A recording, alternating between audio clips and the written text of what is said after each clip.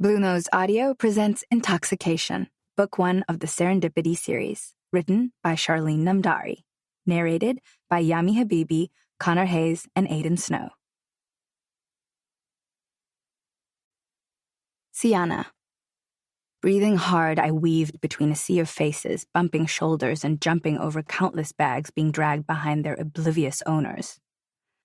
The loud terminal bell dinged in the background, and a crackle of static sang through the air. A muffled monotone voice sounded, and I barely made out the announcement until I heard, "This is the last call for Gate 8C. I repeat, this is the last call for Flight 272, Gate 8C. Oh, crap, that was my gate. I picked up the pace and glanced up as the gate came into view. Yes! One moment, I was running. The next, flying like a bird, and then I was falling. My palms slapped the cold marble floor, and my body followed suit, the sting to my hands like a prick of 1,000 bees. Stunned, I stared at the polished tile streaked with black scuff marks. Drawing in a deep breath, I pushed down on my palms and sat up. I didn't know whether to laugh or cry, yet leaned more towards the tears. Shoulders slumped, I refused to move, indifferent to the questioning glances of passers-by. They rushed on, not caring if I needed help, also self-absorbed with their own lives. "Why does this shit keep happening to me?" I muttered. Tears stung the back of my lids, threatening to fall. The chaos of my life weighed me down. Resting my elbow on a thigh, I massaged my brow, not sure which annoyed me more. Working my ass off for a meager salary that wasn't worth suffering a groping boss, or putting up with a condescending aunt who harassed me every day, and now, this. Pulling off my shoes, I glared at the broken heel. Can someone just give me a break? For once, I wanted something to go my way. A sudden shadow obscured my blurred vision. Blinking away the tears, I eyed the strong, manicured hand in front of me. He turned it over, revealing his palm that now offered me a hand up. My gaze traveled up his arm to his face. Wow. Intense, translucent grays stared back at me with a hypnotic assurance, immediately drawing me in. "Need a hand?" His voice was deep, sexy, and manly. Mesmerized, I shifted my gaze, studying his features. Dark brown hair, short on the sides, slightly longer on the top, and dusted with liberal flecks of silver. He was older. I could tell by the more salt-than-pepper beard that kissed a strong jawline. A mouth outlined by perfectly shaped lips dipped at the corners into a slow smile, the instantly contagious kind. The man radiated unadulterated sexiness. I accepted his hand. When he pulled me up, the strength in his arms forced my palms to fall against his hard chest. His quick hands grabbed my hips, steadying me as our gazes locked. Without thinking, I kissed him, brushing my lips over his. An electric pulse radiated throughout my body, my breath held captive in my lungs, and I stepped closer into his broad, masculine chest.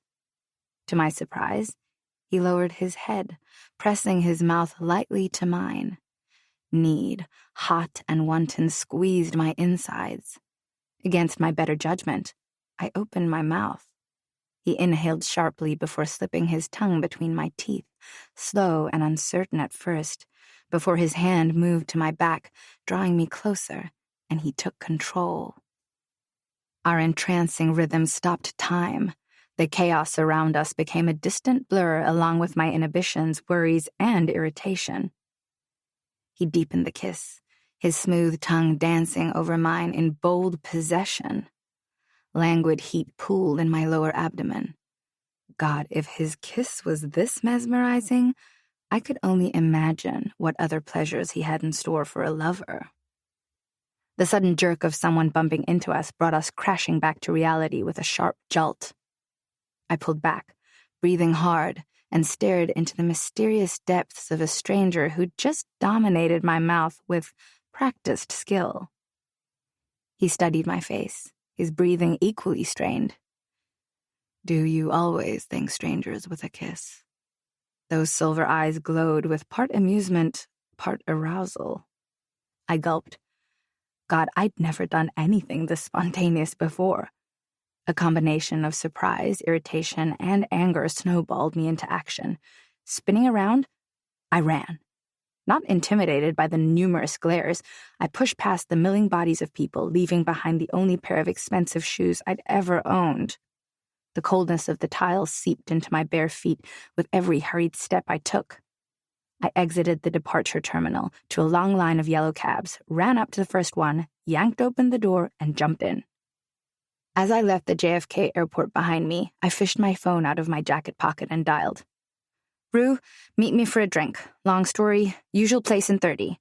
Oh, and bring me a pair of shoes, please. I rushed on, then disconnected the call. Raking both hands through my hair, I mumbled the address to the driver and sank back against the seat. My mobile rang. I glanced at the number, shaking my head. My boss's name flashed across the screen. Thomas Asshole Crawford. A no-nonsense, uptight pervert was probably checking to see if I'd boarded yet. Missing my flight was perhaps the best thing that happened to me in the last 7 months since being transferred to his department. Hello? The fact that you're answering this call right now tells me you've decided not to come. His sneer came across loud and clear. Yes, I replied without thought. What the fuck, Sienna? Don't you value your job? He berated over the phone. I booked the best fucking restaurant in town, and this is the thanks I get? Do you know how many women would kill to be in your position, to be on my arm, to be with me? I cringed at the thought of him pawing me with his slimy hands. So far, I'd managed to avoid compromising situations with him. Of course I do, I mumbled. Thomas had invited. More like demanded, I attend a 3-day marketing conference with him, reasons unknown.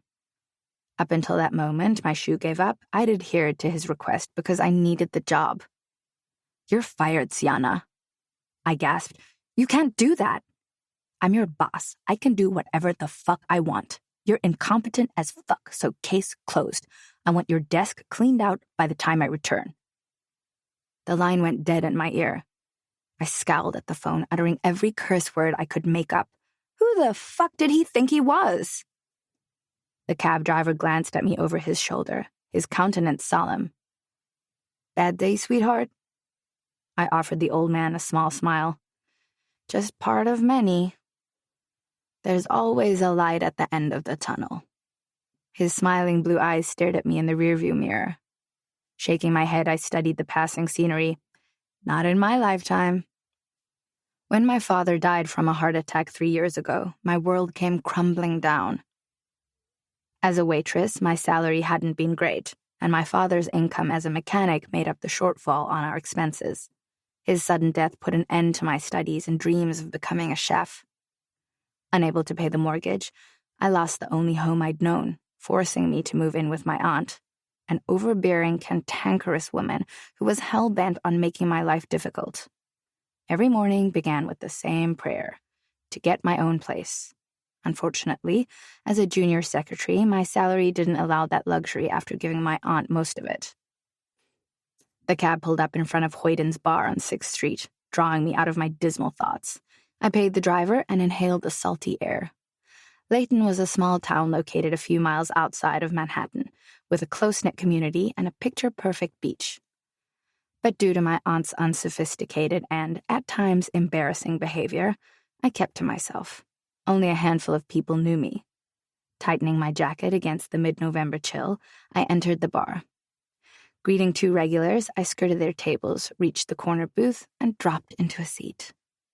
The scraping sound of a chair being dragged back had me looking up to the elegant man with perfectly shaped brows and wide, plump lips that smiled down at me. Hey, sweetie. He handed me a pair of sneakers. So why do you look like you're carrying the world on your shoulders? He asked after I'd sipped them on. Wait. He lifted his hands, palms out. Don't answer that. Was my mother being her usual bitchy self again? He sighed, signaling the barman for our beers. Unable to stand his mother's psychotic behavior over his sexual preference, he'd moved out a year ago, preferring to crash with 2 friends in their tiny 2-bedroom apartment. Well, among other things. I'm sorry for leaving you to face her shit alone, Sia. As soon as I hit the lottery, you and me, we're gonna get a place we can call home. My cousin's immaculately manicured hands reached over and gave mine a light squeeze. I'll drink to that. I picked up the beer the barman set down in front of us, clinked it against Ruvash's, and took a long swig. I know my mother is the evil stepmother incarnate, but why does she hate you so much? Because she was the girl my father's family took him to see. Arranged marriage and all that. Then he saw my mom and told his mother he wanted to marry her. And naturally, my mother hated your mother for the rest of her miserable life. He finished for me. I grinned, nodding. I'm pretty sure you mentioned flying to Boston today. I missed my flight, I grimaced. Intentionally? Ruvash was aware of my reluctance to travel with my boss. It's been one of those days. I took another long swig. My rust bucket of a car refused to start this morning. Your mother moaned at me as usual before I left, not to mention I had to fork out money for a taxi to the airport. My aunt leased 5 bedrooms to college students or young professionals who tended to cause plenty of bathroom issues. Geez, Sia, I'm sorry. Don't worry, it got worse, until a pleasant distraction forced me to forget my flight. Ruvash wiggled his eyebrows. Oh, do tell. I uttered a low laugh. You remember those Jimmy Choos my dad gave me before he died? My father had saved money for almost a year to buy my high school graduation present. Little did the two of us know it would be the last present he'd give me. He died a month later. Ruvash nodded. Yeah? The heel broke. Oh, shit. Yep. Distraught, I sat there, refusing to move. Guess I had enough. You didn't. I mean, in the middle of a busy airport terminal? He said, eyes widening in shock. Oh, yeah, I chuckled. I just sat there crying, and then I closed my eyes as an image of those distracting gray orbs swathed my memory. The most beautiful man I've ever met stopped to help me up. God, Rue, he was gorgeous. I'm talking the drop-dead kind. You know those suit model types? I don't think he's a model, though, more like a businessman. You're blabbering, sweetie. Ruvash interrupted my descent into euphoria. Anyway, instead of thanking him like any normal person, I kissed him. You what? My cousin shrieked, spilling his sip of beer in the process. Then, noting the other patrons' shocked looks, he lowered his voice while mopping up the mess. You kissed him? Slowly, I nodded. Don't ask me what came over me. Ruvash was usually the airy-fairy flirt when we went out, and me, the straightforward, serious type. I didn't do unconventional easily. Everything was always measured, practical, and well thought out. He even called me a bore at times. Damn, Siana Sexana, Little Miss Perfect kissed a total stranger. He sat back in his seat, stunned by my boldness. I wrinkled my nose at his usual insinuations. He was older, distinguished, and someone I wouldn't normally look at, and certainly not someone I would kiss. And that's a problem how, exactly? He scoffed. Age is just a freaking number. It's all in the way you handle the package. If the man's dynamite in bed, who cares? Ruvash smirked. Well, pity I'll never know, right? My poor baby, he chuckled. Was it good at least? Out of this friggin' world. With my elbows on the table, I linked my fingers and rested my chin in the cradle. God, Rue, I've been kissed before. You know, the sloppy ones filled with pools of drool and probing tongues. But I've never been kissed like that. Never experienced that kind of intimacy created with just a mouth. I sighed, my tone wistful. It was one of those kisses I'd remember for the rest of my life. One I would compare to all future kisses. Ruvash grinned. Did you at least try to get his number? What? No, I turned tail and ran. I dragged a hand down my face to cover my flushed skin, left my shoes behind and missed my flight. Well, that's a waste. Ruvash rolled his eyes. At least you have one kiss you can mention to your grandkids, he mocked, picking on my lack of social life again. So, those beautiful shoes are gone. I lifted my shoulders in a deflated shrug. The last present from my dad, and I left them. If I'm lucky, someone will put them with the lost and found. Jimmy Choo's. I doubt that, Ruvash smirked. Did you call your boss? Oh, that's the other addition to my less than colorful day. He fired me. I took a long drink from my beer, wondering what I was going to do about money, let alone my aunt's bickering, which would undoubtedly worsen. While I needed the money, I think him firing me would have happened sooner or later. I barely managed to keep from throwing up every time he came near me. Shit, Sia. I have to find another job stat, or your mother's gonna kick me out on my ass. I'll give my friend Jenna a call. She works for a recruitment agency. I'll ask her if she can help you out. No promises, though. He gave my hand a light squeeze. Being fired might hamper your chances. I know. Thanks, Rue. That will be awesome. As I downed the rest of my drink, I suffered the mildest trepidation. I wasn't a quitter, but considering my options right now, which weren't many, I was in for a rough ride. Drake. Tamara strolled into my office and set a pair of gold sandals on my table. "Since when do you get women's shoes delivered?" Grinning, I glanced up at my sister. "Let's say I ran into Cinderella at the airport 2 weeks back. While it was one of the strangest encounters I'd experienced, the woman piqued my curiosity. Heading for the departure gate to Boston, a woman zipped past me. I figured she was hurrying to catch her flight. Unfortunately, her ankle twisted under her, and she went down face first, hitting the tiles hard. What caught my attention, though, was the distraught look on her face when she sat up. Any other woman would have picked herself up, giggling with embarrassment. That woman just sat there, her brilliant blue eyes brimming with tears. "Cinderella?" Tamra interrupted my reverie. Laughing, I raked a hand through my hair. I helped a damsel in distress. Then she kissed me and ran off, leaving her shoes behind. The surprising gesture baffled me, and while her delicious mouth promised a mysterious ecstasy, her eyes conveyed a vulnerability I found more intriguing. I wanted to keep her in my arms until she told me what troubled her, why she'd just sat there unmoving when she had a flight to catch. "And you took her shoes?" Tamra's soft laugh cut through my musings. "Drink?" I nodded. They looked expensive, and one heel needed repairs. Tamra moved to the bar near the window. She poured a bourbon for me and a glass of wine for herself. "Well, they are expensive. Jimmy Choo's." I accepted the glass she offered. "Jimmy who?" "Not who, Choo. For a man who's been married for how long?" Her brow shot up at the quip before she continued. "I'm surprised you don't know the brand name." "Let's not go there." I eyed my sister with a combination of annoyance and admiration. She was the only woman capable of testing my patience and getting away with it. "You're 42, Drake, and you have 2 beautiful kids. Why do you let that woman rule your life? Well, more like ruin your life." Tamra took a sip of her wine and shook her head. "I hate seeing you miserable, and you seriously can't tell me you're still with her for the sex." "It wasn't always."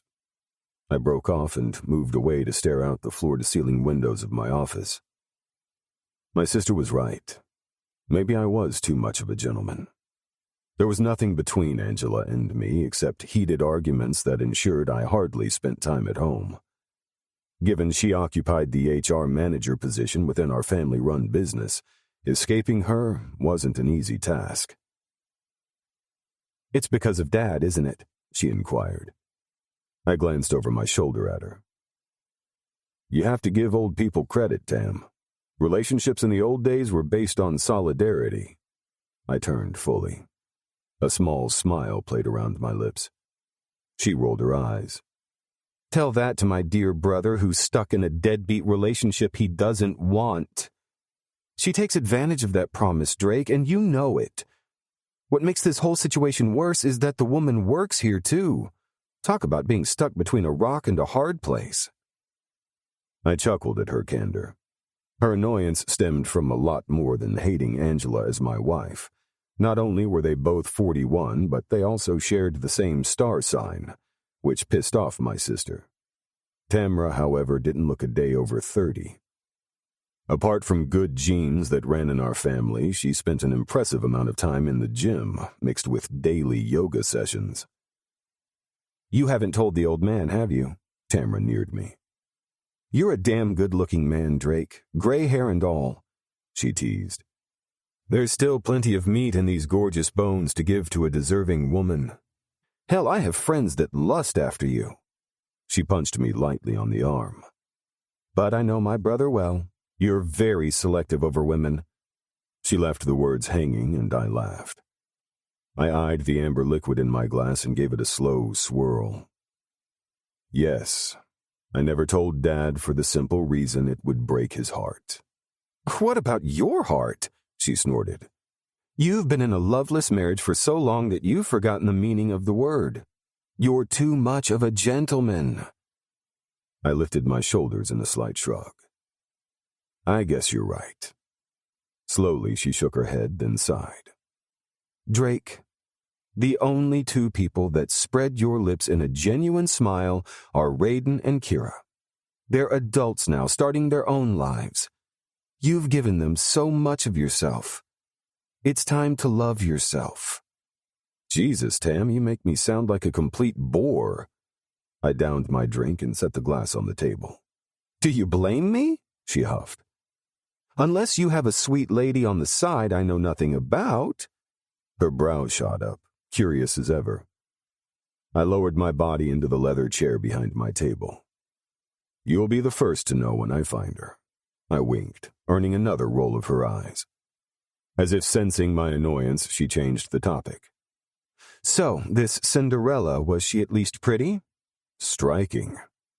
It had taken a couple of seconds to note the finer details of her long, dark locks, blue eyes fringed by thick lashes, and shapely pink lips that complemented her caramel complexion. Curvaceous in a black mid-thigh sheath dress, which showed off a hint of creamy cleavage. "Trust my brother to get himself into another weird situation," Tamra mocked as she took a seat opposite me. "Meaning?"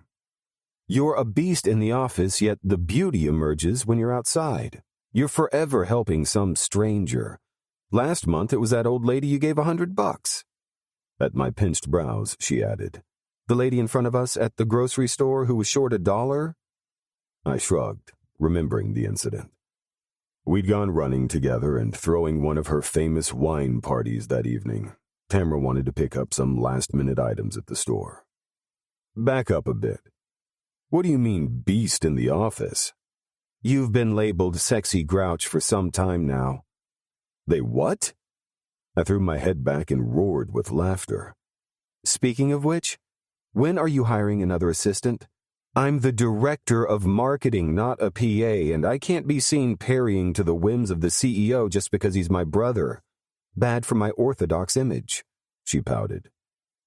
"We help each other out, Tam. That's why it's called a family-owned business." I grinned. "Get one of the other department assistants to help out then." My PA, who'd been with the company for a long time, had taken ill, leaving me to deal with incompetence. "Drake, you've had 4 temps in the last month." Closing my laptop, I stood. "The next time someone calls me a grouch, ask them if they know where the door is, and if the answer is yes, they can use it. I run a multi-billion-dollar company. I don't need to mingle." As the CEO of Princeton Incorporated, leaders in the manufacture and retail of high-end jewelry, I had no time for niceties. "God, you're such a bore. You were such a free spirit before." She shot to her feet. "Yes, then I had to grow up, remember?" I lifted a brow, challenging a response.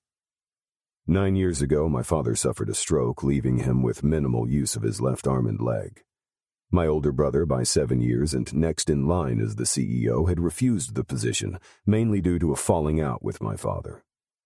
The old man wasn't happy with Joshua's divorce and wanted him to patch things up with his wife.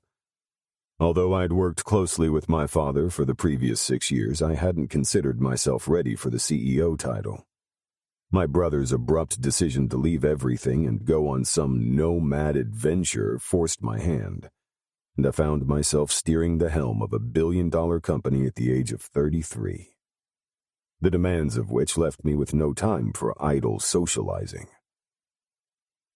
"If you're too busy to help, then find me a suitable assistant," I finally muttered. "Me? Isn't that HR's responsibility?" "Yes, but they don't know me as well as my sister does. Since you're complaining, I'm sure you'll find the right person." "No, your wife should be handling this." She wiggled her brows, expecting me to argue. I merely shrugged. Disappointed by my response, she grimaced. "Anyway, I called Jenna earlier and asked if she could help. She's working for a recruitment agency now, and I promised to send our business her way." "Jenna? Your ex-boyfriend's sister?" My bottom lip twitched. Tamara's short-lived relationship with David ended after she caught him in bed with her friend. "Well, he deserved what he got. Jenna and I are still friends, though." "I've got an external meeting. Dinner later?" "Not going home to dinner with the wife?" she taunted. I scowled. "Anyway, I have a date tonight." "Are you trying out a dating app? This is like what?" I broke off, trying to recall how many dates she'd gone on in the last couple of weeks. She glared at me. "No dating app. If you must know, this is the 3rd date we've been on, and you'll meet him at the anniversary party." "Anniversary party?" She slapped a hand to her brow, her eyes wide. "Seriously, Drake? Mom and Dad's 50th wedding anniversary party? Please don't tell me you forgot. It's in your calendar." I pulled on my coat, offering her a sheepish grin. "Sorry. Completely slipped my mind." "I'll make sure you have an assistant by next week, even if I have to interview them myself. Given there's only a couple of weeks to Christmas, I doubt we're going to get anyone." "I'll leave it to you." Grabbing my briefcase, I headed for the door. "And what about these?" Turning, I stared at the shoes in her hands. "Could you put them in a box for me?" "Safekeeping just in case?" A mischievous smile dimpled her cheeks. "Would you like me to send out some flyers asking if anyone knows the owner? Or I can post it on Facebook?" "No," I laughed at her absurd suggestion. "Everything happens for a reason, Tam. You never know." I exited on my sister's soft chuckle, wondering about my optimism. It was unlikely I'd run into Cinderella again, but looking at those shoes would bring a much-desired smile to my lips. In the basement, I slid behind the wheel of my silver Aston Martin and a couple of seconds later cruised out the parking for Layton. Sienna. As the cab pulled up to the curb, I stared out the window at Princeton Incorporated.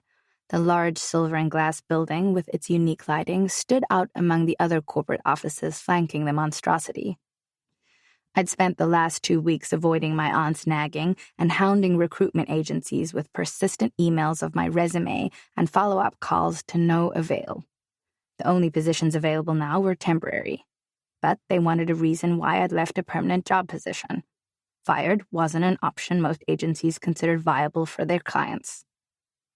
Thanks to Ravash's promise of Nick's box seat tickets, his friend Jenna promised to find me something.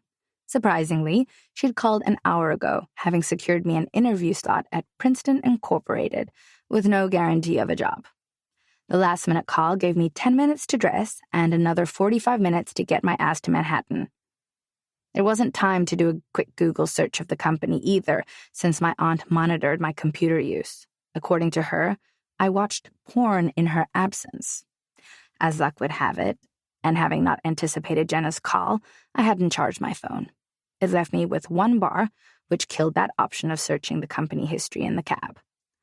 I had to save it in case of an emergency, given my recent unlucky streak. On the plus side, Jenna said the woman I was meeting would understand. Due to the last-minute request, and especially with the holidays looming, they were desperate. I paid the driver and slammed the door. Awed by the modern building's impressive architecture, the sudden tug on my ruffle skirt and what followed took a moment to register. I turned, catching sight of the garment, snagged in the door of the cab. Oh, shit. Hey, wait! I yelled, but the car was already moving and the driver couldn't hear me. Desperate, I tugged at the skirt while jerking the handle of the locked door. Another second, and he floored the accelerator. My eyes widened, and horrified, I watched him drive off, taking half the ruffle of my skirt with him. Frozen, I couldn't take my eyes off the cab until the taillights disappeared. Mechanically, my gaze dropped to my now exposed legs, draped by frayed pieces of material like streamers on a Christmas tree. I bit my tongue, holding back the scream that threatened to burst out of my chest. This shit is not happening right now, I muttered instead. My vision blurred, and for one stupid moment, I stared at my watch, resisting the urge to stomp my feet. 20 minutes before my interview, and there I stood, nerves frazzled, wearing my best interview outfit in shreds. If that wasn't enough, the abrupt chill of the evening gave me a conscious kick up the ass, reminding me that I'd forgotten my coat in the cab. Jesus, Sia, you're such a dumb shit. Covering my face with my hands, I shook my head in frustration. God, what do I do now? I couldn't walk into an interview looking like I was ready for a position at some strip club. The unexpected weight on my shoulders had me whipping around. I gasped. Stunned, speechless, I stared. Although I'd only seen him once, his was a face I'd never forget. There was no mistaking the desire lurking within those silver depths, shrouded in mystery I wanted to explore. Tell me your secrets, I wanted to say. Instead, I offered a hesitant smile. A lazy smirk slid across his full lips. Hello, Ella. The deep voice rolled over me as smooth as finely tempered chocolate. Ella? I frowned, feeling the heavy coat he'd placed on my shoulders. Hello? We meet again. His gaze dropped to my torn skirt. More like you rescuing me again. I uttered a nervous laugh, pulling the coat to cover my bare thighs. What were the chances of being rescued by the same person in two hugely different situations? Can't say I'm not pleased, he laughed. The low, husky sound resonated through my body, rousing goosebumps. Something about him made it impossible to look away. The way he held himself, the power of his build, almost regal in appearance and starkly contrasted by how the silken strands of dark brown hair matched the silver flecks in his beard. But it was the look in those translucent eyes that somehow reminded me of a caged wolf, weary within the confines of its walls, yet eager to devour when released. I shivered, not from fear, but the idea of what desires a man like him would unleash. Startled by my runaway thoughts, I smiled. Thank you. My pleasure, Ella, although I must say, I preferred the thank you I received at the airport. Hot color stained my cheeks. I shifted my weight from one foot to the other. Why are you calling me Ella? Do you believe in fate? Princesses do. Ella? Princesses? Was he likening me to Cinderella? Considering my recent spate of unfortunate events, I wouldn't put it past him if he did. Glancing at his watch, he offered me a twitch of a smile. I have an urgent appointment now, but I have a feeling we'll meet again. He walked toward his beautiful car parked at the curb. I stared at him for a moment before realization dawned. Wait, I called out, nearing him. Your coat? About to slide behind the wheel, he turned. I think you need it more than I do.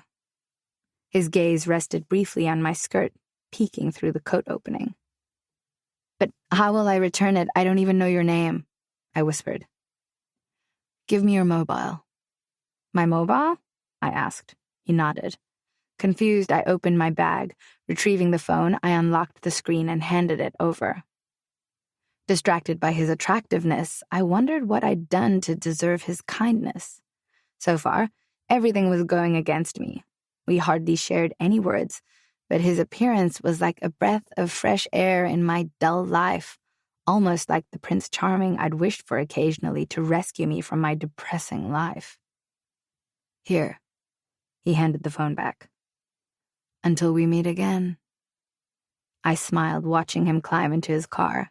When he drove off, I glanced at my phone. A small laugh seeped past my lips. He'd saved his number as Prince. Noticing the time on the phone, I shrieked, "Shit! I was late by 3 minutes, to be precise." Tugging the lapels of the large coat, I buttoned it, rolled the long sleeves above my wrists while running down the marble-tiled path to the office entrance. The only available time slots for the interview was 7 in the evening. Unperturbed, I accepted, expecting to arrive early. A night guard approached, tagged an access card to a console I couldn't see, and pulled open the glass doors. "Can I help you?" "Yes, please. I have an appointment with Miss Tamara Princeton." "Wait there, please."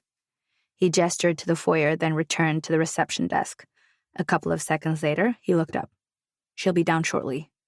"Thank you." I sank into one of the plush sofas. My gaze swept the reception area. Soft cream and white walls, broken intermittently by pastel shades of peach and green paintings, gave the room a luxurious atmosphere. Everything bespoke style and sophistication. A company dealing with high-end jewelry would ensure their standards were extraordinary. "Sienna?" A woman's voice, sharp and unfriendly, cut through my admiration. I shot to my feet. "I'll be filling in for Tamara." I hadn't expected to be interviewed by one of the Princetons, but the air of authority in this woman's words gave me no chance to scrutinize her appearance. However, it didn't stop her from conducting one of her own, as evident by her next words. "That's a nice coat you have on. A bit oversized, wouldn't you say?" she said, her words clipped yet offering no introduction. Embarrassment tinged my cheeks. My gaze dropped to the floor, finding myself at a loss for words. When I glanced up, the strange look on the woman's face, almost envious in appearance, left me a little baffled. "Follow me." She gestured to a passage leading out of the reception area and opened the second door. I entered the small boardroom, took a seat, and looked up expectantly. "Not keen to remove your coat?" she asked. Again, my skin flushed. The woman's stern features weren't exactly welcoming, and I toyed with whether to tell her the truth or not. With a deep swallow, I stood and opened the buttons on the coat. "Forgive my attire, but I had an accident with the cab door on my arrival here." I parted the coat to reveal my torn skirt. She eyed the frayed edges, then gave me a small smile. I couldn't call it friendly or understanding. "Have you been to our offices before?" She pulled out one of the leather chairs and sat down. I shook my head and retook my seat. "No." "Have you met any of our executive staff, Sienna? You know, on a personal basis?" I found the question a little strange to begin an interview. "No, honestly, I received the call from the agency quite late, which gave me no time to read up on the company." Jenna did say Tamara Princeton wouldn't worry about it. However, my doubts remained about the woman sitting in front of me. "According to your resume, you were a junior temp secretary, no experience in C-suite, and your interests lie in the food industry. Why would you want a position as an executive assistant in a precious stones business? That's a massive stretch of the mindset." I bit the inside of my cheek, debating truth over lies. "I believe in honesty, and I need a job.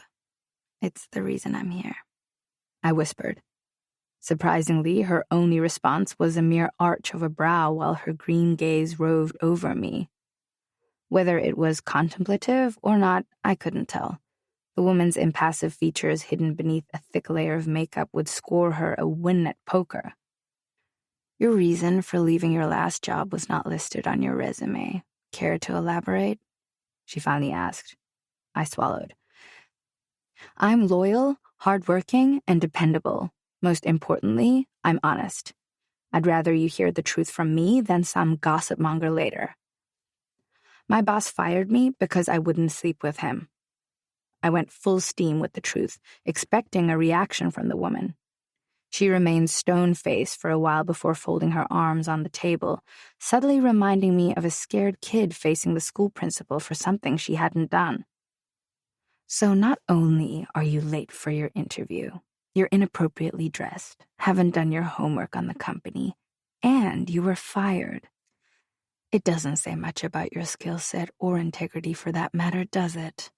I gasped at the biting edge to her words, taken aback by her inference that I wasn't an ideal candidate without actually interviewing me. God, it was as if the woman either didn't possess a speck of sympathy given my honesty, or she just didn't like me. With all due respect. Let me cut to the chase, Sienna, she rudely interrupted before I could get a word in edgewise, tightening the muscles at my back. In fairness to Jenna and the short notice, she wasn't given much information on the position since Tamara was scheduled to meet with you. Something came up, and I don't normally handle interviews, but... Her eyes tapered into frosty slivers. Not being informed about your reason for leaving your previous company speaks to a lack of professional courtesy by the agency. That said, this interview is over. There's the door. I'm sure you know the way out. With that parting shot, she got up and left the room, slamming the door behind her. The sound echoed throughout the room. What the fuck?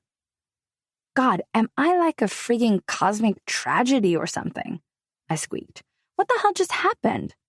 Too dumbfounded to move, I sat there for a moment longer, staring at the door, willing it to give me an answer.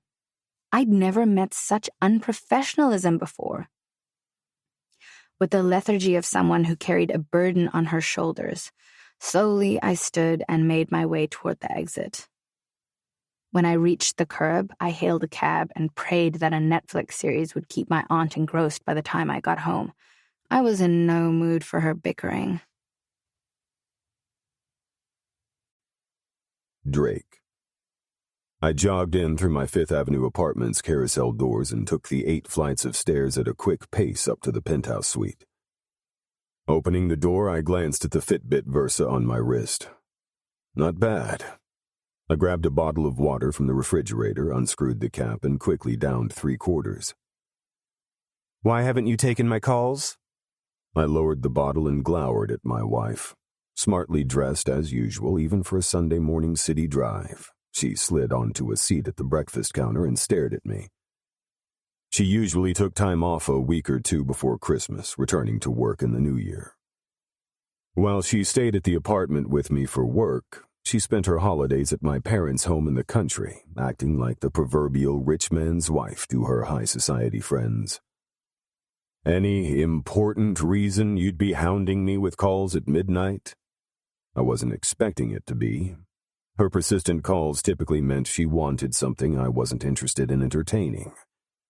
I hadn't seen her for the last week, and her 5 missed calls already left me in a foul mood. Ignoring them meant Angela would get the picture that I wanted to be left alone. So much for that notion. I wanted to check on the necklace design for my aunt's Christmas gift. I barked out a frustrated laugh. Being my wife, Angela, doesn't give you liberties, and your aunt's need isn't a priority. If you haven't noticed, it's that time of the year when our designers are busy with sets for shows across the world, not to mention the individual requests from stores that pay us. I snapped out the last part. We're a multi-billion-dollar company, surely... She broke off at my icy glare. She was well aware of my limits. I pulled off my wet tank and headed for the shower. Hoping she'd take the hint that this conversation was over, I swung around at her huffed-out sigh. She stood just inside my bedroom door, her gaze scanning my naked chest. It amused me that while she was a beautiful woman, her lack of participation in the bedroom had always left me wanting more. A touch beyond missionary and she'd freak out like she was auditioning for a goddamn rape scene. Are you having an affair? You might be my wife, but I owe you no fucking explanation. My smile was cynical. There was a long pause before she opened her mouth again. I think it's time we talked. About? About us. What about us? What do you mean, what about us?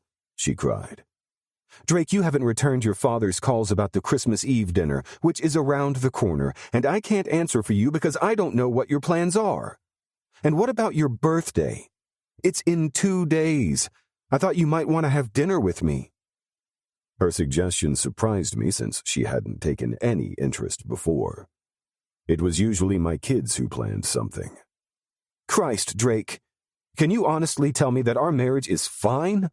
I mean, we hardly have sex. You don't talk much to me about anything. Your choice, Angela. My brow shot up, reminding her that she'd chosen a particular lifestyle. My father knows where I am. The dinner will still go ahead whether I'm there or not, so why the need to discuss it with me? He never does. As for my birthday, I have plans. What? I have no idea, but time to myself beat company I didn't want. I turned my back on her, staring out the window, wishing for calm. And yet you see no reason to tell me your plans? You're my husband, Drake. Glancing over my shoulder at her, I shook my head. Only when you need me to be. I watched the changing expression on her face. Having done this battle a few times already, she knew I was right. She wanted me in name only, none of the responsibilities, and that had been going on for years now. Pacification was the mother of all my fuck-ups. Don't you love me anymore?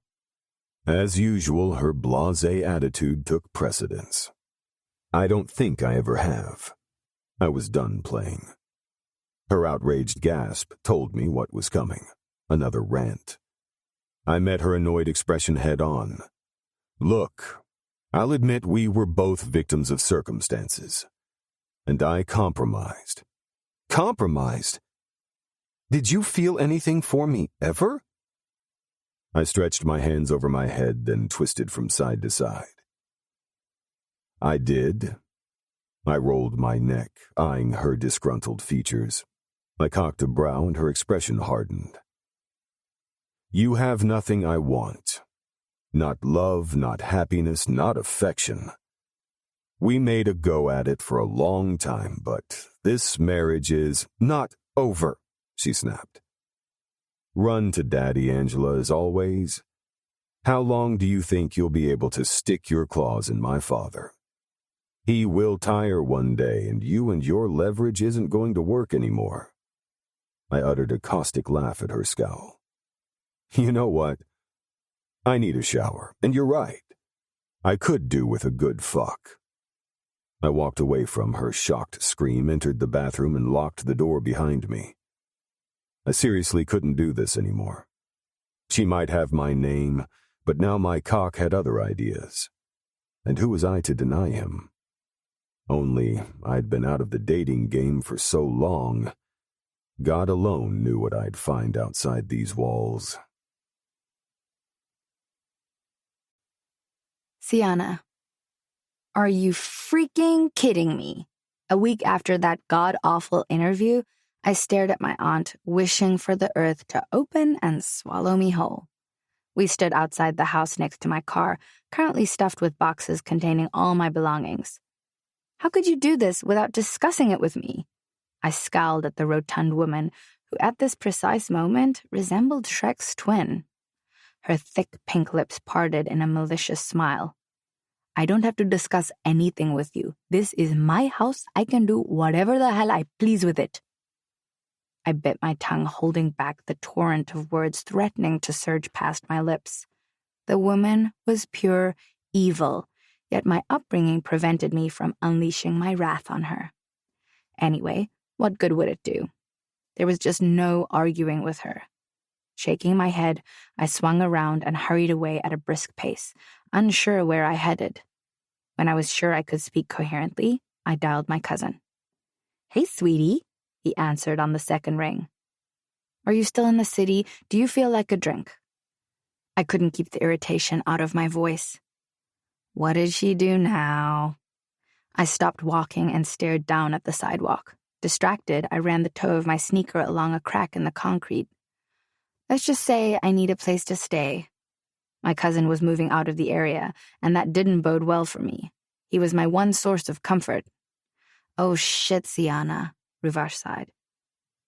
I have a show this evening. Give me an hour or so, and I'll make a plan. I'm sure the guys won't mind you bunking with us. I'll call you after, okay? Ruvash worked at a burlesque bar in the city that offered good old-fashioned cabarets every 2 days. The drag musicals were a big hit, especially my cousin's performances. He had a considerable following. When the call disconnected, I shoved the phone in my jacket pocket and glanced around. I'd walked further than expected. Hoyden's was on the other side of town, and I needed something to quell the misery I found myself caving into. I eyed the bar across the street from me. It was some fancy place I hadn't been to since one drink would probably cost half my paycheck, which was currently non-existent. I laughed at my absurdity. Maybe I should walk in there just to feel good, spoil myself with one drink, or charm some handsome man into paying my bill. Shaking my head, I turned away. A couple of steps down, I stopped. Fuck it. I had nowhere to go, and I needed a drink. Inside, I had no idea what to expect.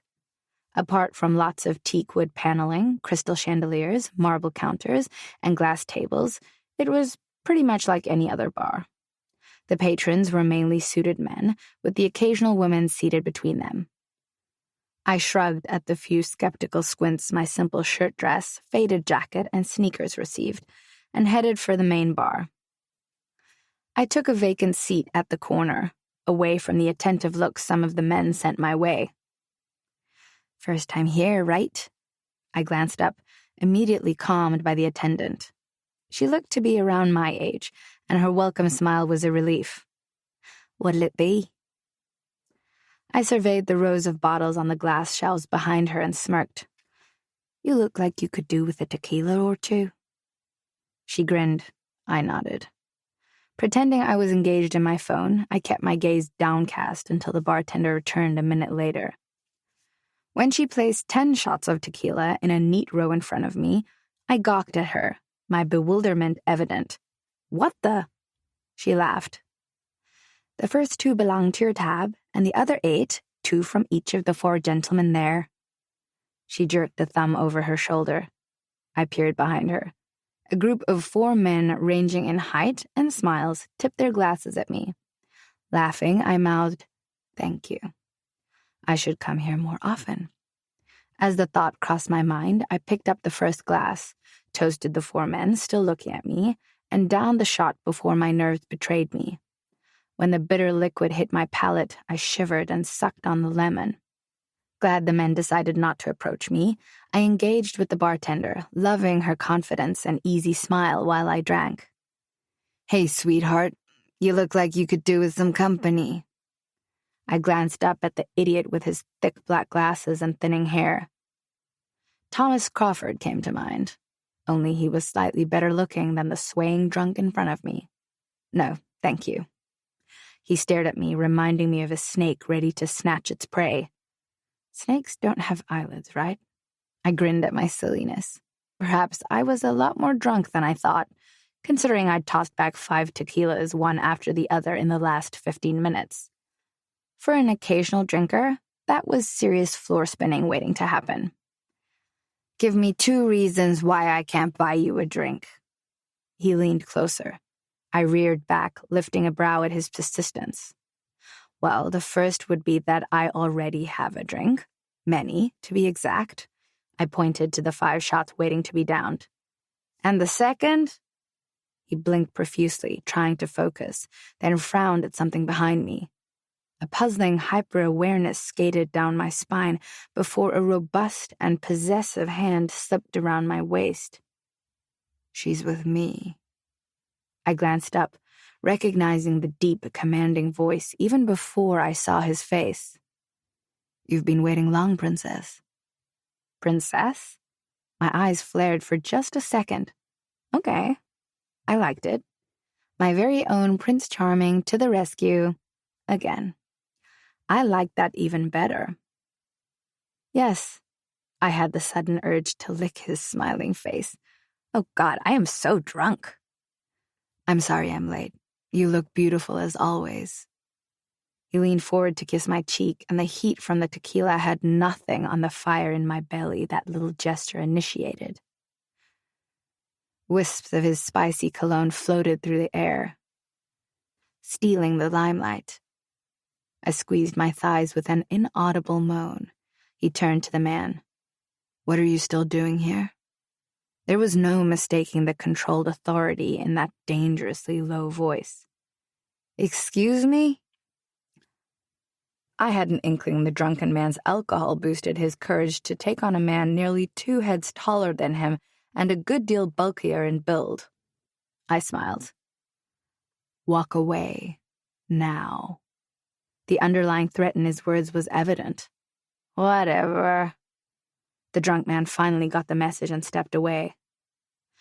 So 3rd time's the charm. I offered my rescuer a playful smile. And what are you doing here alone? Did I imagine the hardness of his tone? Was he angry with me? Having a drink? I winced at the break in my voice. More than one by the looks of things. His eyes ping-ponged between my face and the tequila shots. Are you even old enough to drink? I choked out a laugh, then blushed when his gaze fell to the empty shot glasses. Would my age bother you? Did I look younger than my soon-to-be 22 years? I leaned back, crossing my legs. His gaze dropped to my dress, riding high on my thighs before coming back to rest on my bottom lip, now caught between my teeth. The feral burn in his eyes fanned the flames of abrupt want inside me and beaded my nipples. I looked away. He took the chair next to me, his hand moving from my waist to rest on my knee. I was suddenly conscious of the warmth the skin on skin radiated. I glanced down, noting the strength in those firm fingers. The thought of his hands moving further up, touching, stroking, pinching, I blinked. Holy shit. I uncrossed my legs and forced myself to concentrate. Tell me, Prince, assuming that is your name, how is it that you keep finding me? Does it matter? His slow smile filled with distinct wickedness. My stomach muscles knotted. Was it possible for a man to be this sexy? What can I get you? The bartender asked him, but flicked me a knowing smile, as though approving my chosen company. Whiskey on the rocks and a bottled water, please. He shifted slightly. The movement positioned one of his legs between mine. I was suddenly a lot more conscious of his presence. The soft brush of his fingers on the inside of my thigh had me swallowing when his hand slid up an inch. The light caress elicited succulent tingles I had no idea were even possible. When I lifted my gaze, it was to find his eyes on me, beautiful yet piercing. What are you celebrating? He pointed to the tequila. Celebrating? I frowned. You don't look like a drinker to me, so it must be a celebration. Do drinkers have a specific look? They certainly don't have your innocence. What makes you think I'm innocent? I was surprised by my quick response. I wasn't usually this brazen with men I didn't know. Maybe it was the alcohol. He uttered a low laugh, the husky sound a soft echo against my heated skin. His gray eyes sparkled with intrigue, and he leaned forward. Forgive my assumption. His fingers moved at a lazy pace, teasing the inside of my thigh. I fought to keep from trembling. He reached for his whiskey that the bartender had placed on the counter without me noticing. Eyes locked on mine, he took a drink, then set his glass down. Me touching you will do nothing, correct? Focused on his fingers just inches away from the apex of my thighs, I wanted to answer. Only a barely audible whimper slipped past my lips. With his back to the rest of the bar and me hidden by a large ornate feature, we were concealed from the other patrons. "Does it turn you on?" he continued in a tone as smooth as silk. "If I touch you here?" His fingers grazed my cotton panties. I couldn't hold back the moan. "Does it, princess? Knowing that I can make you come right now, onlookers be damned." I swallowed, shaking my head. Another chuckle rumbled out his chest. "Because you're experienced with this sort of thing, right?" He was baiting me. I nodded, but I was just fooling myself. My knees quivered, the tremble ricocheting through my body when his fingers feathered lightly over my slit. The soft material of my panties no barrier to the velvet touch. My breath escaped on a shocked gasp. What was I doing? Allowing a stranger to manipulate my senses I didn't even know I had?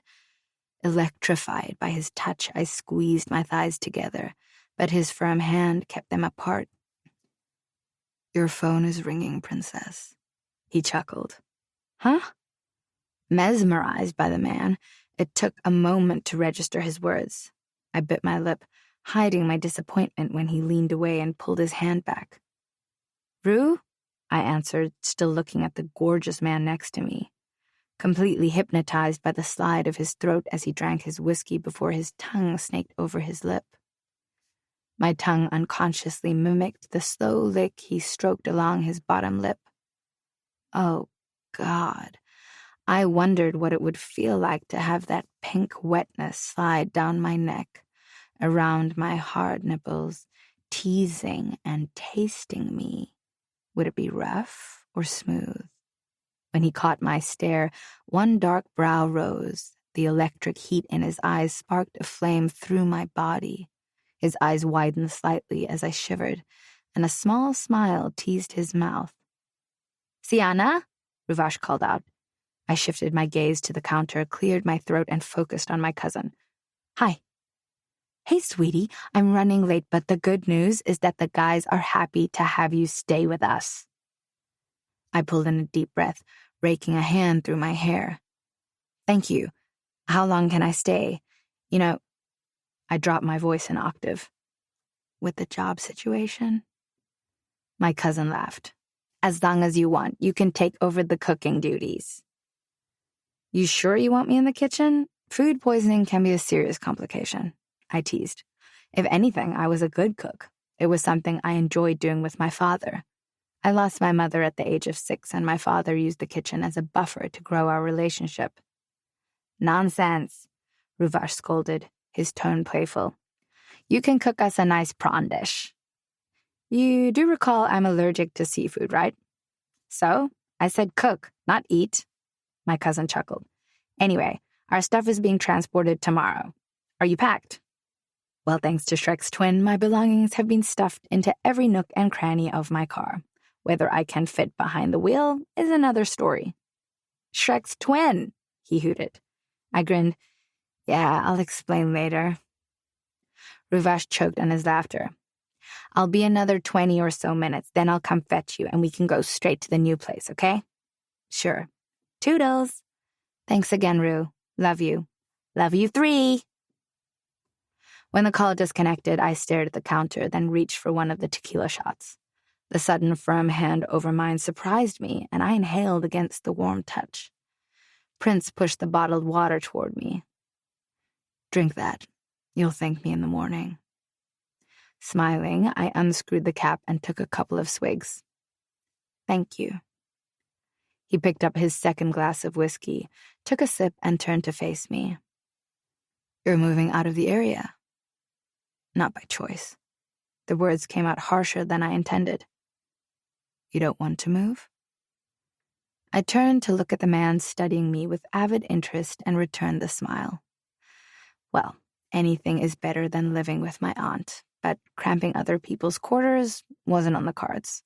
My aunt owned a house on a block that developers are planning to turn into a mall. It's considered prime property due to its size, and they paid her a price she couldn't refuse. No one in their right mind would, but that meant putting me out on the street. Unfortunately to her, it was no biggie because she has the money and I don't. I lifted my shoulders in a light shrug before dejection forced it back down. I took a slow drink from the bottle, letting the cold water slide down my throat as though appeasing my irritation. Did she not discuss it with you? Slowly, I shook my head. Why would she? It's her house. I was just the maid. I slapped a hand to my mouth and glanced away, unsure why I was telling a stranger my life story. The good thing is, I have a place to stay now. He remained silent for a long while before setting his glass on the counter. If someone had to ask you what you wanted right now, what would you say? Honestly, I toyed with the label on the bottle.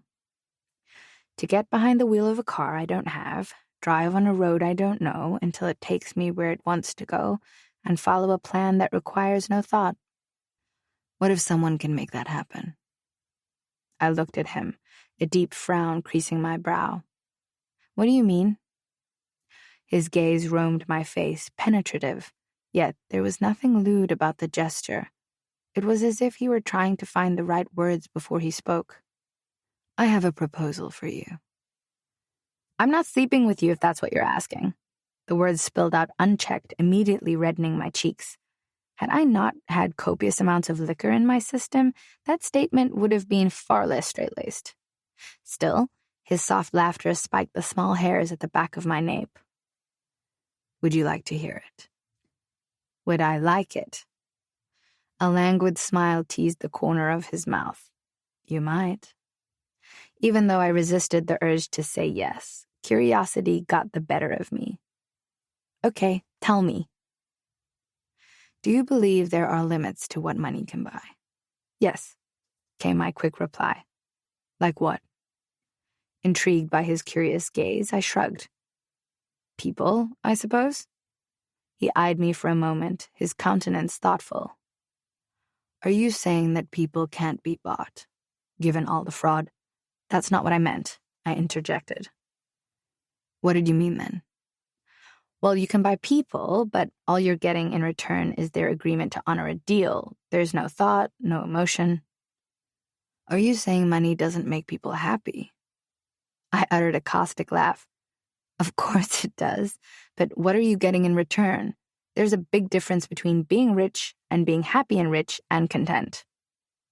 The odd look he gave me had me wondering what went on behind those intelligent grays. I'm sure with the right person, there could be feelings, emotion, correct? I got a strange notion that the conversation we started had somehow changed. Still, I was curious why a man like him would even be seen with a woman like me. He was much older, obviously smarter, and judging by the expensive navy suit and crisp white shirt, rich. Yet I got the distinct impression he lacked something. What would make you happy right now, though? His soft question pulled me out of my musings. I stared at the counter for a moment, tracing the intricate designs of the marble top. What would make me happy? The million-dollar question I asked myself every day with the same resolute answer. Family. The sense of belonging. Love. $200,000.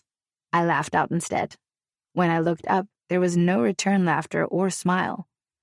I couldn't put my finger on it, but there was just something appealing about the way he looked at me. If I didn't know better, I could say it was care, affection, the type an ardent lover would lavish on the woman he adored. Only I was a stranger to him, someone he'd helped, thrice. What would you say if I gave you $200,000? He asked, his tone soft like the brush of a kiss.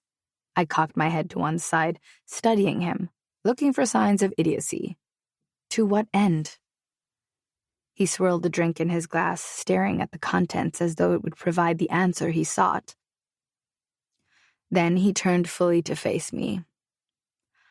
One night with me. I choked on the sip of water I took, spraying the liquid straight onto his thigh. Oh, shit! I coughed out while grabbing a handful of napkins to wipe his pants. I'm sorry. You know, if you wanted my pants off, all you had to do was ask. The corners of his lips twitched. What?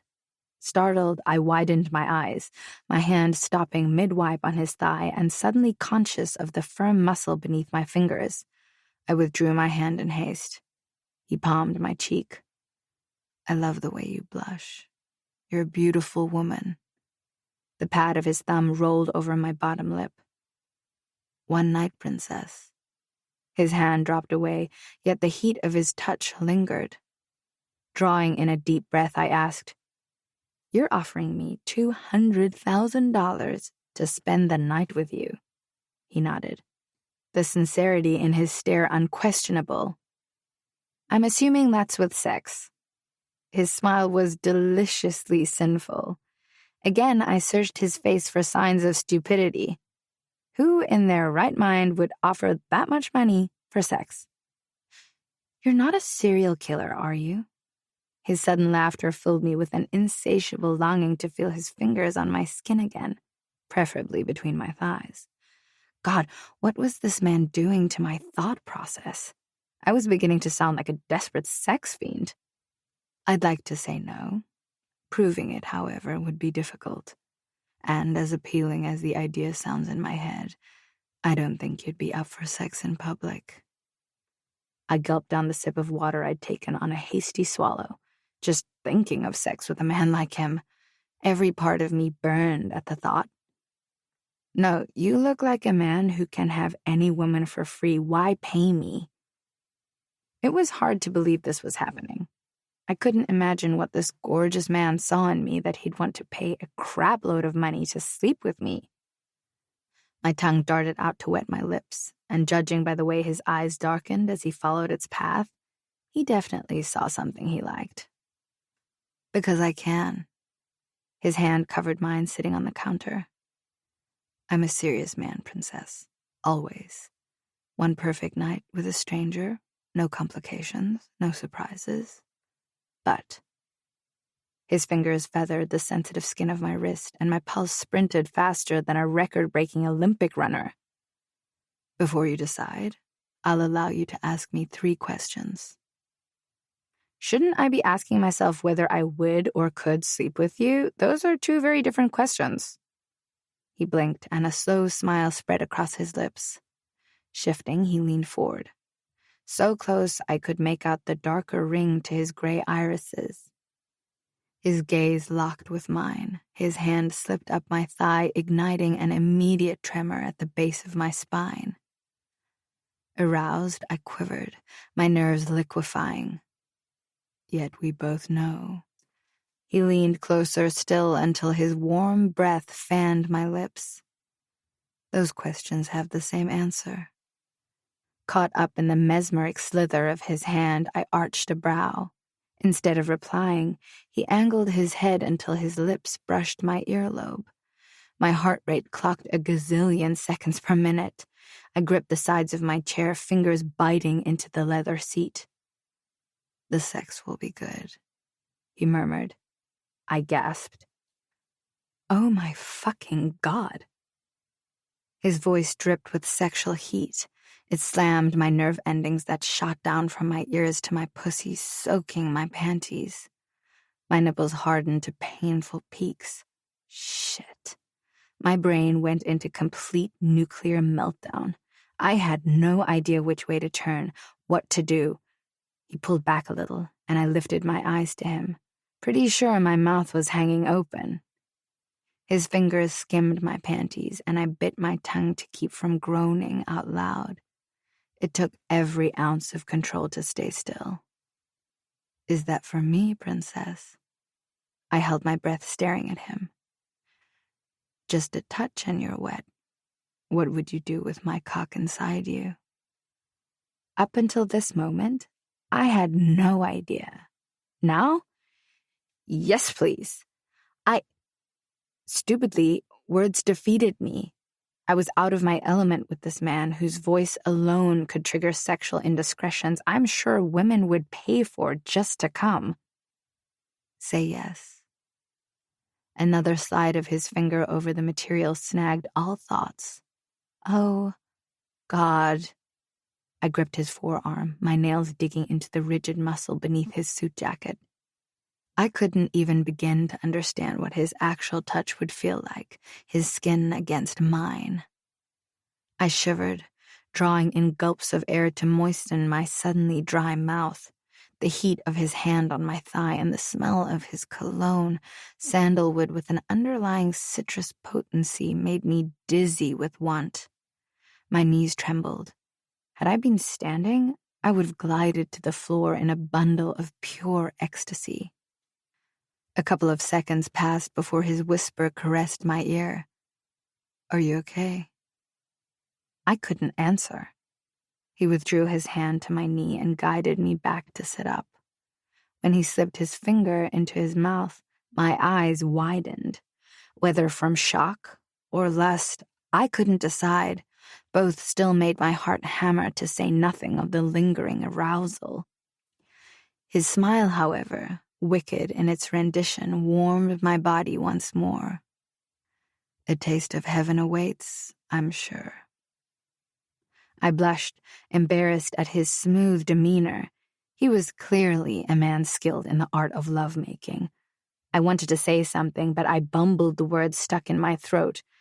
What did I say to a man who was probably accustomed to polished women, not a stumbling idiot who had no idea how to react to a man's sensual manipulation?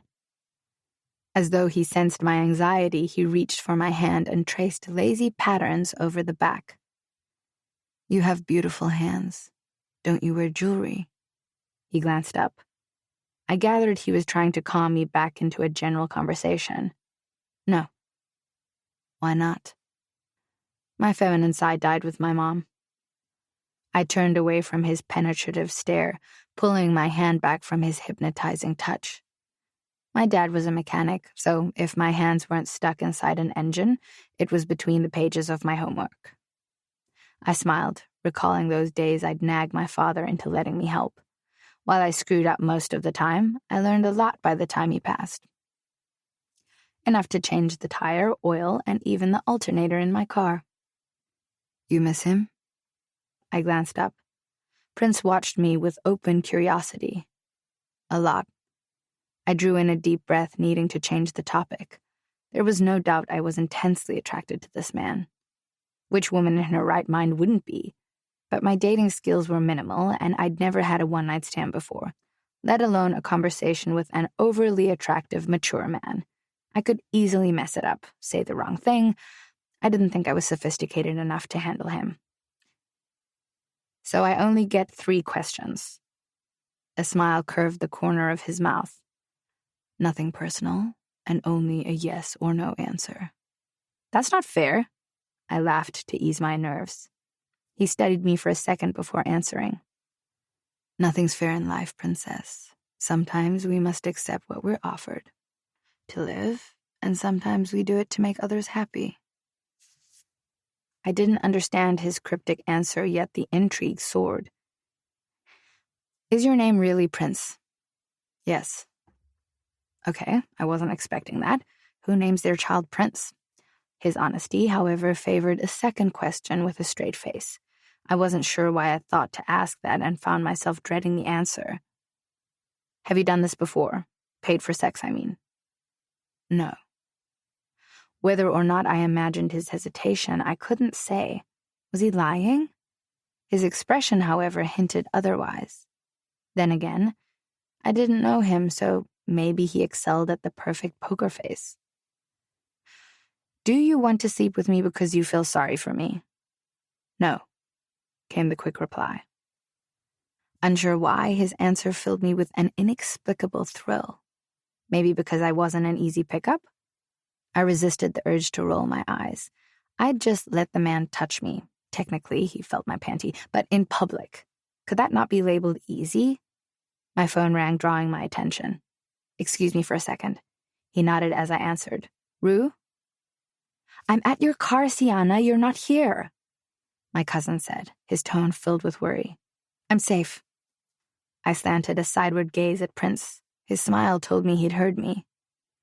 "Give me a couple of minutes." When the call disconnected, I turned to my handsome companion. That's my ride. I have to go. Knowing I sounded wistful, I didn't care. He eyed me with a slow smile. Just for a beat, I wondered if I'd imagined his optimistic countenance. Do you have more questions for me? I thought I was only allowed 3. I'm willing to forego my limitations for you. The emphasis on the last 2 words created a swirl of warmth in the pit of my stomach. I smiled. Can I save them? I colored at his raised brow. You know, if I say yes. Even his boyish chuckle was sexy, making my skin tingle. It's been a pleasure, Princess. About the He held up a hand. I'll give you the next 2 days to think about it. On both days, I'll be here at 6. He ran a finger lightly up my thigh, leaving goosebumps in its wake. Can I walk you out? I nodded. When I fished my wallet out of my jacket pocket, his hand closed over mine. Allow me. I shook my head. I insist. The look he gave me warned me not to mess with his gentlemanly duty, and I laughed with a nod. Smiling, he stood and settled our tabs while I said goodbye to the bartender. With a hand at my lower back, he walked me to the exit. The brisk cold chilled my skin. I hesitated on the top stair. The abrupt tightening of his arm around my waist before he turned us and pressed me against a wall wrenched a gasp from my O-shaped lips. He lifted me slightly, pinning me between his large, warm body and the cold wall. One hand supported the curve of my ass, while the other tangled with the curls at the base of my neck. His mouth was on mine, cutting off my words in a contrasting kiss of equal parts firmness and tacitity. I moaned when his tongue swept into my mouth, delved deeper, clashing, exploring, soothing. My hands sank into his thick hair and tugged him closer, tighter. Suddenly, I no longer wanted to leave. Every part of me desperate to feel his skin under my fingers, his hard cock between my thighs, his body flush against mine as he drove into me. When he moved from my mouth to my neck, nipping at the tender skin there, I whimpered. Just in case you need a reminder. His lips brushed my jaw before he leaned back, his eyes on mine. Say yes, Princess. Sia, I whispered. At his blank look, I smiled. My name. Princess Sia. Beautiful. Just like you. His fingers trailed a slow path up my waist, over my breast to cup my chin. I am hopeful that when I walk in here tomorrow, it will be to see you, he said softly in a way that conveyed a wealth of intimacy for a man I didn't know. Where's your car? He glanced behind him to the road. I hesitated. There was no way I wanted him to see that car. It's okay. It's just up the road, and my cousin's waiting. As though he sensed my reluctance, he smiled. Bye, Sia. Sweet dreams. After another soft kiss to my lips, he re-entered the bar. I stood there a while longer, my heated body at war with the logical part of my brain. To walk away or stay? Several seconds of deliberation found my feet in a hurried stroll back to the house. Jesus, Siana, give a man a heart attack, why don't you? Engrossed in the mind-boggling remnants of Prince's kiss, I startled, then let out a low laugh. With that magnificent look, I'd say you're far from likening yourself to a man, Rue. Having probably arrived here directly after a stage performance without changing, my cousin was an utterly stunning version of Cher, and I had no doubt he could sing just as well. Well, I'm freezing my balls off, he moaned before his frown smoothed into a smile. I'll forgive your tardiness, hoping a gorgeous man was the cause of you making me worry. You have no idea, I grinned. His fake brows jumped to his hairline. Oh, do tell. Let's drive, and I'll fill you in. I opened my car door.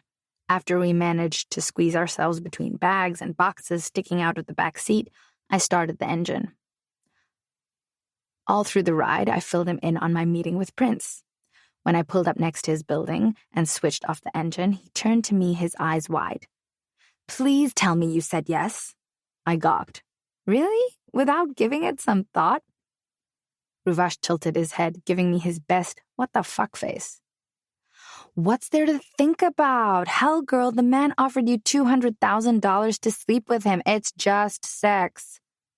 Just sex, I frowned. Think about what you can do with the money, he pointed out, his tone matter-of-fact. Anyway, judging by the way you describe the man's touch and kisses, I'd say he's pretty hot in bed. I couldn't stop the small smile playing around my lips. Yeah, but... No but, Sienna.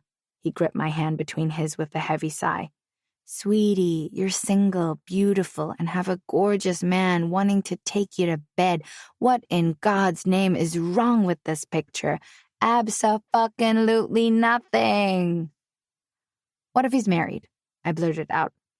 Ruvash didn't see anything wrong with that. So, a man will cheat on his wife if he wants to, your moral ethics aside. I don't want to be paid for sex. So don't. He cocked a flawlessly penciled brow at me. Stop overthinking this and just go fuck the man. If nothing else, it would probably make for a good comparison. I'll think about it. I grinned at his petulant look. We've got a car to offload, and you can't help me in that dress. He rolled his eyes at my change of subject. Come on. Sienna.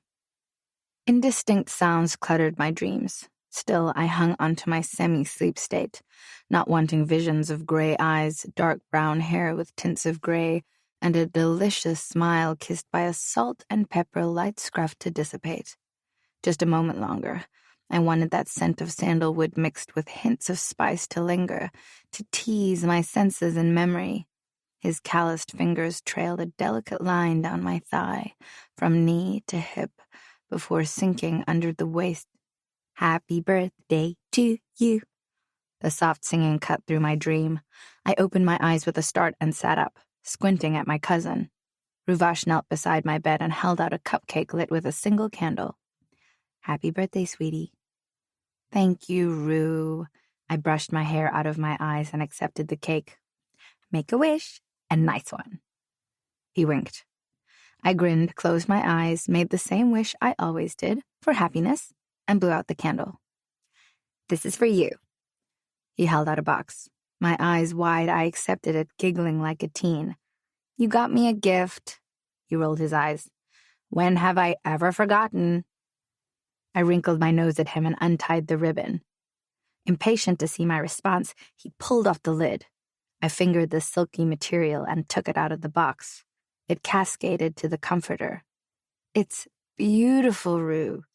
I stared at the blue-green dress. Jumping off the bed, I held it against my body. With its ribbed off-shoulder style, sleeves cut through to meet at the wrists, nipped at the waist with soft pleats, and just above the knee flared skirt, it was gorgeous. I love it. It's a day and night kind of dress, and these complement it perfectly. He held up white heels that were hidden under the tissue paper.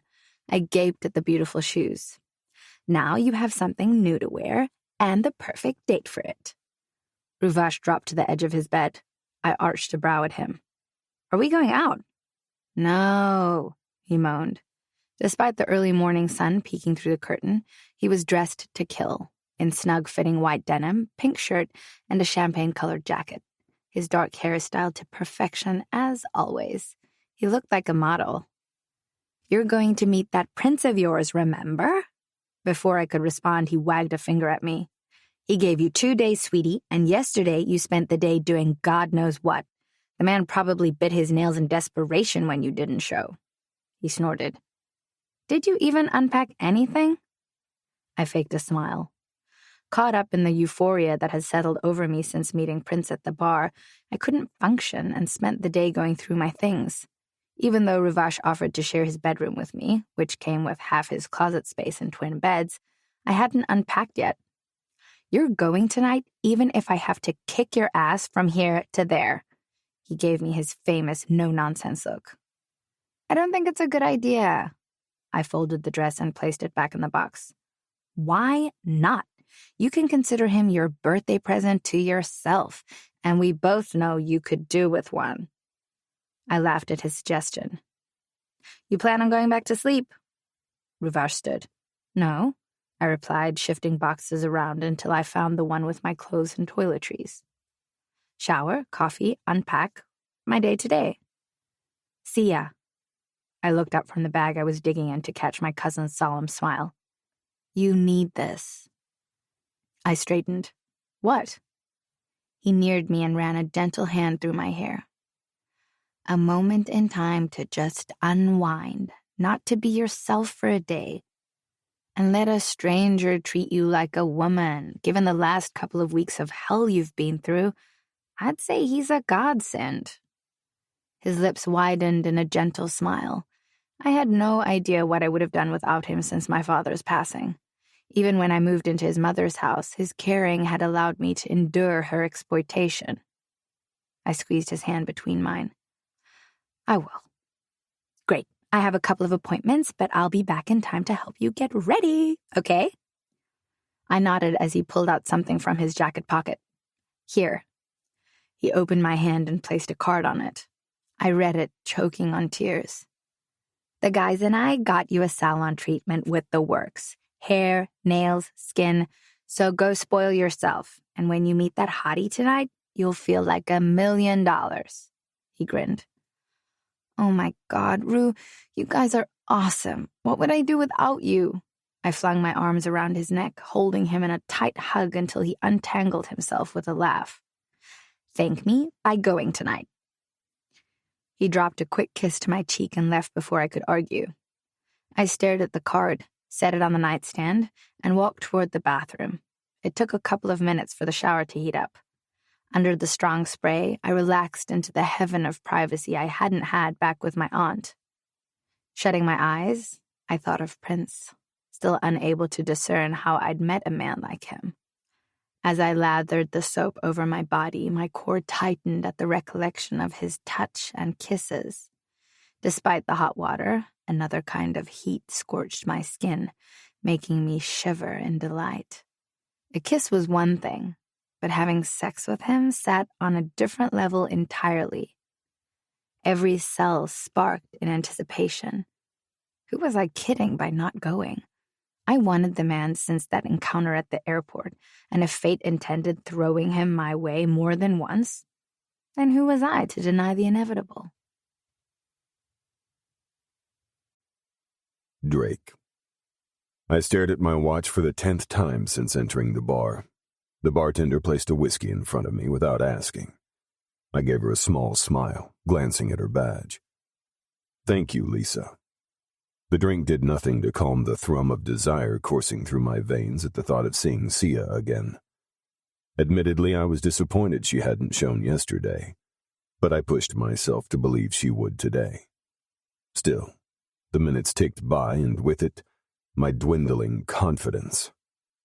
She will come. It took a moment for Lisa's words to register. Am I that obvious? No, but a man who stares at his watch as you've done yesterday and today is definitely waiting for someone. She held the glass she wiped up to the light, inspecting it for a second, then set it down on a shelf behind her. Anyway, she'd be an idiot not to. You're a good-looking man, and judging by the hanging mouths of those women, she pointed to the opposite side of the bar. 3 women ranging in ages either waved or wiggled their fingers at me. Any one of them would be willing to go home with you tonight. I don't think they'd mind a foursome either, Lisa grinned. I uttered a low chuckle. Thank you for the compliment. A man always knows, though. She picked up another glass. I lifted a brow. Knows? When he meets the right woman? She turned away to help another customer. I stared at my drink, her words ringing in my ears. The right woman. Meeting Ella, Sia. I laughed at my error. While I hadn't expected to see her again, catching sight of her on the curb with a torn skirt, her shoulders slumped in dejection, was indeed a pleasant surprise.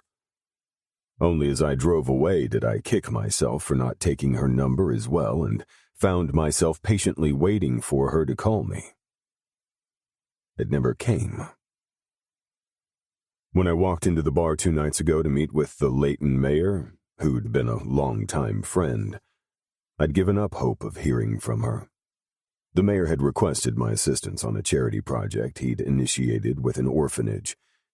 Yet nothing could have prepared me when I wished him goodbye and stood to find my gaze clashing with a face that had haunted my dreams since our meeting at the airport. I wanted her, and I wasn't afraid to admit how much to anyone who'd listen. "Hey, did you hear me?" I looked up from my drink to meet Lisa's wide smile. "Sorry." "She's here." She gestured with her chin to the door. I kept my expression neutral, but couldn't stop the hard thump of my heart.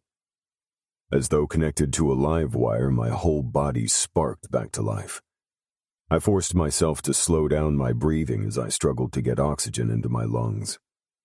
It took every ounce of willpower not to swing around like an infatuated teenager. Slowly, with the grace of a man my age, I stood and turned. The breath caught in my throat for just a moment. My steps measured, I walked toward her. A sensual smile parted her pink lips when her eyes lifted to meet mine. My gaze traveled the length of her body in a slow admiration.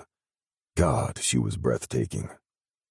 I couldn't tell whether her dress was blue or green, but against the light from the chandelier that hung above her, it made the hue of her eyes almost turquoise.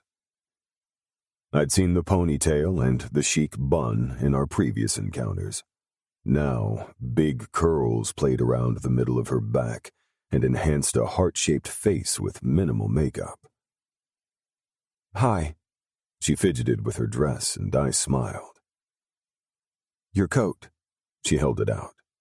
"It's yours now." I took it from her and placed it over her shoulders. "I can't." I placed a finger over her lips.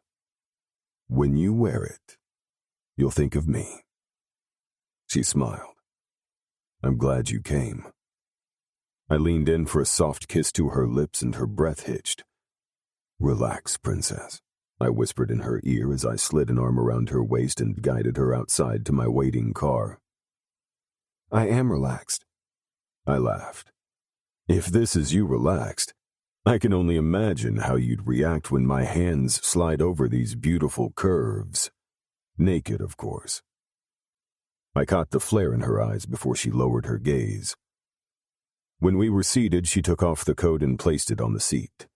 As the car began moving, I handed her a glass. "To us." She nodded and downed the drink quickly. I chuckled. "Definitely relaxed." I raised a brow.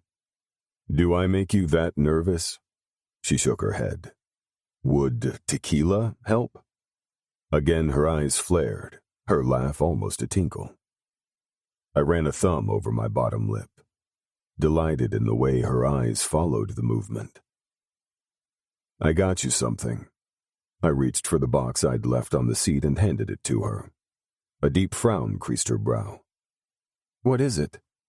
I switched on a light behind her. "You'd have to open it and see." Her cheeks flushed. She accepted the box and opened it. "Wow."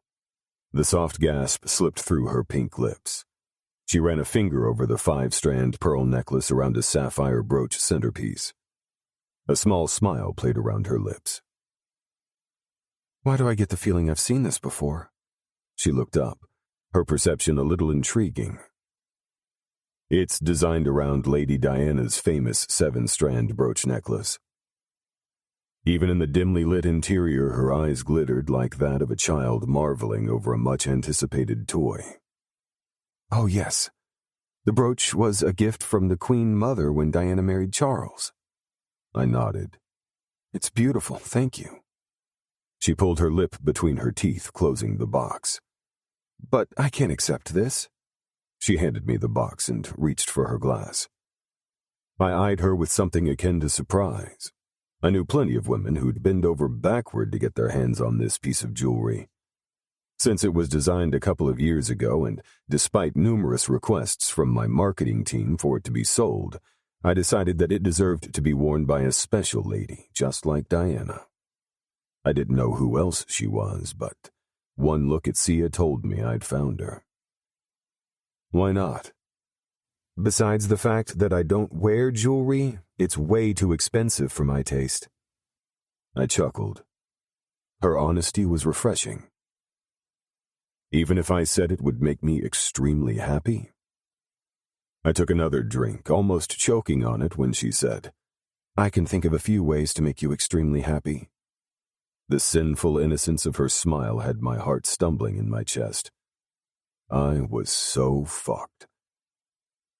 I took a deep breath to rein in the desire that clouded my brain since catching sight of her at the entrance to the bar. I wanted to do a lot of things with this beautiful woman, and none of it entailed fucking her in the back seat of my car. Just like a vintage bottle of wine opened for the first time, she deserved to be tasted and savored with each decadent sip. Come here, Sia. I indicated the seat next to me.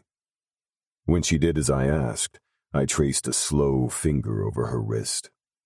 Her pulse tapped a quick dance against the pad of my finger. Can I kiss you? She glanced up at me. Would I be able to stop you? I leaned closer. Be careful what you offer me, princess.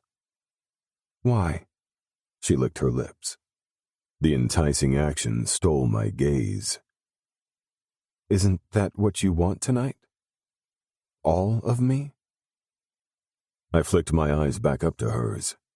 Jesus, this woman had no idea the control it took for me not to give in to my need to fuck her hard. Just thinking about it had blood rushing to my cock. I'd been so good at denying myself, resisting urges placed in my path every day. I'd turned a blind eye on the pleasures the world had to offer. Yet Sia was one hell of a decadence the universe seemed intent on offering me. I just had to reach out and take it. I sucked in a breath, leaned forward, and took her mouth. I slid my tongue against the seam of her lips, and she parted them for me. My kiss was anything but sweet. Filled with a voracious hunger, I owned her mouth, letting her feel my need to possess, to dominate her. I held nothing back, demanding everything she had to offer and more. She leaned into me, kissing me back, opening wider until our tongues danced in perfect harmony. I tasted all of her desire, and she didn't resist. When she wrapped her arms around my neck and slipped her fingers into my hair, I circled her waist, drawing her closer while my free hand slid up her dress. I trailed a lazy path from her knee to where her hip met her thigh, enjoying the silky smoothness. With each inch higher, she shivered. Goosebumps followed in the wake of my touch. When I stroked the soft cotton covering her panty, she whimpered. Her heat radiated through the thin material. And when I moved my hand away, she tensed, waiting. I didn't give her what she wanted. Instead, I ran my fingers in lax circles along her thigh. Please. God, her moans were sweet, an aphrodisiac in their calling. Her head tipped back, drowsy blue eyes lifting to mine. A gradual smile widened lips swollen from my kiss, making me want to continue nibbling at the lush bottom curve. What do you want? You. Her hand slid up my thigh and over my crotch, her touch tentative. Show me. I flicked my gaze to her hand and back up to her eyes. While I was teasing her, I was tormenting myself. When she rubbed her hand along the length of my cock, I groaned. I needed to be inside her. My hand covered hers, pressing down lightly, guiding her fingers over me. We're here, sir. The driver's announcement stilled my fingers. No, she moaned her displeasure. Cupping her chin, I turned her to look at me. I've got the entire night to give you much more. I brushed my lips over hers. She blushed at my statement, and I got the feeling she'd just realized that the next step in her acceptance laid beyond the car door. I tensed, expecting her to hesitate. "Lead the way." Her response made me smile. Tugging my coat around her, she slipped her hand into mine. We strolled through the glass doors the doorman held open. He tipped his head in greeting. "Good evening, sir. Always a pleasure to see you." "Good evening, Lester." I felt her tense at my reply. When we stepped into the elevator, she pulled away from my grasp. I sensed a subtle change and stepped closer. "Are you having second thoughts, Sia?" She shook her head, keeping her eyes downcast. I slid a finger under her chin and tilted, forcing her gaze to meet mine. "It's the company apartment we use for some of our long-stay international visitors. Somehow, taking her to a hotel didn't sit well with me, and my apartment would have meant putting her at risk if Angela decided to pay me another unannounced visit." "Oh." I lifted a brow at her surprise. "Would you have preferred a hotel?" Again, she shook her head, but this time it followed with a slow smile. She had other ideas of where I brought her. A fuck pad, perhaps. My lips twitched. I was looking forward to this evening. Inside the apartment, I helped her out of the coat, then shrugged out of my jacket. I dropped it over one of the leather sofas as Sia glanced around. "Wow.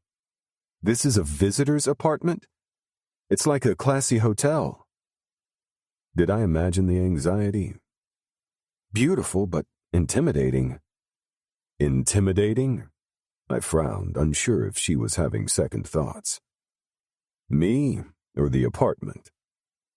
She didn't answer, and as she took a step down into the combined living and dining room, her gaze fell to the table set for dinner with flowers and candles next to a roaring fireplace.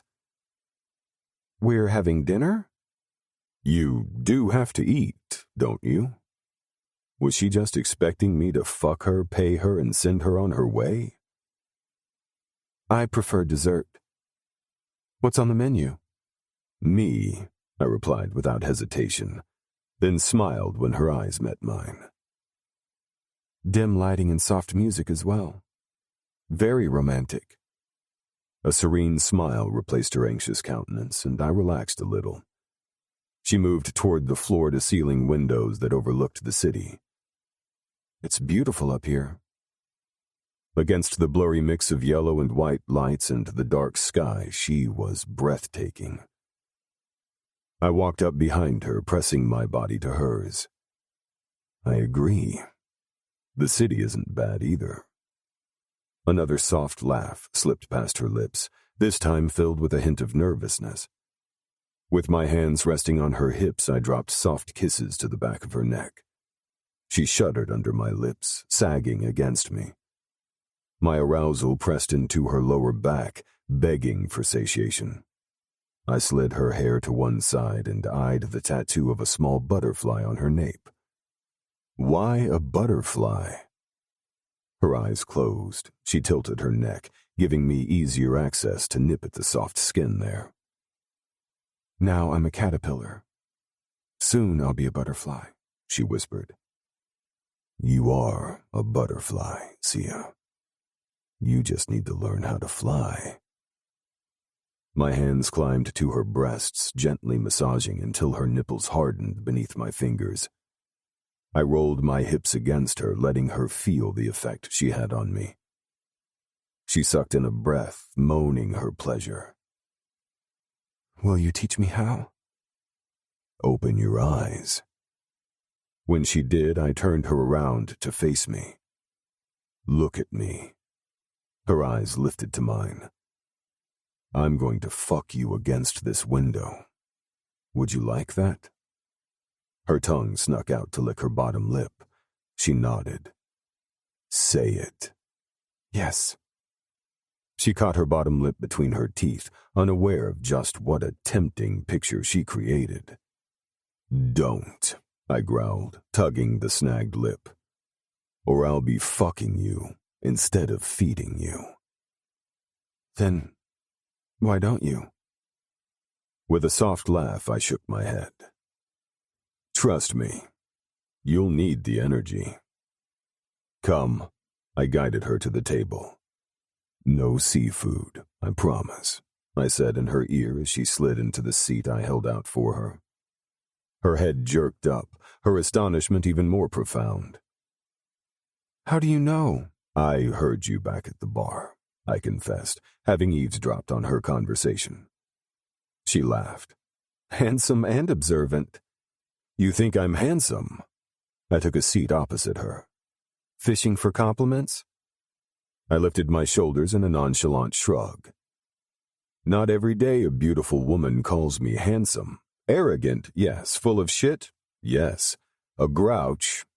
Yes. Laughter bubbled out her lips as I filled our glasses with champagne. I find that hard to believe. A handsome, full of shit, arrogant grouch? She appeared a lot more relaxed than when I'd met her at the bar. Her easy mannerisms were beginning to grow on me. I had a feeling the night was only going to get much better than I'd anticipated. I nodded with a smile. I know I'm a bastard at times, but work needs to be done. She picked up her glass and tipped it back, her full lips touching the rim, her tongue swept out to lick a drop that missed her mouth. The woman had no idea just how sensual that act was, and my cock gave a little twitch of appreciation. She eyed me over the flickering flames. Are you only a bastard in the office? You'll find out soon enough. I gave her a lazy smile. She lowered her head, not before I caught the pink flush to her cheeks. I loved her coy seductiveness, her toying between wanting to be brave yet shy at the same time. It was a long time since a woman intrigued me this much. The chef approached with a trolley of food. I wasn't sure what you'd like, so I had him make a few dishes. I gestured for him to show her the choices. I leaned back in my chair, watching her eyes light up with each raised cloche. Her excitement, mixed with an underlying innocence, had me wondering why she was single. Any man would want to have her as a girlfriend. Yet I selfishly thanked my good fortune no one had. When she made her selection, I made mine and refilled her glass. A soft moan followed her first bite. I licked my lips, speculating what sounds she'd make with my cock deep inside that beautiful pussy. Good choice, I take it. I forced myself to concentrate on the steak in front of me. I haven't eaten quail before. It's so good. Do you always like to try something new? Depends. She chewed the soft meat before looking up. If I like what I see. Again, cheek with a touch of inhibition. I uttered a low laugh. Touché. I forked a piece of steak into my mouth and chewed slowly. Was there any reason you didn't come yesterday? I wasn't sure if I could do this. And now? I think I can. Think. You'll find out soon enough. Her bold mimic of my earlier response earned another laugh. You're interesting, I'll give you that. Taking a drink, I eyed her over the rim of my glass. Same can be said for you, too. She bit her lip, and I shook my head. The corners of her mouth twitched as she released the plump flesh, now wet and inviting. You mentioned you preferred dessert. What's your favorite? Her eyes lit up. It all depends on my mood. At my questioning look, she laughed. If I make it myself, then it will be a chocolate cake. You enjoy cooking? Yes. One day I hope to be an accomplished chef. I found the divulgence surprising yet curious at the same time. Chocolate cake is dependent on your mood? She rolled her lips between her teeth, her expression thoughtful. That's a general happy like. But when I'm feeling down, my cousin spoils me with Haagen-Dazs strawberry cheesecake. General happy like? There's a difference? Sipping her wine, she nodded.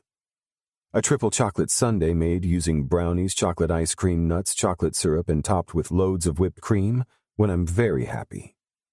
She licked her lips. My brows shot up. My teeth hurt just thinking about that. God, her laughter was infectious. "And what dessert do you feel like tonight?" I asked when I stopped laughing. The look she gave me was easy to read, but I wanted her to say it. She licked her lips. "Triple chocolate sundae." I smiled, liking her response. The rest of the dinner progressed with idle conversation about nothing specific, yet I found myself drawn to her, wanting more than one night to get to know her better. I couldn't have asked for a better birthday present, Sia. I raised my glass when dinner was over and the table cleared. Her eyes widened. She had the strangest look on her face, as though I'd said something peculiar. "What's the matter?" She swallowed her drink and set the glass down, her actions slow. "Is today your birthday?" "Yes." "Would you find it strange if I told you it's mine as well?" Stunned, I stared at her, too surprised to say anything for just a moment. "You're serious?" I finally managed. She nodded. Laughing, I refilled our glasses. "Then happy birthday, Sia." I raised my glass once more. "Thank you, Prince." She clinked hers against mine. "Happy birthday to you, too." With her eyes on me, she sipped her drink, and I wondered what went on behind those beautiful turquoise eyes.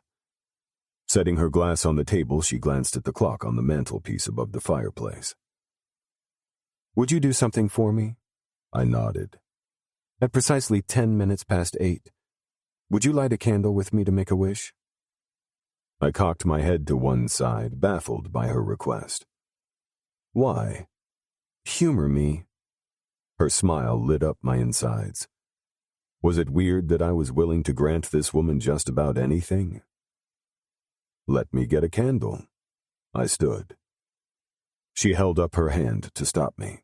"It's okay, I have one." I sat down as she reached for her purse and withdrew a thin white candle. I chuckled. "You brought a candle with you to a date?" With a soft laugh, she blew out the dinner candles between us, removed one from the holder, and stuck hers in its place.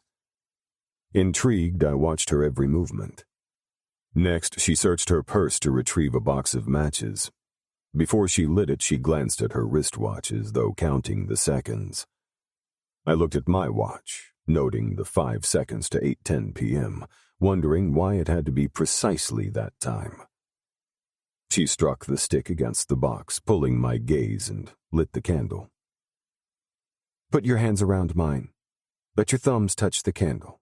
Close your eyes and make a wish, okay?" Nodding, I did as she asked.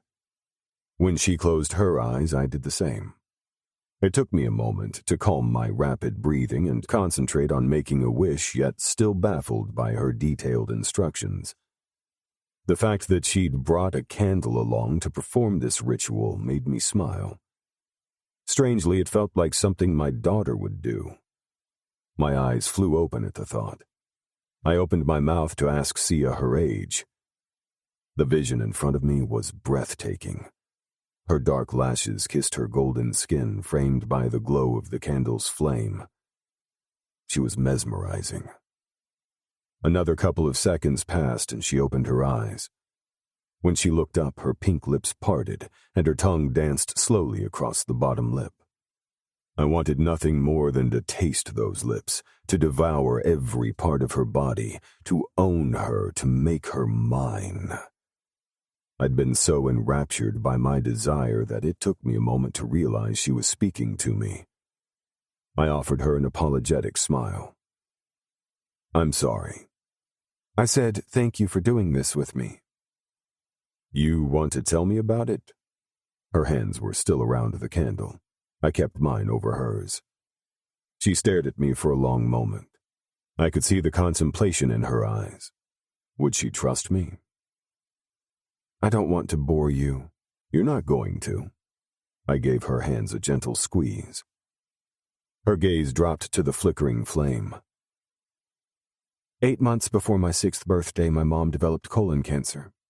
I didn't understand what was wrong with her, and my parents didn't know how to explain it. Too sick to move, she'd become bedridden.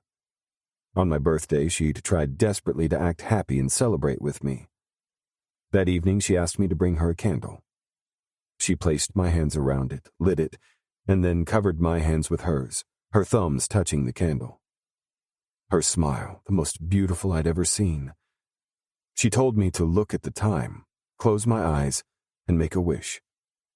And as I did, she whispered that it would be her way of knowing I was safe. Then we both closed our eyes. When I opened my eyes, I said, "What did you wish for, Mommy?" But she never opened her eyes again. When Sia looked up at me, I sucked in a breath. Tears rolled down her cheeks, but she made no move to wipe them. Pain seared through my chest for that little girl who'd forever remember her mother's death, yet at the same time keeping their last moment together permanently cemented. My grip on her hands tightened. "I'm sorry, Sia." She smiled. It was her way of saying goodbye without making it hard on both of us. Every year I'd perform this ritual with my father to let her know I've survived another year, and when he passed, I began doing it myself, she whispered. Her gaze dropped to our hands cupped around the candle. "Thank you for indulging a stranger's melodrama. Thank you for sharing a little piece of you with me. It's a beautiful tradition." I stood, holding out a hand. She hesitated for just a second, then stood and accepted it. I pulled her into an embrace. "Happy birthday, Sia."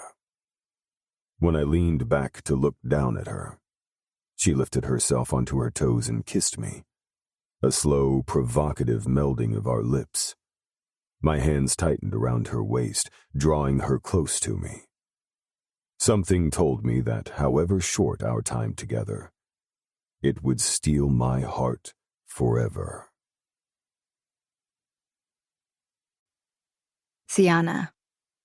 Unlike the kiss in the car, Prince's kiss now was tender, with a hint of longing hidden in the way his hand tightened around my waist and the lazy swirls of his tongue as it explored the depths of my mouth. It took my breath away and tugged at the strings that held my heart in place. I was sure it would snap by the end of the evening. It was just lust, I convinced myself. Yet when he drew back and our eyes met, I witnessed the same desire and confusion in his. My heart raced, fueled equally by hunger and a more profound sensation I had yet to understand.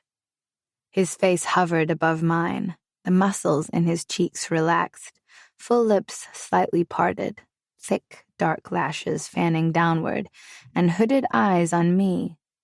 God, he was beautiful. When he ran a light finger over my lips, goosebumps peppered my skin. I couldn't stop the quiver that engulfed my body. "Are you okay, Sia?" My name rolled off his tongue, his voice husky with seduction. "You're shaking. Do I scare you?" Slowly, I shook my head. "Just overwhelmed, I guess. I've never done this before," I whispered. "What? Been with a stranger?" "No." I swallowed my hesitation. "Been with a man?" For just a moment, he looked confused before he pulled in a sharp breath, tightening his hold on my waist. "You've never been with a man?" I nodded. While he processed the confirmation, I wasn't sure if that was what he wanted to hear. Was he regretting this? I had no idea what to call it. Date? Tryst? One-night stand? Would he have preferred an experienced woman? "Do I make you nervous?" His throaty words cut through my tension like a warm knife through butter. Yet the look glowing in his eyes was feral, triumphant even. "Not you," I replied. "Your expectations." His head tilted as he studied me. "I love your honesty." One of his fingers smoothed down my neck, titillating the frenetic thrum of my pulse there. "The second you agreed to tonight, you became mine, for me to do whatever I want with you." A tremor of excitement raced up my spine, and my heartbeat kicked up at what he might have planned. He must have felt the shudder because his brows rose in silent question. I licked my suddenly parched lips, shaking my head. But my expectation is for you to enjoy tonight, Sia. Your company alone pleases me. Okay? I nodded. Can I use the bathroom, please? I picked up my purse. He walked me to the bedroom with his hand on my lower back and gestured to the bathroom door. Inside, I glanced at the stunning chrome and glass space, then eyed my flushed features in the mirror. Shit, I'm in way over my head. Nausea tickled my throat. What if I messed it up?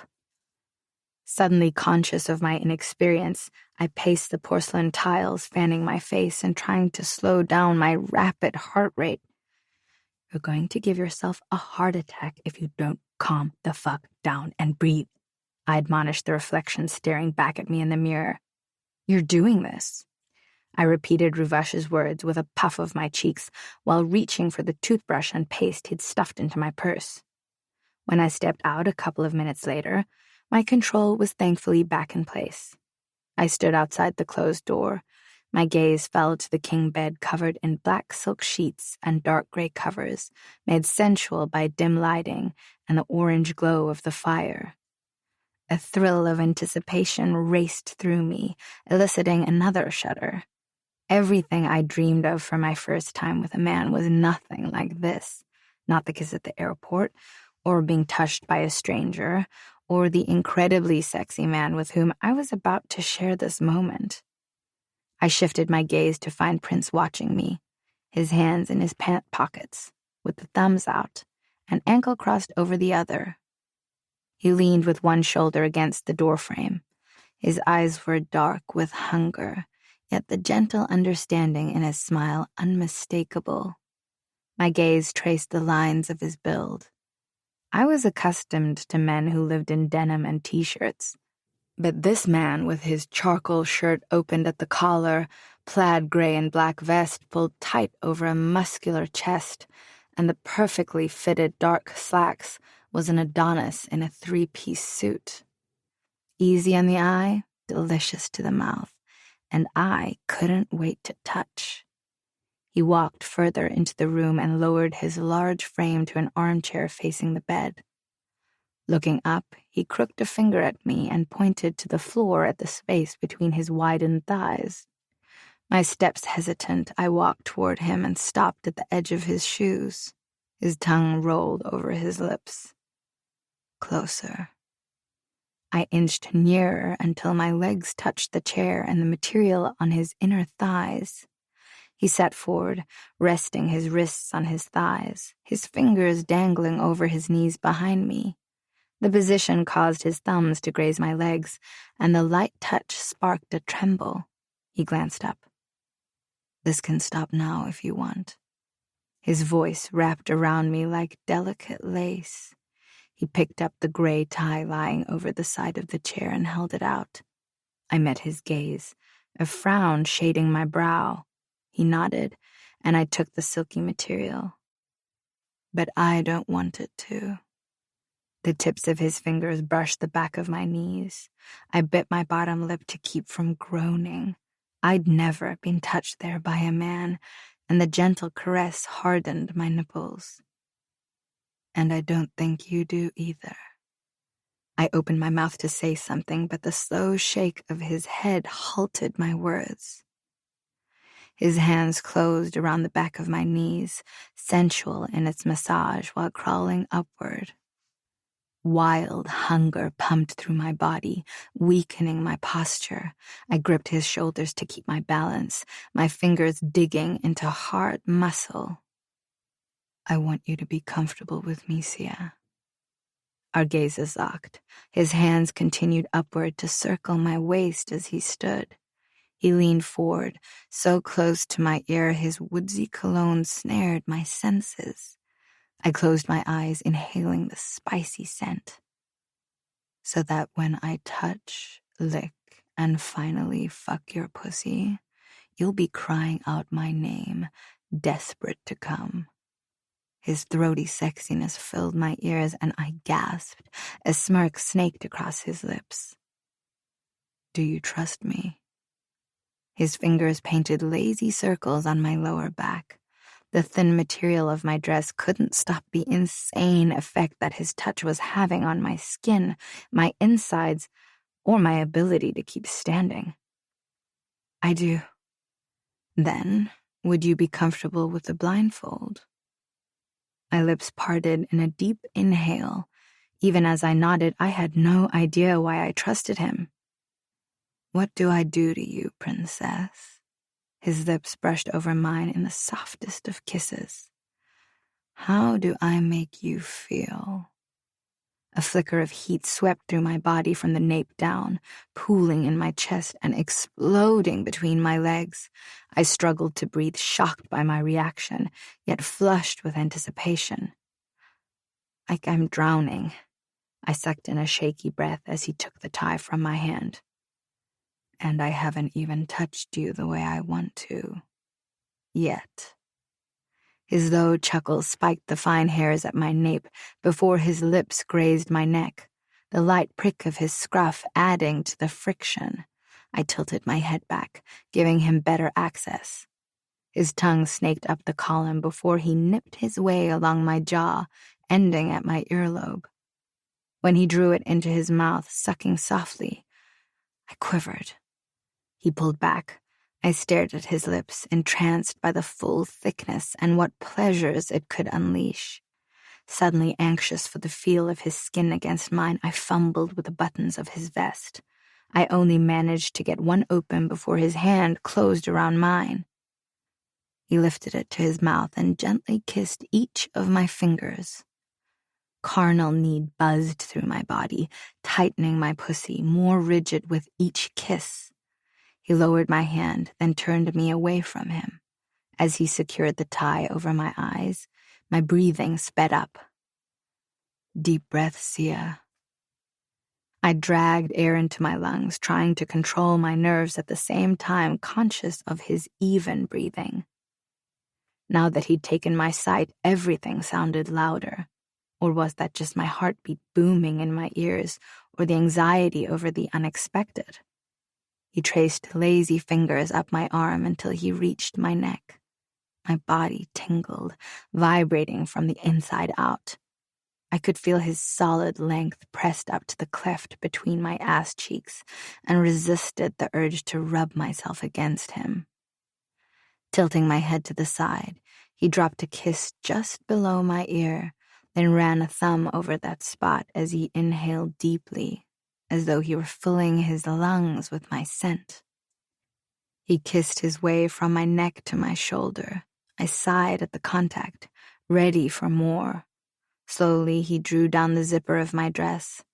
Goosebumps lathered my skin. I shuddered when his tongue followed in its wake, a lazy trail of tongue, lips, and scruff until the zipper stopped at my lower back, and the dress slid to the floor. Suddenly conscious of my simple cotton underwear, I crossed my arms over my chest. The women he bedded probably wore sexy satin and lace pieces, adding to their bodies' delicacy. God, what was I doing here? My shoulders tensed. He might not be impressed with me. Was he looking at me? Anxious, I wanted to rip off the blindfold. "Relax." His warm voice soothed my nerves. He gently tugged my hands down to my sides and entwined his fingers with mine. "You're beautiful.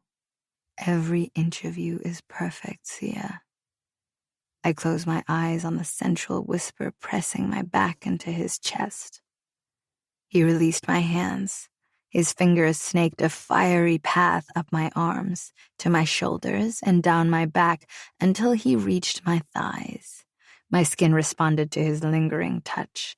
It flamed on arrival and glowed in the aftermath. His other hand slid under my chin and angled my head, directing me as his lips covered mine in a kiss filled with slow licks, deep penetration, and finally, tiny nips. In contrast, his hand on my thigh moved to the inside, flaring over the sensitive skin with patience I admired. The tingle between my legs grew stronger, heavier, more demanding. When he broke the kiss, I whimpered my displeasure. "Do you touch yourself?" Hot color flooded my cheeks. I debated whether to be honest or not. "No need to be shy. I'm going to see all of you." I nodded. "Come." With his hand on my back, he guided, then lowered me to sit at the edge of the bed. I reached down to remove my heels. "Leave them." I straightened. "Take off your panties." I cocked my head, listening for his movements. It sounded like he stood in front of me or sat in the chair. I did as he asked, yet kept my legs tightly closed. "I want you to touch yourself, Sia." My mouth dropped, lips a perfect O, then asked, "Now? Do you want me to touch you?" His husky voice resonated around the room. Biting the corner of my lip, I hesitated. Despite the need wading its way through my heated body, I was self-conscious. But I wanted his hands, his lips on my body. The ache between my legs intensified. I nodded. "Then show me where you want me to touch you." The deep baritone, a tantric calling. "How do you want me to touch you?" There was a gentle firmness to his words, and I wanted to obey. My breasts felt heavy, as if desiring his hands, his tongue, his teeth. The thought of Prince's strong fingers caressing my nipples had my pussy clenching with anticipation. But I wasn't going to have him, yet. I had to show him what I wanted, and my pussy tingled, begging for relief. The orgasm I'd given myself after meeting him in the bar 2 days ago seemed an eternity between then and now, and not even close to the satisfaction I was sure he could provide. Way too long. Closing my eyes behind the blindfold, I imagined what it would feel like if he was right next to me, thick fingers massaging my inner thighs, if my hands were his instead. "Spread your legs," he demanded, entranced by the gravelly voice. I complied. I leaned one hand behind me and widened my legs. The position arched my back, pushing out my breasts and baring my pussy to his gaze. My nipples beaded under the bra, tender and hard, knowing he watched. Lifting my free hand, I grasped and kneaded the plump flesh through the thin material, pulling and pinching each nipple as if they were his hands, his mouth, his teeth. Every nerve cell spiked, heightened to the play. My pussy muscles tightened, in flagrant need of being filled. I responded, giving myself what I wanted. With a slow, steady breath, I trailed lazy fingers over my abdomen, down to where piquant heat and wet folds waited for my touch. I slipped my hand between my thighs and without pause, thrust 2 fingers within, plunging them inside me with deep, even strokes. I couldn't stop the moan. "Oh God." Thrusting in and out as warm blood gushed through my veins, pooling in my lower belly, stirring my orgasm. I gasped for air, drawing in harsh mouthfuls as my need overtook my shyness. I no longer cared that he watched me. All I wanted was him, inside me, fucking me hard. God, I was so close, yet it wasn't enough. I need more. I needed him. I closed my legs as the throb peaked. "Open your legs, Sia.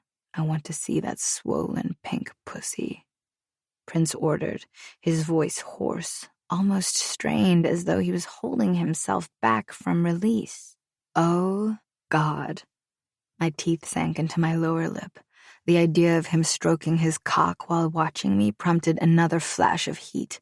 I groaned. Using my thumb, I circled my clit as I pushed deeper inside me. curling my fingers up until they hit that perfect spot, imitating the ministrations of a skilled lover I knew Prince would be. "Fuck, you're beautiful, princess." The words vibrated through my aroused body, giving me the reprieve I needed. Throwing my head back, I crashed, breathing hard as my orgasm slammed my body in a hot release, bringing white spots to the back of my lids. My body shuddered, quick, tiny jerks of satiation. It took me a minute or so to regulate my breathing, but when it did, I couldn't believe what I'd just done. Not touching myself, but that I'd done it with him watching me. "You're stunning when you come." Prince's words rolled over my flushed skin, provoking another awakening in my pussy I didn't see coming. He stood between my spread legs, his thick fingers closed around my throat, the grip tight but not cutting off my air. The girth pushed up my chin while his other hand tangled with the hair at my nape. I leaned back on both my hands to prevent falling over, stretching my body upward on all fingers, greedy for his touch. "So fucking beautiful," he whispered against my lips before attacking my mouth with a volatile hunger. My inhales sped up, sharpening and spiking. His exhales, ragged and harsh, drew rumbles of satisfaction from his throat. God, I'd been kissed, but never with this intensity. Raw, primal hunger seized my senses with each sweep of his expert tongue, consuming the very essence of my soul. Pure need hummed through me. He lowered me to the bed, following with his body. His weight pressed me into the mattress, his chest covering mine with hard muscle and warmth. I moaned on a delightful sigh, and he caught it with a penetrative kiss, his lips firm, aggressive, almost possessive, and I wasn't about to complain. I gave him everything I had to offer. Drake. Sitting in a chair a couple of feet away, it took controlled effort watching Sia touch herself. Her bronze skin radiant in the soft lighting, ample tits plump over the cups of her black strapless bra, toned body tight in concentration, long, shapely legs wide for my eyes. I loved watching her respond to my commands. I had complete control of her body, and I hadn't even touched her yet. All I wanted was to push her back down to the mattress and slide my cock inside that beautiful pussy, pounding hard until I emptied myself in her. Now, as I lifted my head, breaking the kiss to stare down at her swollen lips and trembling body, I was glad I'd waited. Impatient to see my desire reflected in her eyes, I slipped off the blindfold. She blinked a few times, then smiled.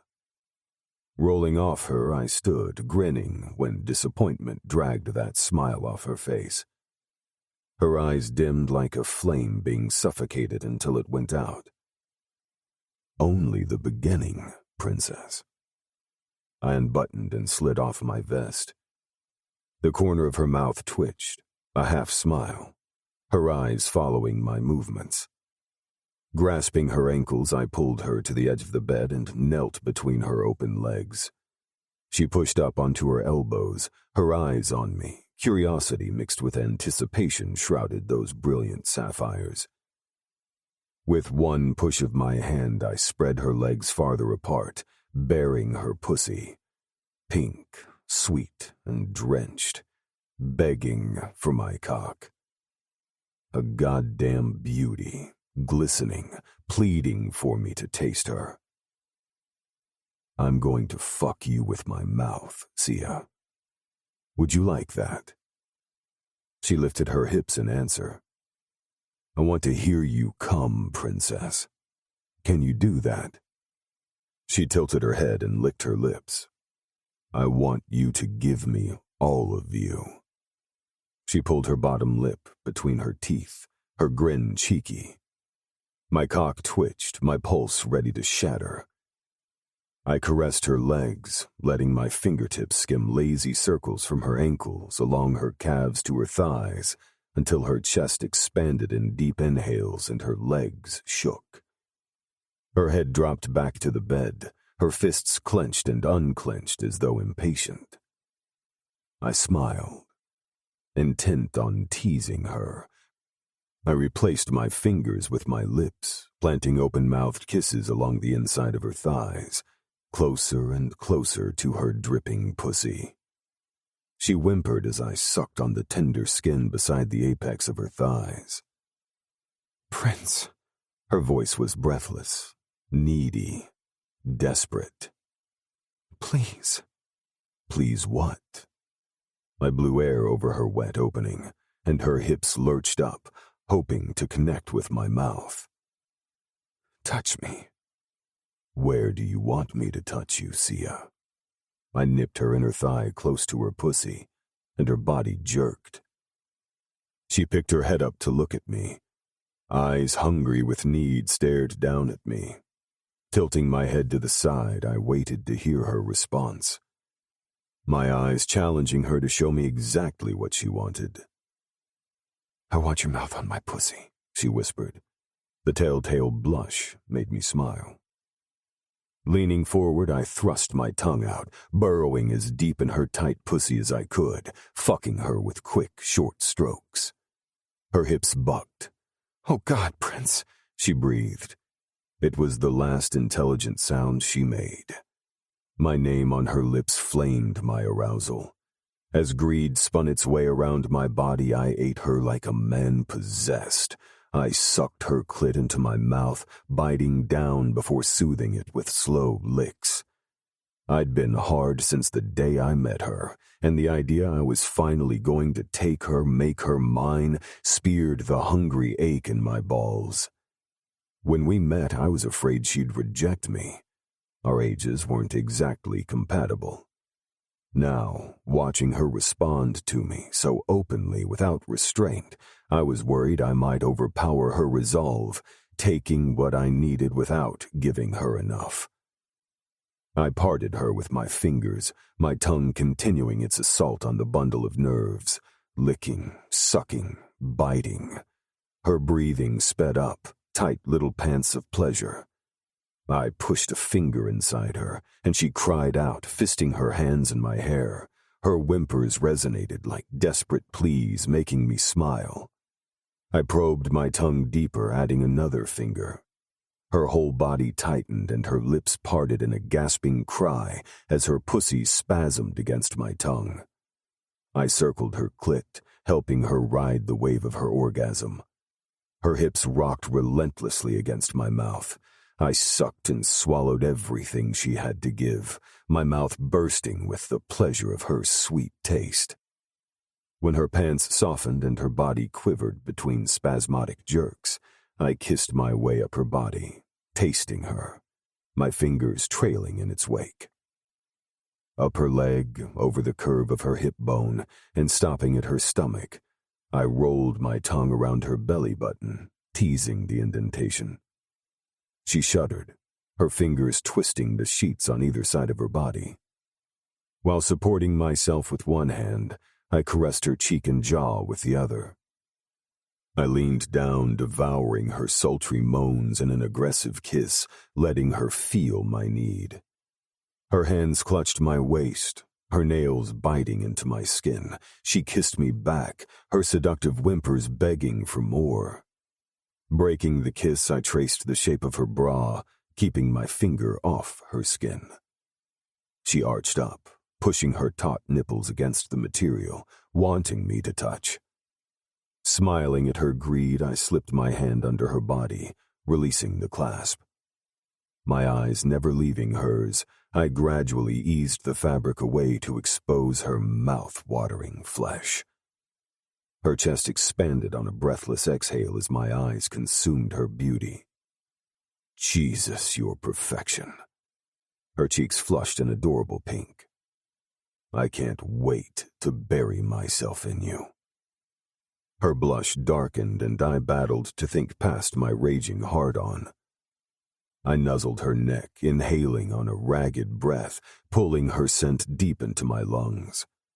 She smelled like vanilla and almonds.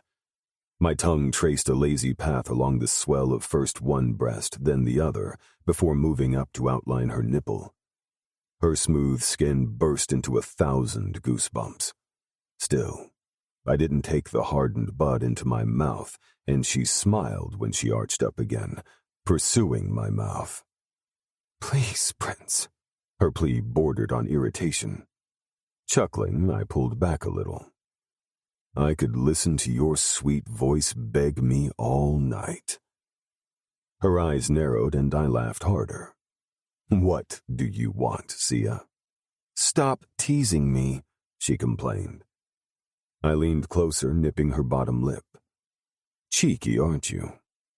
I dropped to the bed beside her, not missing her frustrated moan, and leaned on an elbow. I moved her body to lay on her side, with her back against my chest.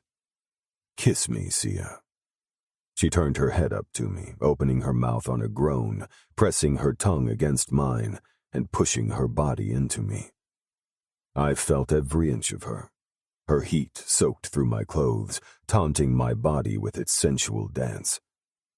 As my lips locked with hers, my tongue searing her moans, I let my fingers draw languid circles from her shoulder, over one dark brown nipple, teasing and pinching the bud until it jutted out.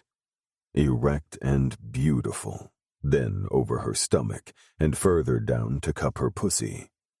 She shuddered against my touch. My index finger slid inside her heat, and she shook with a husky groan. I rolled the thumb over her clit, and her hips jerked, ripping her mouth from mine. "No," she cried out. "No what?" I teased the sensitive bundle of nerves. "I can't come again," she panted, yet her hips danced, rolling and lurching to the beat of my fingers on her clit. "Yes, you can. All. Remember, Sia?" I nipped her shoulder. My fingers bit into her other shoulder, holding her in place. I added more pressure to her clit. Her shiver grew stronger. Lifting slightly, I leaned over and gripped her nipple between my teeth, biting down. That took her over the edge. She cried out as an orgasm tore through her body. "Oh, God!" She choked on the word. She was still shaking when the chime of a bell filled the apartment. "You okay?" I asked. When she nodded, I released my hold on her and dropped a light kiss to her lips. The bell sounded once more. While I was desperate to fuck her, I knew she'd want what was on the other side of that door. "I'll be right back, okay?" She nodded. I stood and left the room. A couple of minutes later, when I returned, my steps slowed as I entered the room, frozen by the vision of loveliness entrancing my senses, a picture I'd forever revere. Sia stood at the window, staring out, her body covered in the black satin sheet she clutched to her chest. She looked like a princess in a cloak with a flowing trail behind her, and her hair pulled to the side. "Beautiful," I whispered. She glanced at me over her shoulder. Whatever went on behind those huge blue eyes, I wanted in. "Drop it, Sia." She obeyed without turning and let the sheet fall to the floor. My eyes roamed over her naked body, clad only in white heels, and her sensual beauty, worshipping every flexure, outline, and twitch.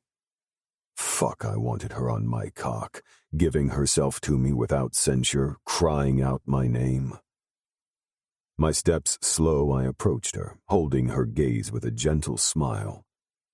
A mixture of curiosity, desire, and uncertainty darkened those blue orbs. When I pressed my chest to her back, her breath hitched. "Turn around, princess." With her eyes downcast, she did. I slid a finger under her chin and lifted, forcing her eyes to meet mine.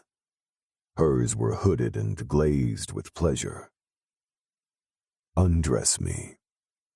Rolling the tip of her tongue over her bottom lip, she undid my buttons. Her trembling fingers made me smile. Are you nervous? She shook her head. Do you want me to stop? Her gaze flicked up. I'd like it better if you fucked me. My lips twitched. Her words didn't match the inhibition in her smile. Show me you do. At her confused look, I laughed. Touch me. I won't break. She eased my shirt down my arms. When it slid to the floor, her fingers trailed over my chest, across my abs, and up my arms. Tentative at first, then bolder when I moaned, she traced the tattoo lines covering my one arm up to my neck before her tongue danced over my nipple. Smooth licks became hesitant bites. First one, then the other, sucking harder when I didn't move. I inhaled on a hiss, clenching my fingers. I toed off my shoes and waited to see what she would do next. With her eyes on me, she reached for my belt, unclasped it, and drew down my zipper. Tugging the waistband of my pants, she slipped it down my legs, then stepped back. Her gaze roved over my body. You're a beautiful man. Eyes wide, she stared at my erect cock. Beautiful, but big. My chuckle drew her gaze. Don't worry, he won't hurt you. And neither will I.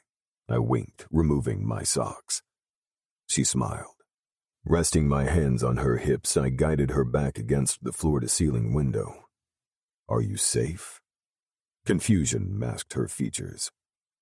Are you on the pill? Yes. I haven't been with anyone in a long time, and I am safe. I nuzzled her jaw. I'm going to take you without anything between us. Are you okay with that? Her eyes flared briefly before she nodded. I pulled in a sharp breath. God, her trust in me sent warm blood rushing to my hard-on. I groaned and squeezed my cock, my eyes taking in every inch of her exposed body. As much as I wanted to bury myself inside her, I forced myself to calm down, to take it easy. I had to make sure her first time was something she'd remember. I laved her nipple with my tongue, sucking the tight bud into my mouth, my grip hard until she squirmed and clutched my head. Those sexy whimpers didn't aid my arousal. Releasing her nipple, I cupped her ass cheeks and lifted her. She instinctively wrapped her legs around my waist. With one hand under her ass, I pressed her into the glass, guiding my cock to her entrance with the other. It's going to hurt a little. You need to relax, okay? I whispered against her lips. Her gaze locked on mine. She nodded. Loosen your grip on my neck and lean into the glass. She did as I asked. I rolled the head through her folds, using her slickened pussy as a lubricant. With carefully guided movements, I lowered her onto my cock slowly, loving the look of surprise on her face and the way her lips formed a perfect O. I felt her resistance the deeper I slid in. Trust me? The second she nodded, I crashed my mouth to hers and drove in until I was fully sheathed, swallowing her cry. Jesus, so fucking good. When I released her mouth, she moaned. Are you okay?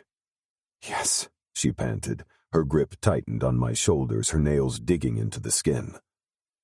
I battled to restrain myself and not to fuck her hard. Instead, I began with a few leisurely thrusts, easing her into it, letting her get used to me before I picked up the pace, desperate to watch her come again, her body trembling, her perfect breasts bouncing from my hard thrusts. Her moans morphed into cries, growing louder with each slam, my balls pulled tight, greedy for release. As much as I wanted to give her everything, I tortured myself, and I needed to come. Yet I continued to fuck her harder. I sucked a nipple into my mouth, biting down. An orgasm ripped through her, and her cries bounced off the walls, fueling my desire as her pussy squeezed me tighter. Fuck! It was too much. I couldn't hold on. Blood rushed to my cock and my head swam. With a guttural groan, I hurtled over the edge. Clutching her ass in a vice-like grip, I rode out my orgasm, spilling every bit of cum into her beautiful pussy, marking her as mine. I gave her everything, but took a whole lot more in return. When the torrent of adrenaline slowly trickled from my body, I pressed my sweaty forehead to hers, trying to catch my breath. That was intense. I let out a small laugh. When I pulled back, she gazed at me, her eyes drowsy with satisfaction, her smile content. Our kiss was lazy yet powerful enough to not need any words. Holding her tight against me, I carried her to the shower. It didn't take long before I was stiff again. Greedy for more, I fucked her hard against the tiled wall, relishing her cries mixing with the hiss of the shower. After we were done, I took the time to wash her body. She left me in the shower. 10 minutes later, I stepped out of the bathroom to music blaring from the stereo, filling the apartment, and not the type of music I expected to hear, given my present company. I slipped into my pants and exited the bedroom, stopping short as once more a beautiful princess captured my breath. This time, her sexy body draped in my shirt, her thick curls dancing just below her waist, she swayed around the living room to Latino music. "I didn't figure you for a salsa type of girl," I called out. She swung around, stopping when she caught sight of me, her smile effervescent between serenity and embarrassment. "Why? Think I'm too conservative?" She arched her brow, her grin cheeky. "I love Latino music. I just can't dance to it." Walking toward her, I held out my hands. She cocked her head to one side. Deep grooves creased her forehead. "May I have this dance?" "You can salsa?" "Why, think I'm too stiff for it? Or too old, perhaps?" My brow shot up. "I've just fucked you against the window. I think I can manage," I winked. Her cheeks flushed a deep pink. She shook her head. I'd rather not." "Why? You love the music, and I've just seen you move. Or are you afraid I may laugh at you?" I teased, stepping closer. I slid a hand under her arm to her back, just below her shoulder. "Rest your hand on mine and stand on my feet." "Huh?" I laughed at her comical look. I took her hand and placed it on my arm, then laced the fingers of her other hand with mine. "Now, stand on my feet." "Why?" "Because I want to dance with you and you're scared to show me your moves." I shrugged. Laughter bubbling out of her lips, she did as I asked. "I'm only doing this because I want to hold you again." She wiggled her brows. I was falling in love with her shift between coyness and sass. I figured she was either an introvert or uncomfortable around people until she got to know them. My interest soared. I wanted to know every goddamn thing about her. "We don't need to dance for me to hold you, Sia. Just say the word." I gave her a soft smile. Tightening my grasp, I swayed us around the floor in time to the music. "Wow, I'm doing the salsa," she laughed. "Well, actually, you are." She giggled like a teenager. "Damn, you can move." I grinned when she wiggled her brows again. I released her hand and dropped mine, pressing her hips tight to me. It's all in the hips, and very sexy if the couple moves well together. There was an instant smokiness to her eyes when she looked up. She gripped my shoulders tight. "You did say you want to feel me again." "I said hold you, not feel you," she scolded but laughed. "Do you dance often?" "The last time I danced the salsa was at a school dance. I attended a boarding school and hated all the cultural events they kept hosting.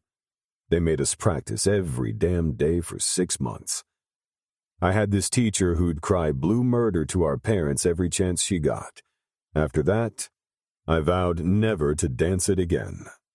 "But you're dancing it now." "Because it's with you," I replied without thinking. Her expression turned thoughtful. I'd pay $1 million to peek into that beautiful head and see what went on in there. I tried to break her sudden solemnity. It's an easy dance to learn. She rolled her eyes. If you can afford dance classes, or you have an old uncle that can teach you. I had neither, and I'm not much of a social bee. My cousin taught me the little you've seen me dancing just now. Besides salsa, do you like any other music? I asked, hoping to get to know her a little better. The second waltz is another favorite. Waltz, really? Her shoulders lifted in a shrug. I was born to an Italian mother and an Indian father, so between the two I grew up with more traditional music than English hip-hop. That little share intrigued me. It would account for her unusual skin color and paired with those blue eyes and dark hair. I was surprised she wasn't a model. Italian and Indian. That's one spicy mix with a capital letter I. I chuckled when a smirk curled her lips. My mom loved to cook, and whenever she was in the kitchen, classical or opera music filtered through the house. Somehow I grew to love it. My heart clenched at the flagrant loneliness in her eyes. Sounds like your parents were stunning people. She stared at me for a long moment. They were.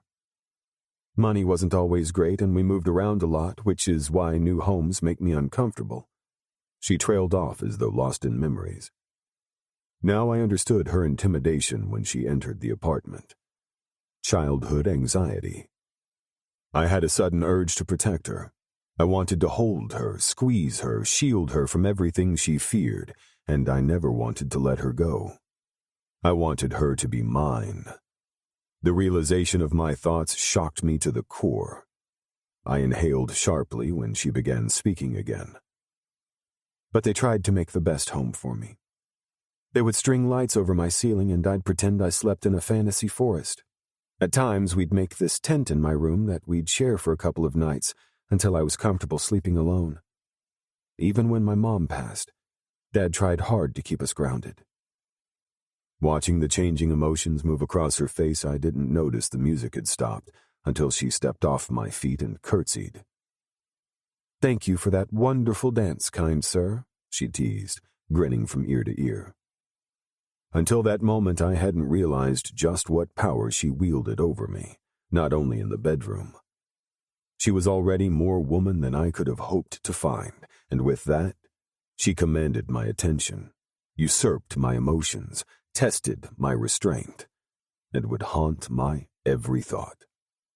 Without even knowing it, this woman had it in her to destroy me, not just sexually, but every fiber of my being.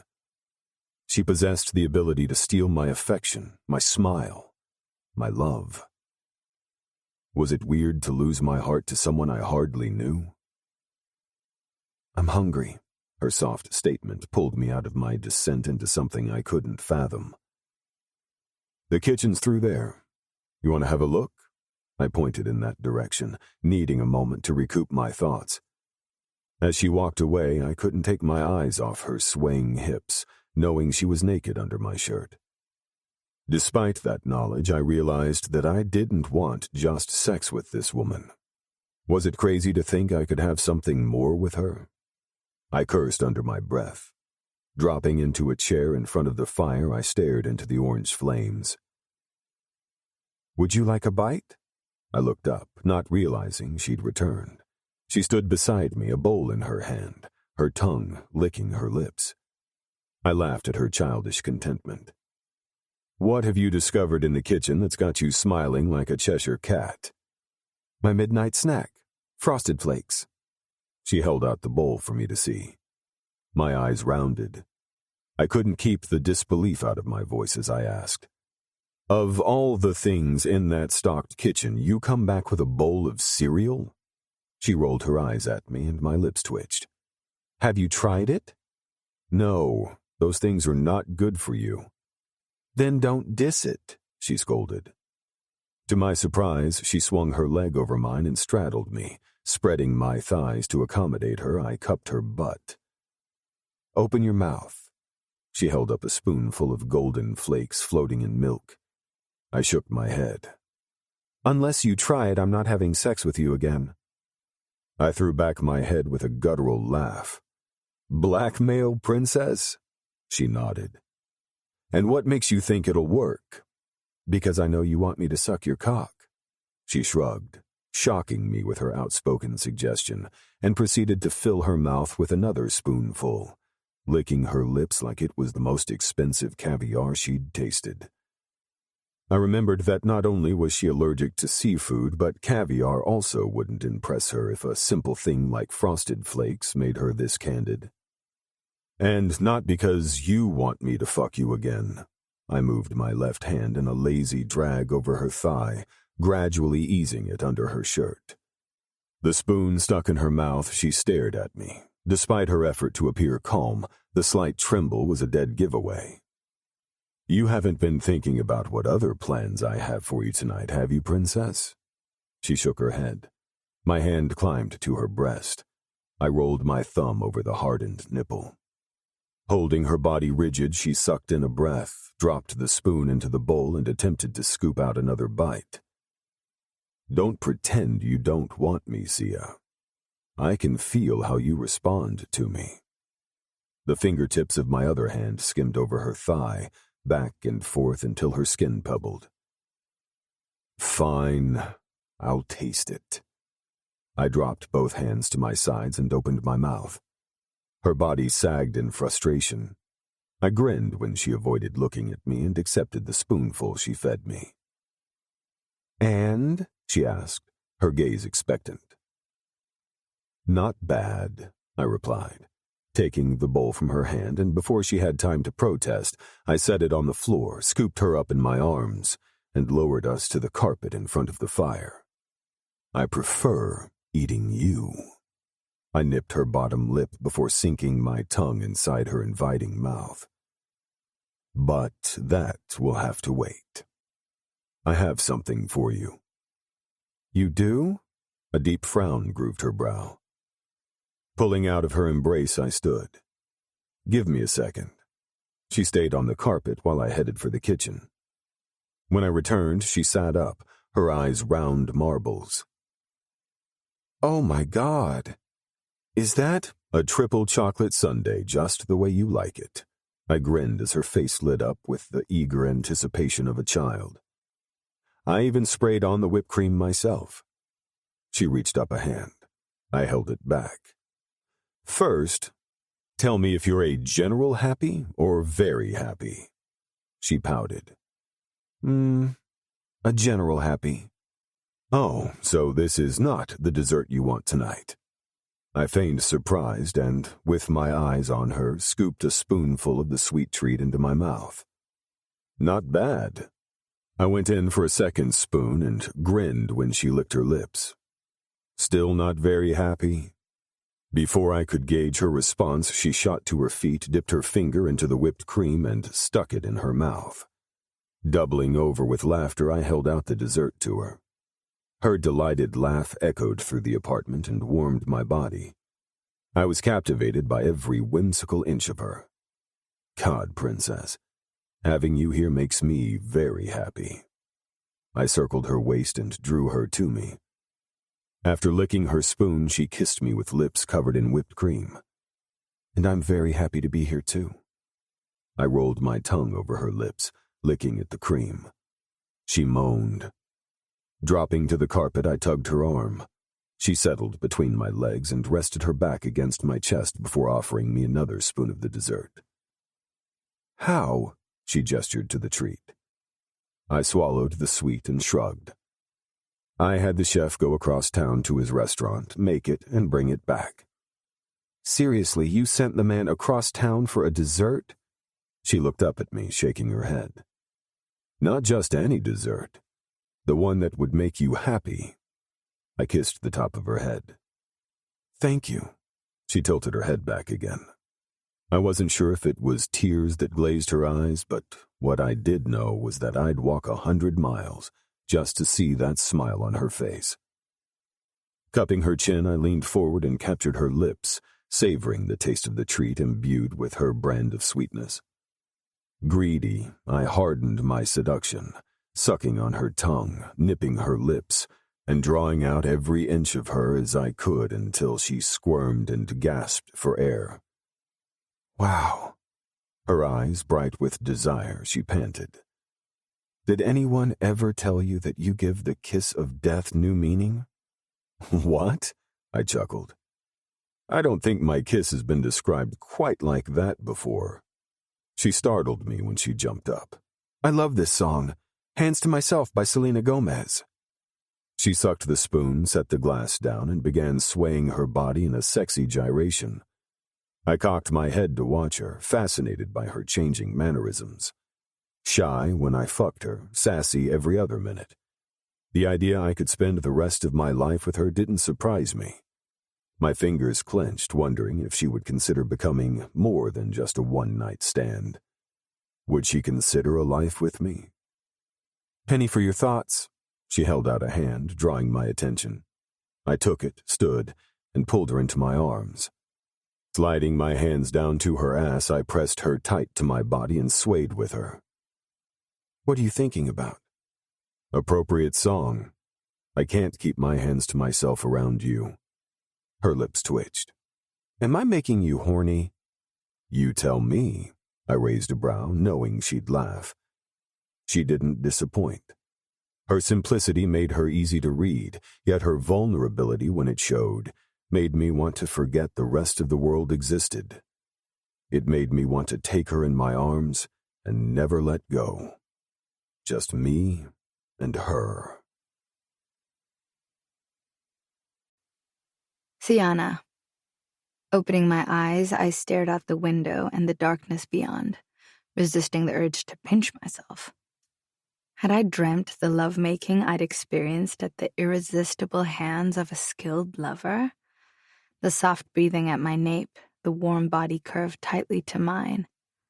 The heavy arm over my waist and the brawny thighs against the back of mine was a confirmed no. Unable to stop the smile, I shifted slightly, and his hand moved up, curling around my breast almost possessively. I glanced down at those perfectly manicured fingers, recalling the sin they'd inflicted on my body. Instant warmth spread through me, staining my cheeks. The man's endurance was amazing. He'd fucked me for hours, starting in front of the fire and ending on the bed.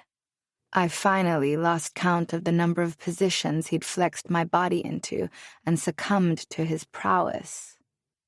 Sliding out from under his arm, I tried not to wake him and stilled my movements at the change in his breathing. When he didn't stir, I crept out of bed and headed for the bathroom. Excitement pumped through my veins, leaving me delirious after having lost myself in Prince's arms. I couldn't have asked for a better first time, or a more ardent lover. Yet some part of me wished it would go on forever, that when dawn crested over the horizon, I could remain in his arms. Sighing, I splashed cold water on my face, rinsed my mouth, then stared at myself in the mirror. There was a sparkle to my blue irises I hadn't seen in a long time. Hopeful it would remain there, I exited the bathroom and stopped at the bottom of the bed. Unable to resist admiring that beautiful specimen of the male species, I let my eyes wander over his body.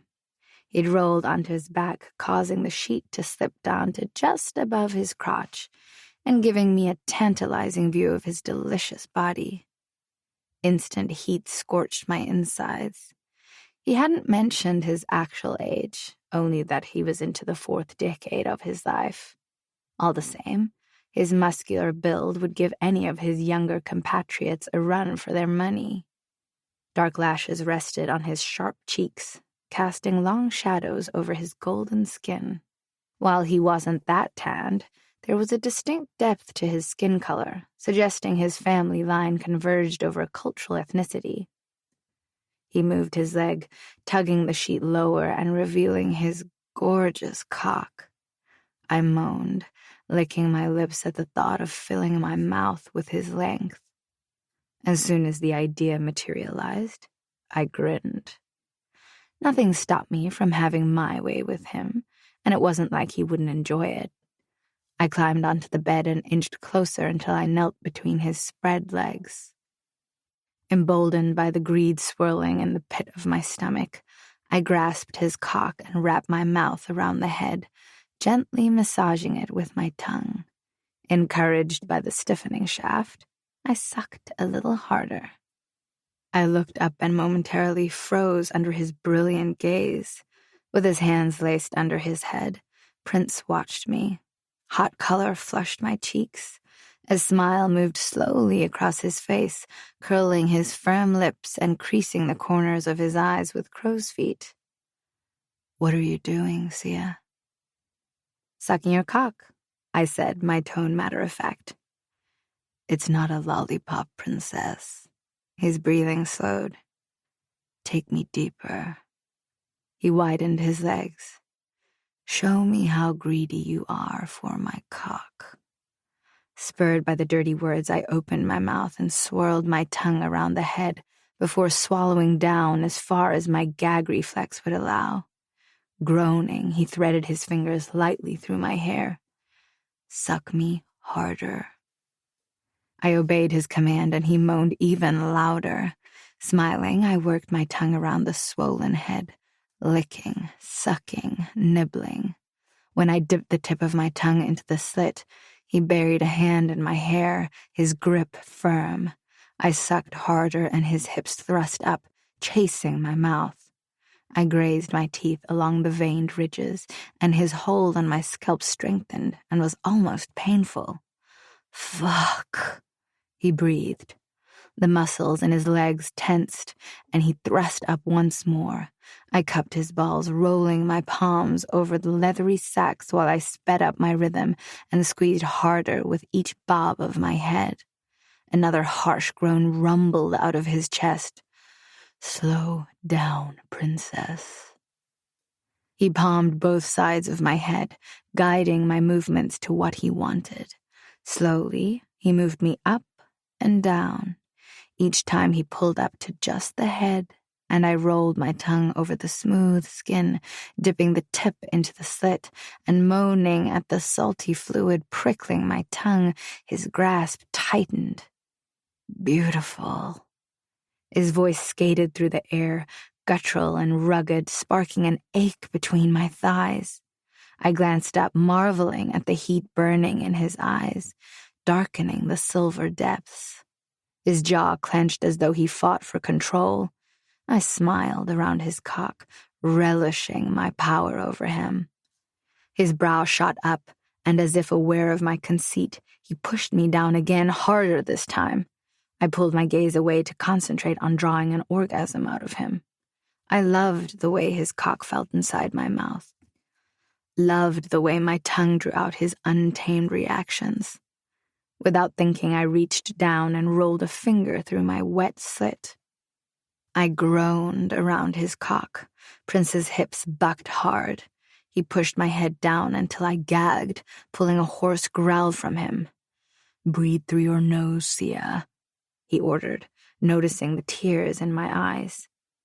I complied, and when he allowed me back up, I gasped for air before he shoved me back down. I rubbed my clit again and couldn't stop the sharp whimper. The sound around his cock seemed to drive him crazy. "Fuck," he cursed while repeatedly holding my head down and lifting it for me to breathe. Each time my lips touched his groin, I inhaled through my nose, running my tongue along the length and into the slit as he let me back up until the ache in my pussy intensified.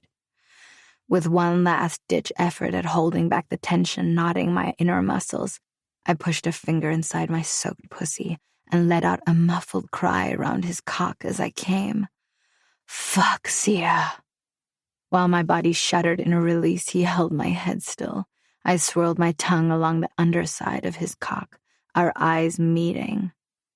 "You love this, don't you? Taking me in your mouth," he rasped. His strong fingers clenched in my hair as he began thrusting up, hard and fast, fucking my mouth in quick, short jerks of his hips. I no longer had control and gave him free rein to use my mouth for his pleasure. I grasped his thighs to keep myself in place. He shoved my head down one last time before a harsh grunt ripped through his body. and hot cum shot down my throat. Stunned by the piquant taste, I did my best to swallow every drop. Breathing hard, his hands fell away. When his body stopped jerking, I released him from my mouth, and I slid up to lie over him. His heartbeat, a sensual strum beneath my chest. He gripped my hips while his mouth feasted on mine. The kiss was a carnal mix of tongue and teeth. I swept trembling hands over his biceps and up to cup his face. The scrape of his scruff tickled my palms. The kiss intensified, our tongues an erotic battle as he dove deeper, the powerful stretch of his jaw as sensual as the sinful way his tongue slithered over mine. "You're magnificent," he murmured against my lips. Did I imagine the admiration in his words? He probably had plenty of women sucking him off. "Who taught you how to suck cock so well?" The corner of his mouth quirked up in a playful grin, making me forget my anxiety. I gazed up at his handsome face and trailed a finger over the shape of his lips.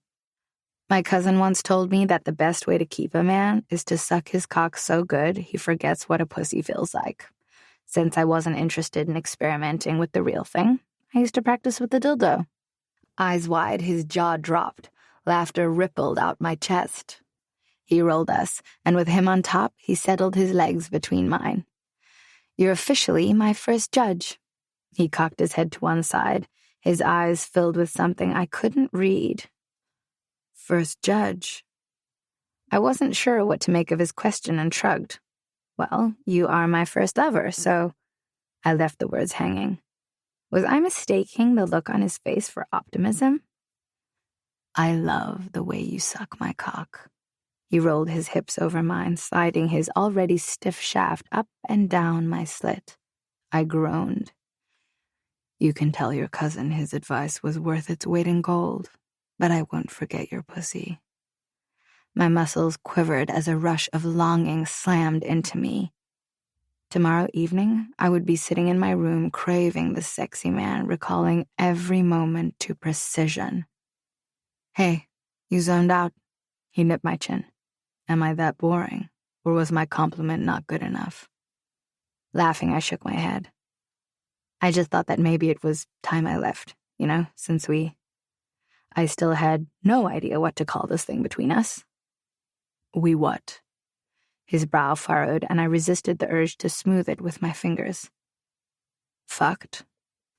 I loved how his crudeness infused with the sensuality in his eyes. Without a doubt, he was a man who could please, tease, and fuck a woman into falling in love with him. "You're not going anywhere. I'm not done with you. I'm already thinking about all the other ways I can have you." He captured my lips in another hard kiss while resuming the teasing slide of his cock along my slit. "Wow, you've got way too much stamina for an old man." I grinned when he released my lips. His grin was self-deprecating. "Youth is the gift of nature, Sia, but age is a work of art." Wow. Spoken like a true gentleman. That's beautiful. "Did you make it up yourself?" I teased. "No. Stanisław Jerzy, a Polish poet.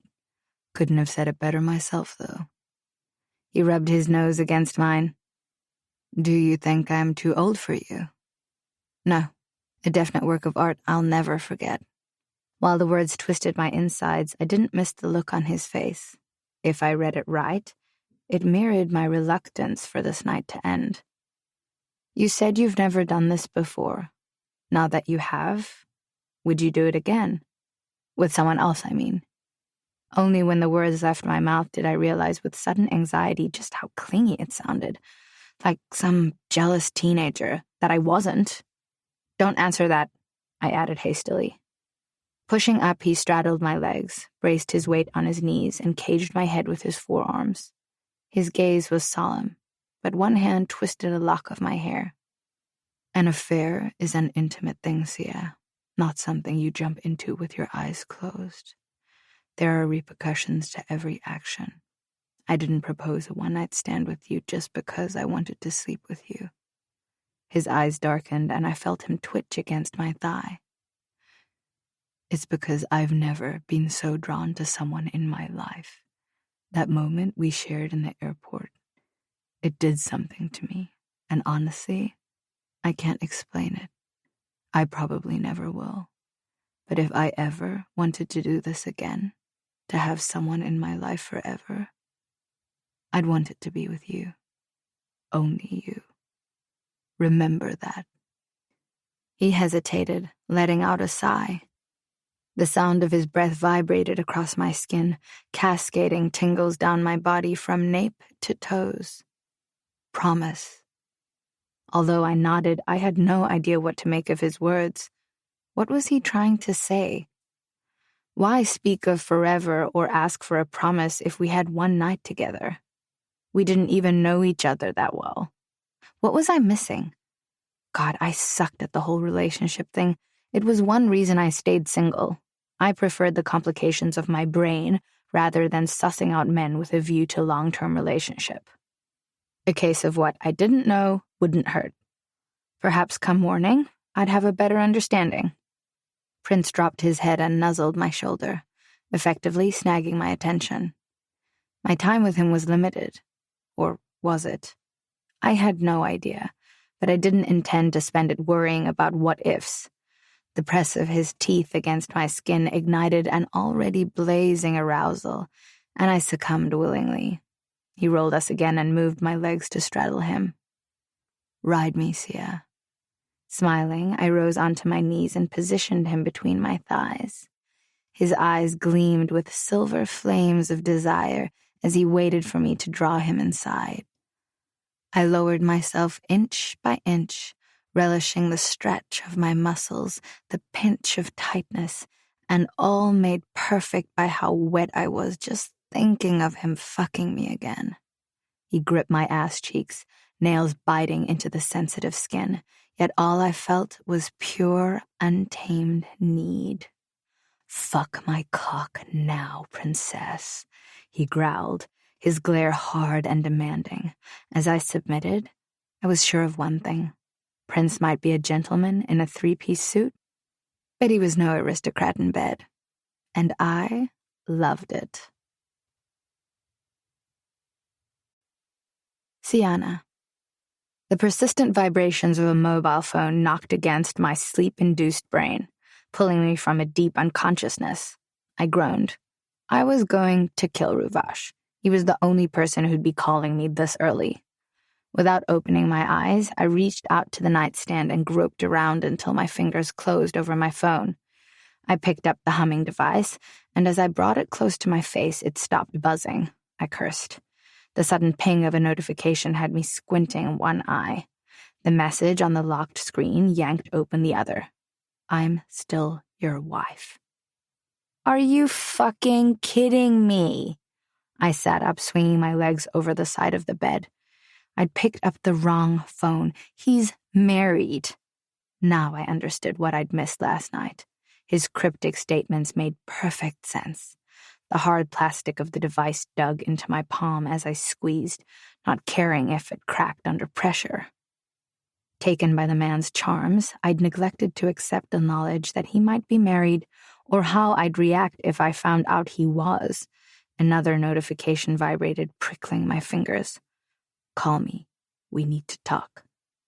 Immediately, my head filled with images of his wife. What did she look like? Was she beautiful? Was she hot in bed? Given the type of man he was, I expected as much. That thought filled me with an uncanny disappointment. Yet, her beauty didn't affect me as much as the idea of him touching someone else the same way he'd touched me.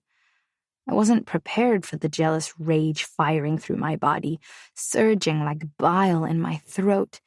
He'd lied to me, told me he hadn't been with anyone in a long while. Why then wasn't I throwing a fit? Why was the only irritation I felt a weird deflation? Chaos roiled my insides as everything clicked painfully in my mind. Somehow I expected this, but the reality was so much bleaker. Why then couldn't I accept this? My heart squeezed at the thought of saying goodbye, of ending something that hadn't even begun. I gulped down the nausea of dejection threatening to spill. Setting the phone down, I glanced over my shoulder at the man sleeping next to me. The black sheet tangled with his muscular limbs rested just above his crotch, exposing the delicious V of his pelvis. My gaze drifted upward to hard, defined abs, the smattering of dark hair on his chest, further up to those sinful lips and square jaw. One hand laid across his flat stomach and the other around his head on the pillow, giving him a serenity I now envied. I let my eyes drink in his beauty, storing it in my memory box for those days when I'd want to remember. God, what would it feel like to be loved by a man like him? To be woken every morning by his kisses, his touch, to have sweet nothings whispered in my ear while he made love to me, to be commanded by his husky voice and taken to heights of pleasure only he and his skill could unleash. He lied to you.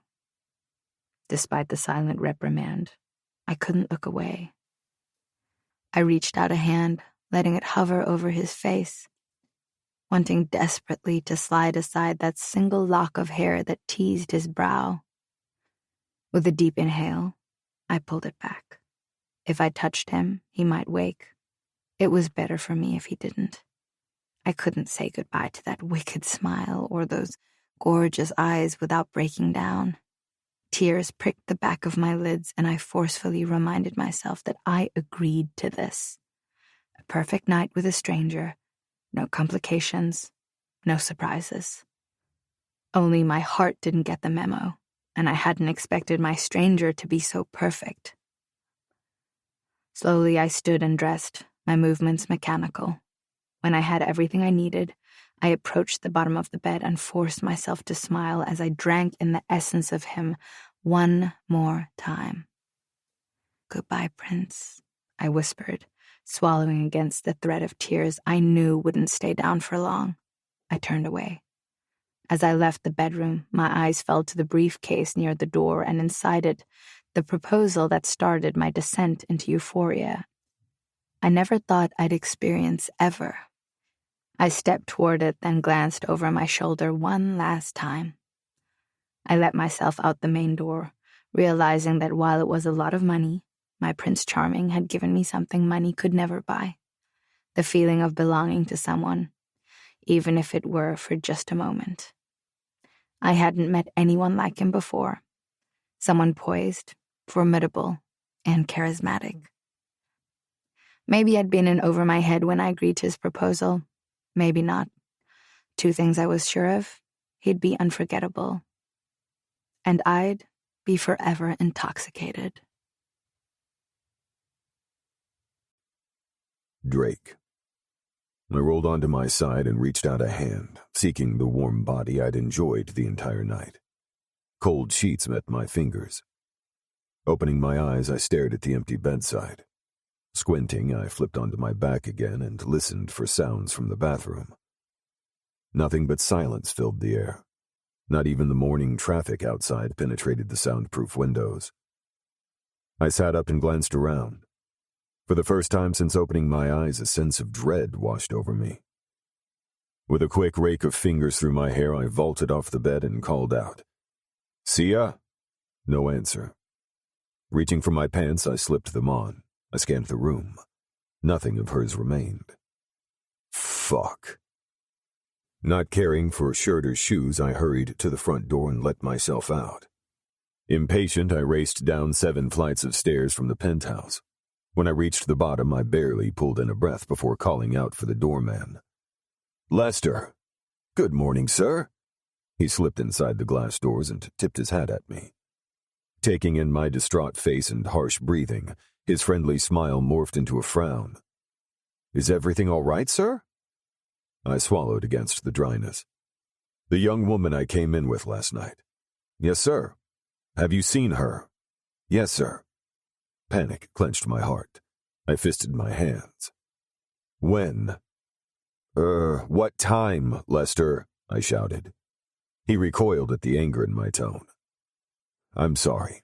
I held out my palms in an apology and attempted to soften my expression. I failed.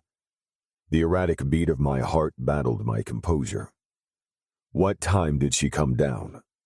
He glanced at his watch. "About an hour or—" I shot out the door, cutting him off. I stood on the curb, my head swinging from left to right in sharp snaps. "Fuck!" I roared. Several passers-by sidestepped the shirtless, barefooted, cursing madman with indignant looks. I turned to face Lester, who'd stepped out behind me. At his concerned look, I inhaled deeply. "Did you see which way she went?" "Last resort, but worth a try." "Did she call for a cab?" "She went down that way, sir." He pointed to his left. I took a couple of steps forward, then stopped short. What the fuck would I do when I reached the end of the street? She could have gone anywhere. I patted my pockets for my phone. Shit, it was still upstairs. "You're such a fucking idiot," I cursed myself and ran back inside. "Thanks, Lester," I called over my shoulder as I mounted the stairs, taking them two at a time. Inside the apartment, I sprinted to the nightstand on my side of the bed, cursing when I remembered I'd left it on Sia's side before going to sleep. It was only as I picked up the phone and scrolled through my contacts list did I realize I hadn't taken her number. "Are you fucking kidding me?" I hurled the phone with such ferocity it crashed against the wall. I clutched the sides of my head and paced the room, my body numb with irritation.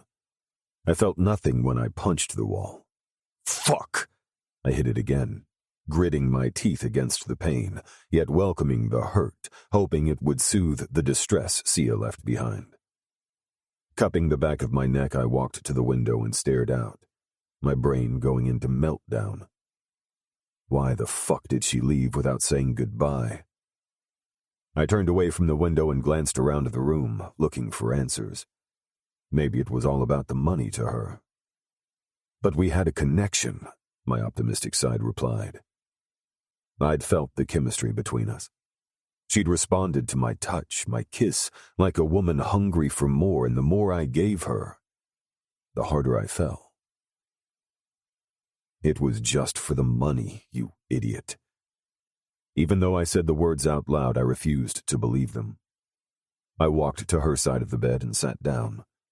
I ran my fingers over the indentation in the pillow she'd used before hugging it to my chest. The scent of vanilla and almonds filled my nostrils. A surprising combination, but distinct. "Why did you leave, Sia?" I held the pillow to my face, breathing in deep.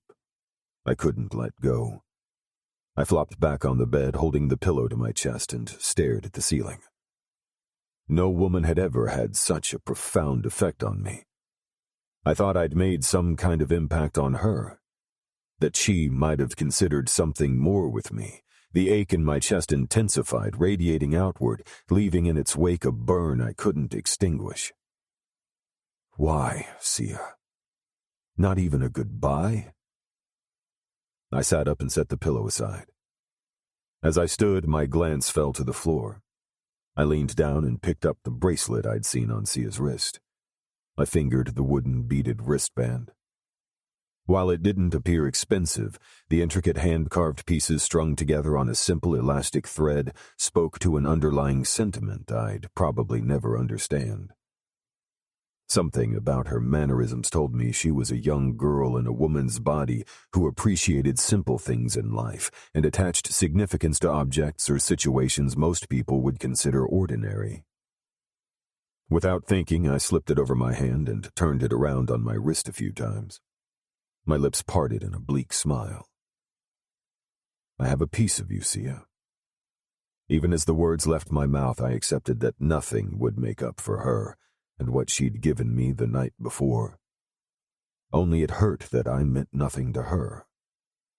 Had she pretended all those feelings, responses, just for the money? I swallowed against the lump in my throat and headed for the bathroom. As I passed the bedroom door, I halted mid-stride. I backtracked a couple of steps and glanced toward the front door. Frowning, I crossed the room. There, I stopped and stared down at the briefcase I'd filled with the money for Sia. Crouching, I opened the bag and pulled in a harsh inhale. the money was still there. All of it, packed in tight bundles I hadn't bothered to count. It wasn't important then or now.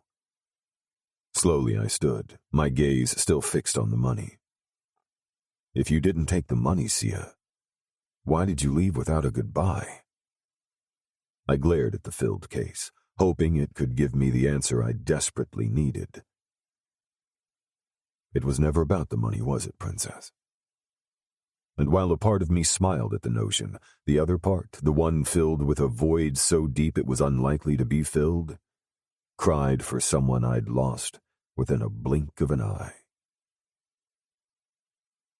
Fuck, I cursed under my breath. It was in the early hours of the next morning, just before the sun rose and almost an hour before my usual wake-up call when I stirred. After waking to find Sia gone, I'd tried working for the rest of the day. It took extreme effort to concentrate. As soon as evening descended, I headed to the countryside, hoping for a distraction. With my fingers laced behind my head, I stared at the ceiling. Except for Angela's soft, even breathing on the far side of the bed, an ominous silence washed over me. I still couldn't accept I'd finally done it, stepped over that barrier of no return. I glanced at the woman I'd committed myself to for so long I'd forgotten what it felt like to be free, to experience the pleasure of sex without considering it a chore, until it dwindled to nothing. Still, I'd never breached the restraints of our marriage. Remembering Sia's husky cries and her pulsing pussy, however, it was hard to regret and even easier to want to do it again. Strangely, I felt more like a besotted teen than a sexually experienced man. I closed my eyes and immediately exquisite image of Sia's undulating body beneath me filled my head. Her soft moans, music to my ears. I'd traced every inch of her skin, learning her curves, her sensitive spots, and ultimately taking her most prized possession. And that moment would stay with me forever, carved into my heart like a sharp knife to stubborn bark. I could picture her wrapped in nothing but our sensual scent of arousal and her sexy moans as I slid my cock into her tight, wet pussy. I loved watching her respond to my commands, the hunger in her eyes when my fingers manipulated her senses, touched and savored. I relished the control of her body that she'd so willingly offered me, trusting me with just a smile. Just the thought of her set me on fire. Fuck. Although hurt that she'd left without saying goodbye, I knew if she stayed I would have wanted more than just one night, and that would be unfair to her. She had her whole life ahead of her, to experience sex, fall in love, and eventually wed a man suited to her age. Yet, those thoughts filled me with irritation, anger, and finally regret that I hadn't been able to stop her from leaving. I clenched my fingers, tension knotting the tendons at my neck. Inexplicable emotions of want and discouragement gave way to a chaotic pounding both in my heart and my head. Still, I couldn't understand why she hadn't taken the money, why she'd left so abruptly. Turning on my side, I inhaled deeply and willed sleep. After several minutes of ideal speculation about what I could do to find her, I tossed aside the covers and climbed out of bed. A shower might help. A cold one would do nicely. Eyeing my rigid arousal, I walked into the bathroom. When I descended the carpeted stairs, I entered the vast, low-beamed country kitchen. My mother's regal form seated at the pine table, her head buried in the morning paper and a coffee mug in her hand, made me smile. Even at the age of 70, she was an early riser, regardless of how late she retired. With her back to me, she didn't notice my entrance. I walked up to her and placed a soft peck on her cheek. "Good morning." "Drake?" She looked up. "When did you get in? I thought you were spending the week in the city as usual." Changed my mind.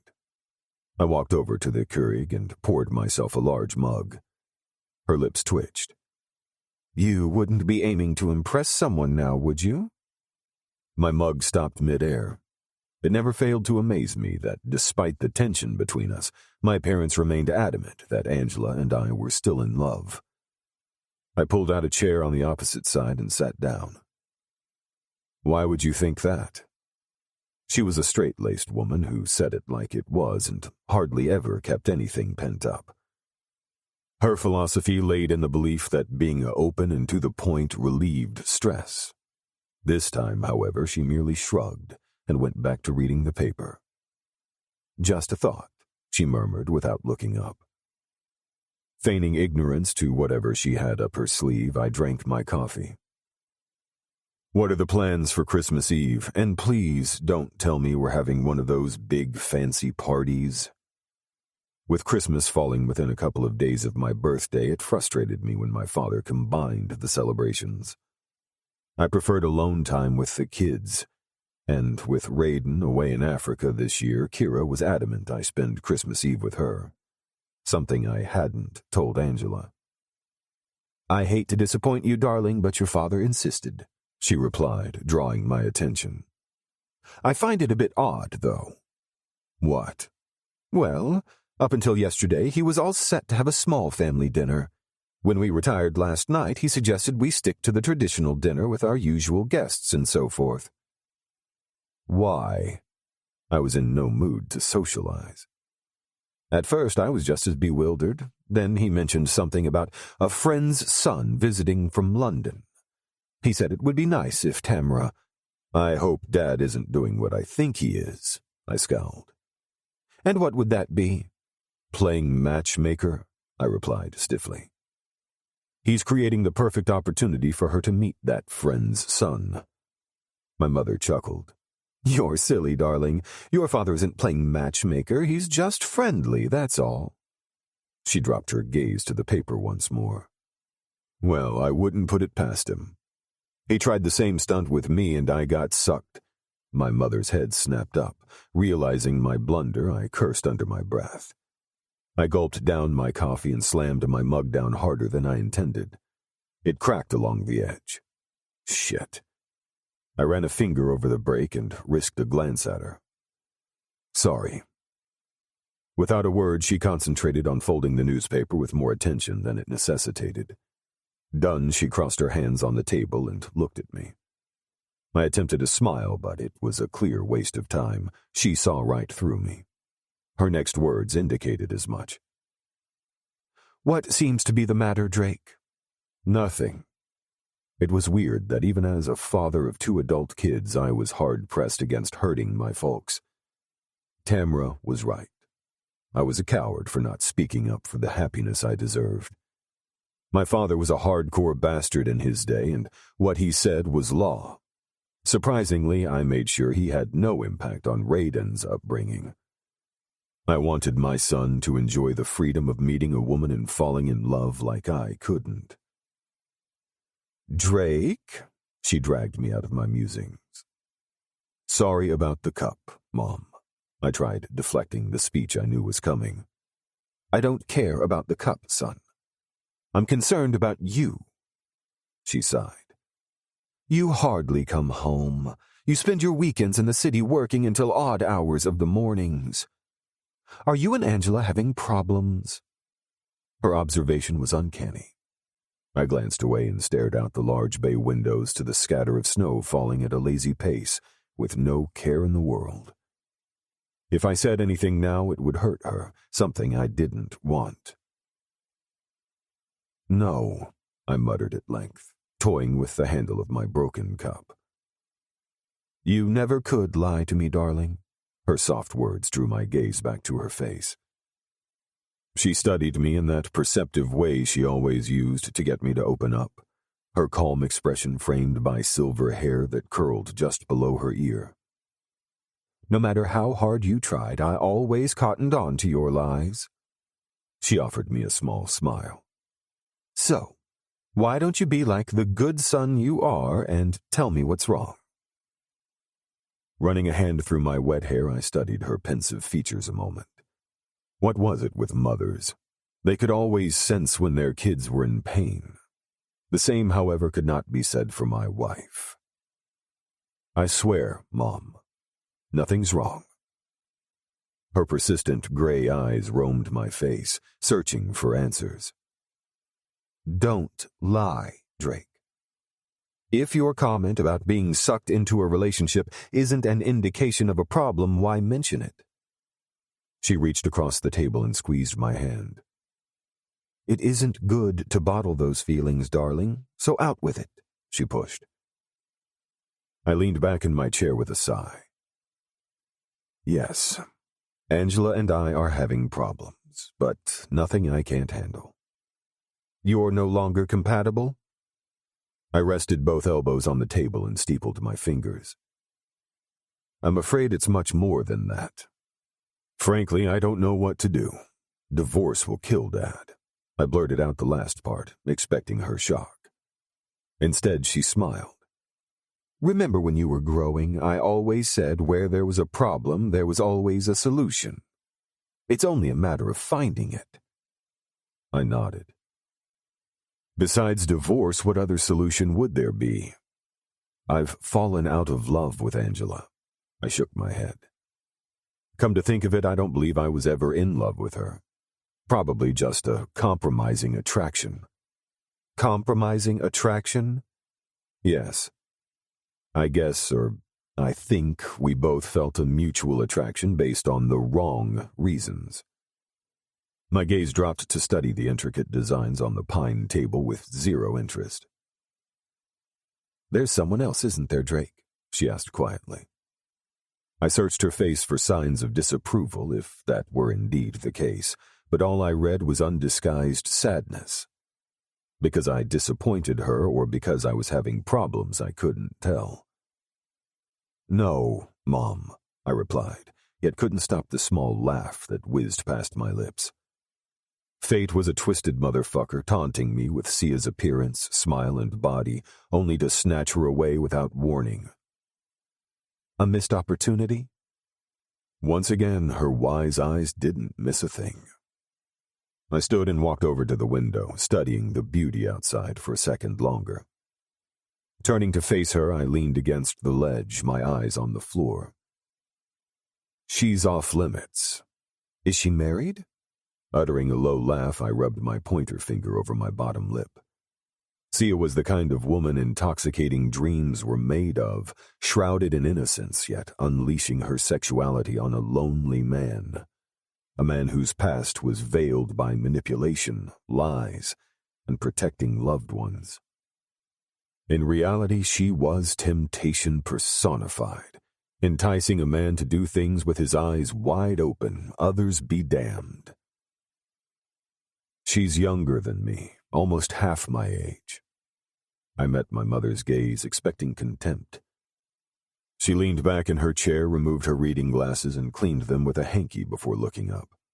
Those intelligent eyes, rimmed by wrinkles from years of experience, bore into me, wide and unblinking. Either she understood what I wasn't saying, or she didn't want to hear any more. She sighed. Can I make a suggestion? My brows reached my hairline, surprised at her willingness to listen. Gone was the woman who insisted age-old traditions were necessary, and our family never believed in divorce. Yes.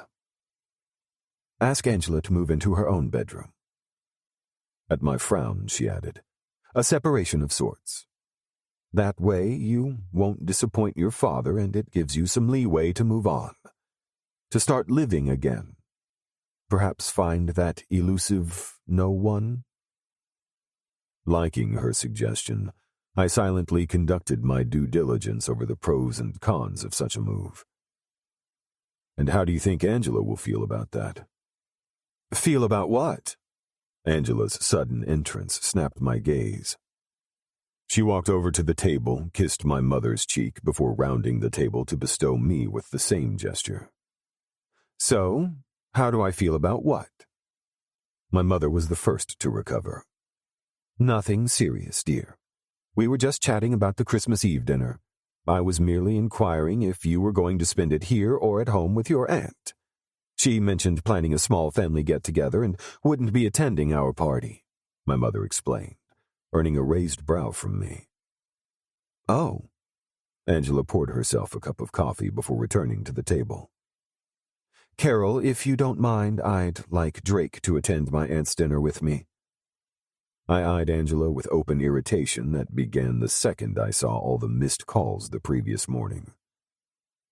Do I look like a child to you, Angela? That you need to ask my mother for permission to take me out? I didn't keep the scorn out of my voice. She turned apologetic eyes on me. I'm sorry, love. I should have mentioned it earlier, but it slipped my mind. Anyway, it isn't that big a deal. My aunt's place is just around the corner.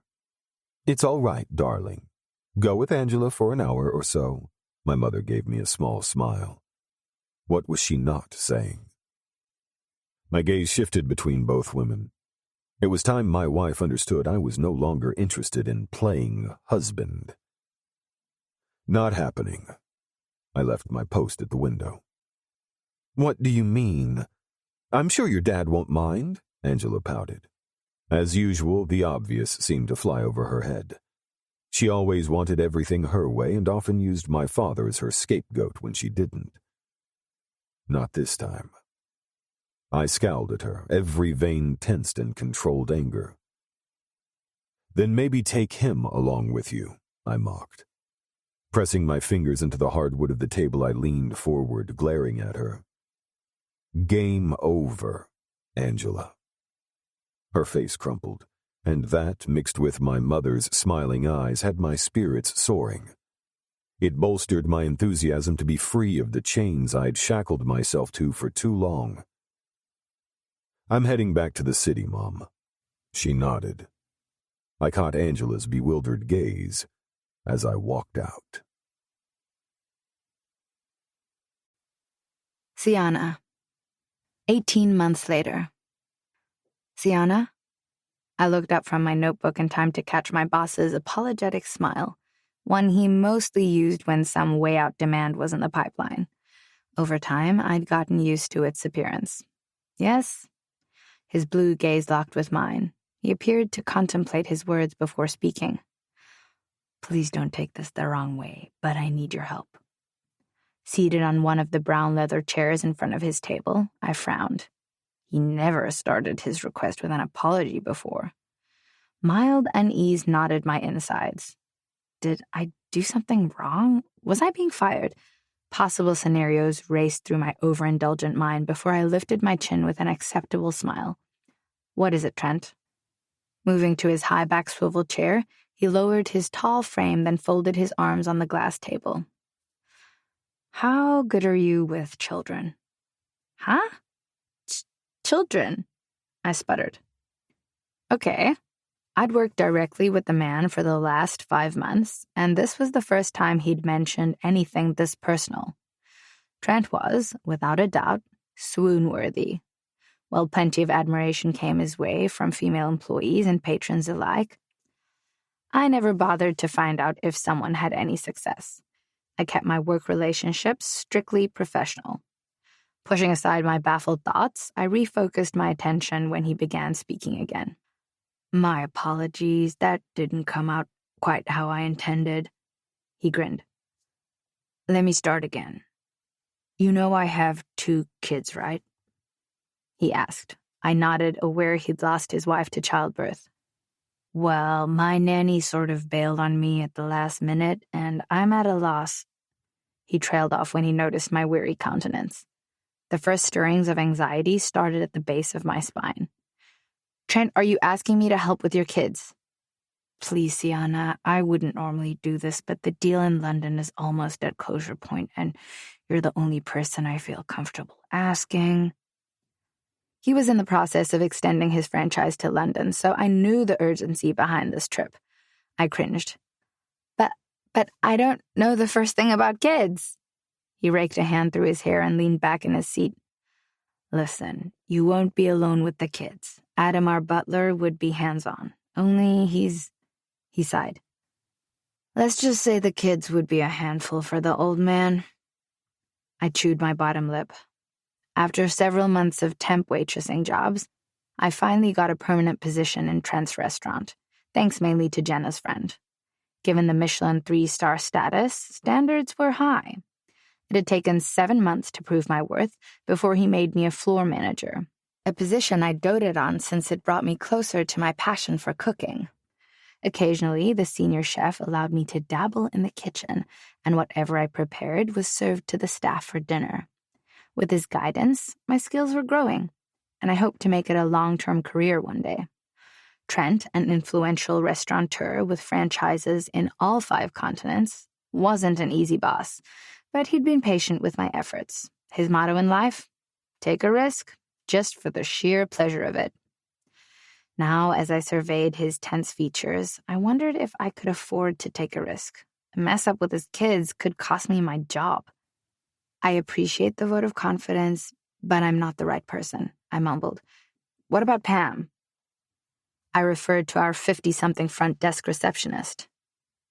What about Pam? He cast a dubious look at me. Can't she help? I mean, she's been with you for what, almost 5 years now, and well, she seems like the mommy type. Trent let out a deep, throaty laugh. If you're privy to the grapevine girl, you'll know Pam is anything, but she's a spinster by choice and has no interest in kids. Her skill set lies in the art of whips and chains. He chuckled. Hot color flooded my cheeks. Oh, I had no idea. Why would you? One dark brow lifted, as if implying I wouldn't be into that sort of thing. I grinned. While I never understood the whole dynamics behind erotica, a certain man's controlled domination over both my body and senses tickled my memory and warmed my soul. I'm sorry, Sienna. It's not fair to ask this of you. Trent's apology cut through my reflections. My kids aren't exactly charming, but they're good kids. You'll get along perfectly. I am sure they'd rather be stuck with a beautiful young woman than some old boring gran. He thrust both hands through his dark hair. I'll be gone for 3 days, well, 4 to be precise, and I wouldn't ask if it weren't a last-ditch effort. I held his gaze, and despite the growing apprehension, I suffered a mild case of sympathy. I was, as Ruvash would say, a sucker for punishment. Fine, I'll help just this once, okay? I relented, unsure what I was getting myself into. Trent breathed a visible sigh of relief. Thank you, Sienna. You're a lifesaver. The next day, driving down the long palm-fronded driveway, I observed my surroundings with mild trepidation. The beauty did nothing to comfort my tangled nerves. I dealt with some tough cookies over time, but I doubted anything could have prepared me for this role. Why then had I agreed to help Trent? What the hell did I know about kids? By the time I parked the car and pressed the buzzer, I was still nowhere closer to convincing myself I'd done the right thing. The door opened by a tall, elderly man with short white hair, a black butler's uniform, accompanied by a gallant smile. Good afternoon, miss. His accent was very formal. I offered him an equally warm smile. Good afternoon. My name is Sienna. Oh, yes, we've been expecting you, miss. He stepped back and swung the door wide to allow me entrance. This way, miss. He preceded me down a long passage to a massive kitchen. This is Master Nikki and Miss Neha. The formality of his introductions made me smile. The children rose from their seats at the breakfast counter. Hi, I'm Sienna. They were adorable like their father, sporting the same shade of deep blue eyes, only theirs held a merry twinkle. Hello, Miss Sienna, they offered in unison. Aw, you guys are the cutest, I gushed, accepting their proffered hands in a gentle handshake and half expecting Neha to curtsy. When they retook their seats, I turned to the butler. And you must be Adam. Yes, miss. Pulling out another seat at the table, he gestured for me to sit. You're British? Yes. I arrived here when Master Trent was a lad. His mother, God rest her soul, was a lovely lady, and even when she was gone, I couldn't leave. He explained. I noticed Adam didn't mention the father, just like I'd never seen any photos of the man in Trent's office, only his mother, wife, and kids. Pam once mentioned his father left his mother when Trent was relatively young, but I hadn't bothered to ask any questions. Don't you miss home? Oh, no, it's been almost 25 years. This is my home. What about your family? My wife is here with me. Unfortunately, no children. He smiled. Can I offer you a cup of tea? That would be nice, thank you. I shifted my gaze to the kids. They munched on their mid-afternoon snack of scones and tea. So how old are you guys? Although I knew the answer, I needed to open a line of conversation. We're 7. Again, they replied in unison. And we're twins. Nicky eyed me with avid interest before taking another bite of his scone. Twins, that's so cool. I smiled as Adam placed a cup of tea in front of me. Milk and sugar? He asked. I shook my head. I'll take some lemon, please. I'll get it. Nicky jumped off his seat to retrieve a little bottle at the far end of the counter, while Adam turned away to pop more scones in the oven. Here. Placing it in front of me, Nicky returned to his seat and proceeded to drink his tea. Thank you, sweetheart. I dropped some of the lemon juice into my tea and stirred it before raising the cup. The snigger between the twins came a second after I took a huge sip. It took an effort to keep a straight face and not let on that I knew they'd replace the lemon with some vinegar and oil mixture. It tasted awful. I placed the cup back on the saucer and looked up to find both children staring at me. So they weren't so cute after all. Without a word, I took another sip. I smiled. This is delicious, Adam. I placed my cup down. Has a distinct flavor. I bit the insides of my cheek to keep from laughing. Thank you, miss. It's Earl Grey. Nicky's eyes rounded before turning to his sister. Score one to me. Would you like to show me your rooms? I asked when they looked at me again. Okay, Nicky mumbled. Shall we? I stood, gesturing to the door. The children rose and marched out of the kitchen with me in tow. I had no intention of pandering to their whims. The aim was to sway their naughty tactics come what may. They were children, after all. Sienna. No, they are demons. Staring at the bathroom mirror the next morning, I reassessed my opinion of the children. The reflection staring back at me wasn't my usual creamy complexion, but that of a blue-faced monster with clear blue eyes ablaze with deadly sparks of anger. Guess last night didn't go as well as I thought. I fumed, clenching my fingers to buoy my irritation. After the little tea escapade, the rest of the afternoon had gone off relatively well. The kids showed me their rooms, ate dinner with me, and even played a game of Twister. When we said goodnight, it followed with little pecks to my cheeks.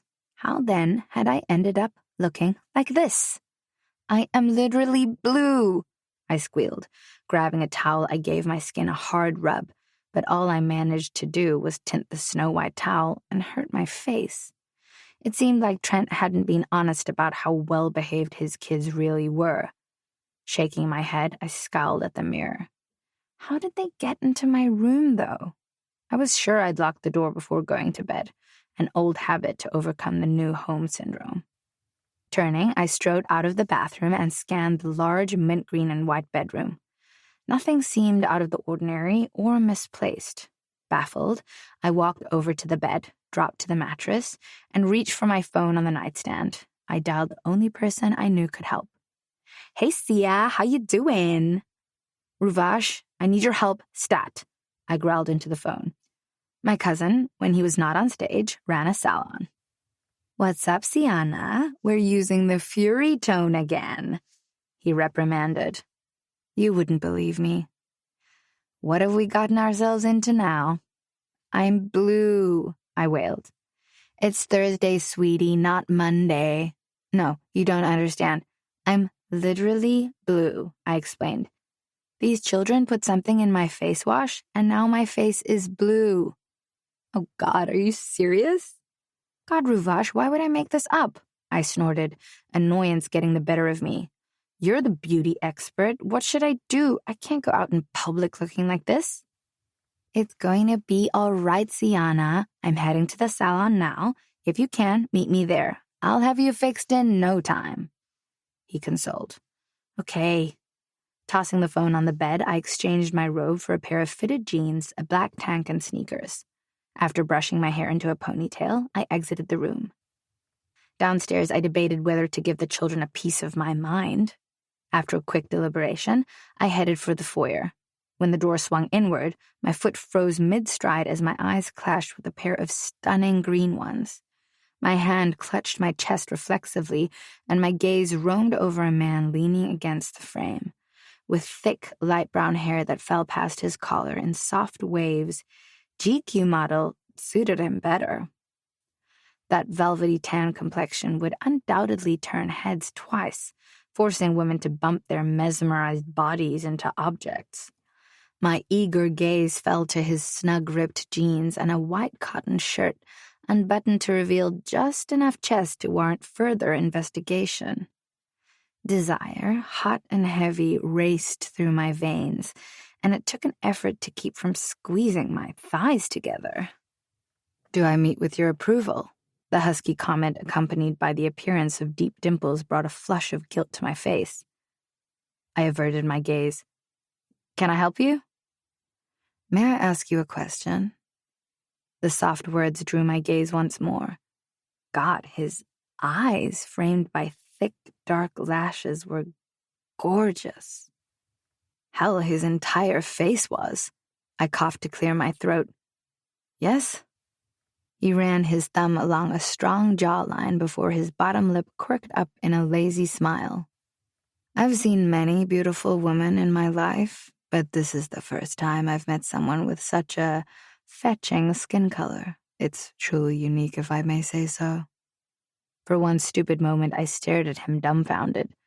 Then, realization dawned. Oh, shit. I slapped a hand to my gaping mouth. Distracted by this fine specimen of the male species, I'd completely forgotten my blue face. "Master Raiden, nice to have you back." Adam's pleasant greeting stilled my response. Still flummoxed more so because the newcomer was known and would be staying, I gulped. Switching gazes between both men, I found my feet. "Excuse me." I rushed out the door, trying hard not to embarrass myself further by falling. I unlocked the car door and slipped behind the wheel. The second the engine roared to life, I drove off, not before glancing in the rearview mirror. Both men were laughing, and the occasional splutter of my rust bucket didn't aid my situation. I glared at them as if they could see me. Those kids had made a fool of me. Parking close to the entrance, I locked the vehicle and made a beeline for the salon. The fewer people that saw me, the better. When I entered, Ruvash looked up. "Oh gosh, Sienna, you're blue." My brows pinched together, I stared at my cousin. "You don't say. What part of 'I'm blue' didn't you understand?" I glanced around the busy salon. "Did you think I was lying?" He sniggered and reached for my arm. "Come on, sit." He guided me down into a chair. "Let's see what we can do." He signaled for one of the assistants. "What did you get yourself into now?" "You have no idea. Those kids are evil." "They're just kids, sweetie." "More like demons, if you ask me," I retorted. And if that wasn't bad enough, Trent received a visitor after specifically advising that I'd be alone with the kids. So, visitors do arrive unannounced at times. Ruvash settled my head back onto the headrest. I tilted my chin up to look at him. "You've seen Trent, right?" "Stained my briefs, pants, and all." He licked his lips. "Well, let's just say this visitor invoked the mighty orgasm without touch. My panties are still soaked." I winked. Ruvash rolled his eyes. "You, sweetie, need to get laid." "No kidding," I laughed. "It's been a while." "A while?" Plastering my face with a minty mask, he uttered a caustic laugh. "If you don't water that sacred flower between your legs soon, you're gonna have nothing but potpourri for the next man that dips his nose down there." My body shook with laughter. "Do you blame me?" I asked when I could talk without giggling. Ruvash stopped lathering my face. "Your claim to fame as a glorified sex expert is a one-night stand with a married older man." His smile was cynical. You're still hung up on that Prince Charming? And yes, the sex was out of this world, as you've said 1,000 times already. But if you don't give another man a chance, how would you be able to compare? I stared up at the ceiling and sighed. I've had a lover since him, remember? Yeah, you mean Bob, he snapped. Well, him too. But what about Owen? I dated the guy about 7 months ago, and the relationship lasted all of 1 month. A few dates and one sexual romp with the guy gave him no chance to prove his capability. Well, he was nothing. Come on, Sian. Let's call a spade a spade. You're going to compare every man you meet to Mr. Prince Charming, and that was 1.5 years ago. What normal woman does that? He's probably stooped and gray now. Goes for his willy, too. Ruvash snorted out a laugh. He wasn't old, just older, I huffed. Trust me, he'd give guys half his age a run for their money. Move on, sweetie. It's old news. Literally. He winked before I closed my eyes. Raven. I watched the car beat a hasty retreat down the drive and laughed. It seemed like my niece and nephew had gotten the better of another nanny. Uncle Raiden! Turning around, I crouched as my cousin's daughter, Neha, came running out the door and crashed into my arms. Hey, Squirt! I scooped her up and placed a soft kiss on her cheek before nuzzling her neck. She giggled. I missed you. Are you staying longer this time? I missed you too. I'm going to try, sweetheart. My last visit happened almost 2 years ago, courtesy of my trip to Africa. After their mother's death at childbirth, Trent had been too distraught to take care of the kids. My grandmother brought them home. My sister and I had gotten used to having babies around for almost 3 months. Since then, we'd made sure to visit every month and spend at least a week with them. Hey, Uncle Raiden, you're back? Nicky came up behind me. Setting Neha down, I enveloped him in a bear hug. Hey, brat. Dad didn't tell us you were coming, Nicky scowled. Well, your dad didn't know I was coming. It was a last-minute change in plan. I missed you guys too much. I punched him playfully on the jaw, then followed them into the house. When we sat down at the kitchen table for a snack, I ruffled Nicky's hair. I saw your latest handiwork with the nanny. Aren't you two a bit big to be playing tricks on her? She's new. Nicky shot me a petulant look and crossed his arms over his chest. Why does Dad have to bring these ladies to take care of us? We can take care of ourselves, and we have Adam. The last nanny was awful. She kept falling asleep in front of the telly and snored and wouldn't let us have any chocolate even if it wasn't dinner time. He rushed on, breathless. Dad was mad because she fainted after we put a frog in the teapot. I slapped my thigh with a laugh. I don't blame him. I scooped the quiet Neha onto my lap. Adam's old, Nicky. I doubt he can put up with your pranks. I tweaked his ear. And what about you, Squirt? It tickled her sides.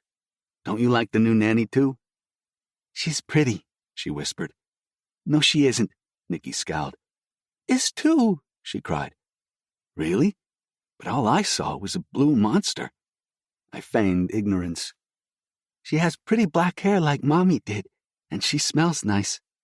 Well, after what you two did, I don't think she's coming back, I scolded softly. Neha looked up at me, her eyes wide saucers of dejection. Oh, no, it wasn't me. I told Nicky not to do it, but he wouldn't listen. Her bottom lip stuck out in a pout. Serves her right, he said crossly.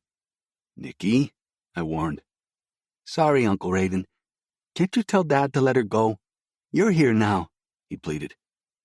I smiled at an unhappy Nicky. I hate to disappoint you, Brad, but I'm here to work. Anyway, I think you should get to know the nanny since Neha seems to like her. I kissed her cheek, and if it's any consolation, I'll have a chat with her.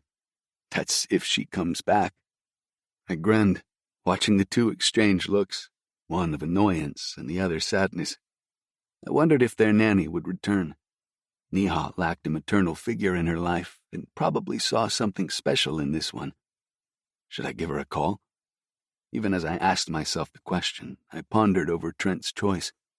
She appeared relatively young to be shouldering the responsibility of two naughty kids. Then again, my cousin did have an eye for the younger ladies. I shook my head. Like Dad said, perhaps it was time to have that talk with him about finding a mother figure for his two kids, not someone just to warm his bed, and definitely not someone after his money. He had plenty of women looking for a sugar daddy. I'd warned him against it every time we chatted, and I was supposed to be younger than him. I raked a hand through my hair and laughed. Maybe with me being here, I could ensure the nanny didn't get any ideas about him. Sienna. When I got back, I did a sweep of the house. The kids weren't around. It gave me a little reprieve and calmed me down enough not to squeeze their tiny little necks. It had taken Ruvash 3 scrubs, a mask, and pampering lotion to get me looking normal again. Dropping into a comfy couch in the entertainment room, I chewed the inside of my cheek, wondering about their visitor's identity. He looked familiar. Maybe he'd come by the restaurant before. Then again, with that face, there was no way I wouldn't have noticed his clear green eyes or golden brown hair that skirted the line between charm and arrogance. His good looks weren't easily forgettable. All pretty again? I looked up and smiled. Adam walked in with a tea tray. Thank you. You left without any breakfast. He set the tray down on the coffee table. I'm sorry about the whole blue thing, miss. Nicky is a bit of a handful at times. I waved aside his apology with a shrug. I guess we're all mischief at that age. Where are the kids? Master Raiden took them out for a visit to the park. Is he family? I asked as Adam poured the tea.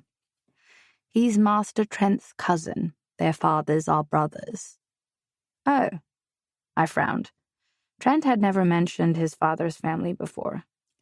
Then again, it wasn't like we'd shared much about our personal lives. Does he live around here? I asked, my tone lined with caution over questioning the butler. He smiled. No, he's from Granger Valley, but he's been in Africa for the last 2 years, working at a game reserve. I believe he just got back. That would account for his tan, a man who loved wild animals. I grinned at the thought of whether he was a beast in the sack. After I downed the tea, I took a walk. The house's back door opened out into manicured lawns that gave way to soft, mushy sand, and a blue-green seascape now blanketed in the gentle rays of the afternoon sun. I hadn't been to the beach in ages and lengthened my stroll. When I finally returned, dusk was settling over the house. Did you have a good walk, miss? Adam asked as I stepped through the door leading into the kitchen. Yes, thank you. Are the children back? Yes. Master Raiden is working in the study and the children are in their rooms. Dinner should be another hour. He said, turning to look at the cook, a shy woman I'd met the previous evening. She nodded to confirm his time. Thank you. Gives me time to take a shower. Deciding to check in on the kids after my bath, I headed for my room. I unlocked the door, and as it swung inward, I stepped inside. I gasped, my entire body freezing at the same time a shrill cry ripped from my chest. What the? With my eyes scrunched shut, I stood there shaking, lips pursed, spitting, God knows what. I opened my eyes. Just for a moment, I stood there too confused to move, unsure what shocked me more, the cold, slimy water drenching me, or the fact that I'd fallen victim to yet another one of Nicky's scams. My fists clenched and unclenched in time to my erratic heartbeat, as it fought to keep pace with my heavy breathing. I glanced up, wondering how the hell he'd managed to get a bucket of water above the door and rigged it to fall when I opened the door. Snorting air through flared nostrils, I walked to the bed and sat down, not caring if I ruined the bedding or the carpet with the icky water dripping from my body. I sniffed the air. Gross. Not only was I soaked, but I also stank of what only God knew. I wrinkled my nose against the offending odor. Pulling my mobile out of my pocket, I rolled through my contacts until Trent's number popped up. I'd had enough. I hit the green icon with enough force to damage the soft button. While I waited for the call to connect, I glanced around.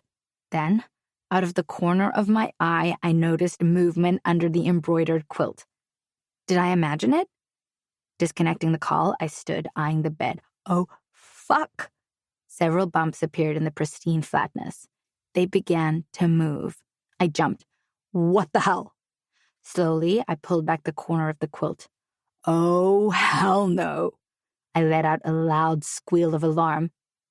Frogs! Oh, God, no! I cringed. I hated frogs. Damn it, Nikki!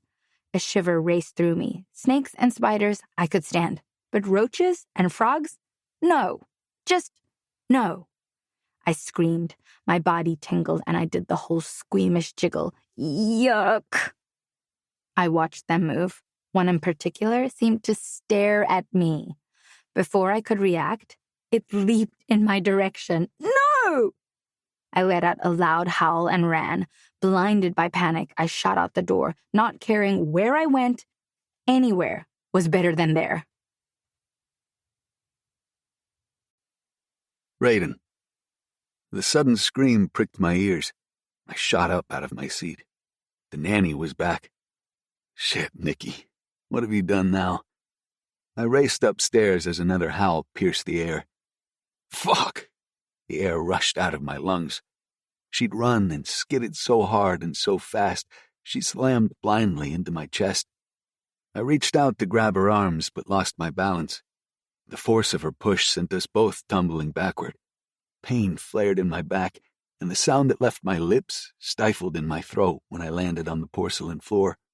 I had the breath knocked out of me as she fell in a heap on top of my body. I groaned.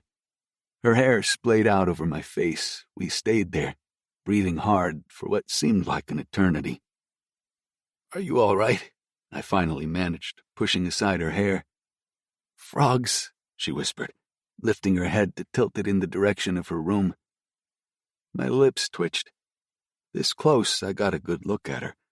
Long hair that was black as pitch, creamy skin, smooth as silk, delectable, full, kissable lips. But it was the eyes that struck me the most. Clear blue irises that held a faint trace of anger, mixed with, what, fear? No, more distress than fear. Neha was right. She was beautiful. Wet and smelly, but beautiful. I hate frogs, she muttered. As if realization dawned, she scrambled off me and stood. Slowly I rose, eyed her distraught features, then walked down the landing to Nikki's door and pounded. Nikki, get your butt out here right now, I ordered. Immediately the door opened. Nikki's crestfallen face peeked out. Now, I repeated, keeping my tone stern. He walked out and lifted apologetic eyes to the nanny. Neha opened her room door, her pointer finger between her teeth and her gaze wide. Did you do this? I asked. Nikki fiddled with the hem of his t-shirt for a second. Yes, Uncle Raiden. Jesus, Nikki. What were you thinking? Water is one thing, but frogs in a room. He looked up, his face twisted in remorse. I'm sorry, Uncle Raiden. I knew he didn't like me being angry with him, and I believed the sincerity in his apology. Not me, Nikki. You need to apologize to her. I pointed to the nanny. Go on. I gave him a gentle push forward, feeling the reluctance in his stiff shoulders. I crossed my arms over my chest and leaned against his door, waiting to see the outcome of this warpath the kids had chosen. With another deep inhale, he walked over to her and offered a rueful smile. I'm sorry, he mumbled. Surprisingly, she smiled before dropping to her knees in front of him. In a voice as sweet as candy floss, she whispered, Your dad's a great guy, Nikki. I'm trying to help him out by watching over you. Don't you think he'd want to know you are safe and taken care of while he's away working? Yes, he whispered. Neha moved to stand at his side. What say we go get some ice cream? The nanny asked. Nikki's eyes lit up. I was intrigued. Really? But it's almost dinner time, he all but wailed. She laughed, a soft, musical sound I wanted to hear again. Leave Adam to me. You guys like pizza? Uh-huh, the kids answered in unison, their smiles enthusiastic. Oh, she was sneaky, all right. The intrigue soared. I was interested in getting to know just how tricky she could be. She rose. Okay, so we'll do ice cream, pizza, and ice cream again. Does that sound like a plan? She asked, earning incredulous smiles. First things first, though, I need to get out of these clothes and shower. Boy, do I stink. She chuckled. Nicky dropped his gaze to the floor. You guys go get ready while I shower, okay? They nodded and ran off to their respective rooms. When their doors closed, she looked at me, her expression a mixture of embarrassment and mirth. Nice, I complimented. Don't think I would have played that any better. I grinned.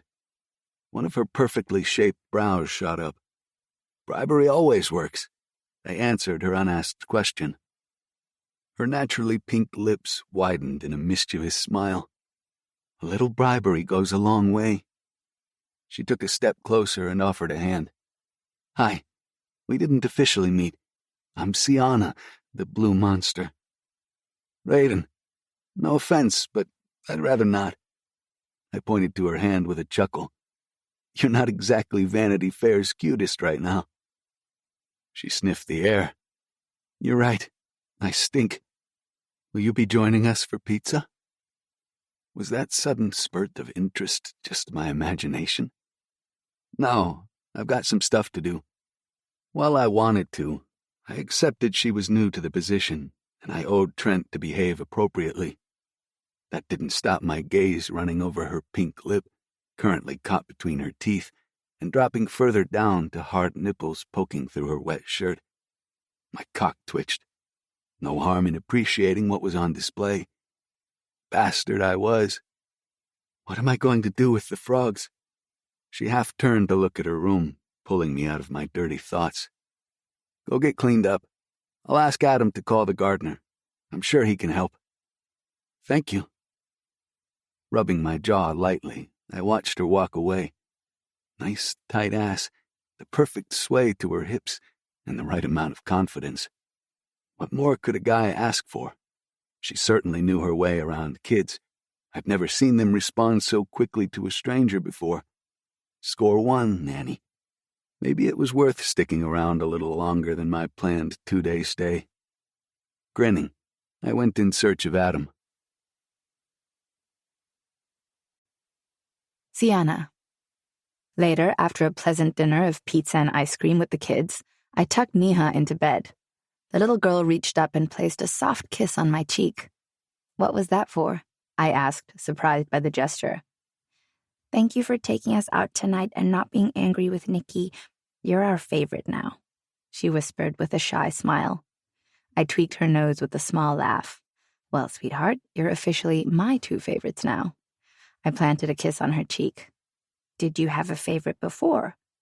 Yes, my cousin Ruvash. Is he our age too? Oh, no, I laughed. He's 33. He's old. She wrinkled her nose. Yeah, but he's a big baby sometimes. I pulled the covers up to her neck. Now, get some sleep, sweetheart. I know it's the school holidays, but us gals need our beauty sleep. Neha giggled. Good night, pretty Sienna. Good night, pretty Neha. I was falling in love with this little princess. Dropping a quick kiss on her brow, I switched off the bedside lamp and headed for the door. When I entered my room, the overpowering stench made me gag. Oh, God. The frogs were gone, but the bed and carpet were still wet.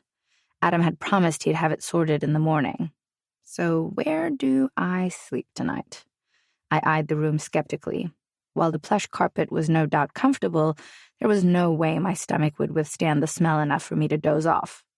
As I contemplated my dilemma, my mobile rang in my pocket. Hey, Trent, pretty late for a check-in, I answered on the 3rd ring. Hey, Sienna, sorry for the midnight call, but I need some urgent information.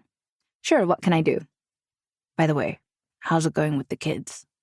Oh, we got off to a rocky start, but all good now. That's great.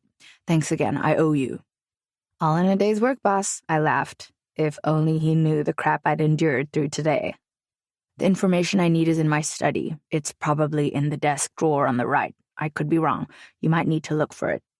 Sure thing. As he explained what he needed, I exited my room and headed downstairs. Another 10 minutes, and I was still rifling through the drawers with no luck. If I knew my boss, it was probably back at the office. What the hell are you doing? I jumped at the abrupt yell and spun around. Raiden's large frame filled the doorway. The light from the passage behind him created a halo, hiding his face. I'm looking for some documents. He walked further into the dimly lit room, and I immediately balked. His grim features a stark contrast to the smiling man I'd met earlier. This is a private room. I recoiled at the anger in his voice. So the handsome man wasn't all charm. Tossing my hair over my shoulder, I tilted my chin and returned the scowl he lavished on me. I'm well aware this is a private room, but I need to find some. Nannies should stick to their day jobs and not interfere where they don't belong. He glared at me, his voice dripping sarcasm. Did he seriously just call me a nanny? Bewildered, I frowned. Nanny. Surely Trent would have mentioned me. He took a step closer, arms crossed over his chest. That's what I said. But out, now. It was a command, not a request. His fingers pointed at the door. He scowled at me. What exactly did he think I wanted in Trent's study? My disgust at his behavior seeped through my next words. I just need that last will and... Will? He snapped. If you know what's good for you, you'll leave now. Rage stiffened my shoulders. How dare you? With speed I hadn't anticipated, he closed the gap between us. How dare I? How dare you? He barked. This room is off limits to staff, and you're not welcome here. So leave before I do something ungentlemanly. You've got to be kidding me. As we stood there staring each other down, I couldn't stop the sharp inhale. God, the man smelled so damn good. I was suddenly conscious of his proximity. Even in anger, he was riveting. Whether I accepted it or not, an unspoken electrical charge sparked between us. Raiden's nearness affected me in the most bizarre way, and my cousin's comments about getting laid clogged my brain with an abrupt detour I wasn't expecting. I had a sudden urge to kiss the asshole. Oh God, did I just think that? Drawing in a deep breath, I did the ladylike thing and conceded. For the simple reason that if I stayed, I'd probably end up begging him to fuck me over Trent's desk. Without a word, I walked out, let my boss deal with his cousin. Upstairs, I fumed for a little while before the idea that Trent's room was empty popped into my head. I could sleep there. After a quick brush of my teeth, I changed into PJs and dived under the covers. Just in case Nihal looked for me, I left the door ajar. I just found a comfortable spot when the door flew open. Startled, I looked up. Raiden stood there, the room flooded with brightness when he hit the light switch. I sat up, pulling the covers to my chin. Now what? What are you doing in here? He asked, nearing the bed. What does it look like I'm doing? I goaded, irritation giving me an instant headache. This room is off limits. Jesus, I glowered at him. The man was beginning to annoy the crap out of me. Do you intend to follow me around the entire night? If I have to. I lifted a brow. What exactly do you think I'm after? You tell me. He was leaning against the bedpost at the foot of the bed, eyeing me with something akin to suspicion. Again, the notion I knew him made me curious. Where had I seen him before? A good night's sleep, I stifled a yawn, not interested in correcting any misconceptions he might have. So, scoot or I'll have to carry you out. Your choice. He moved closer. My eyes flared. He wouldn't dare. And where do you suppose I sleep? My bed isn't exactly a workable option. I gritted through clenched teeth. His head cocked to one side. I don't care, but you're not sleeping in here. Fine, I huffed. Get out and I'll move. It was futile arguing with the idiot who intended to make my night a sleepless one. No.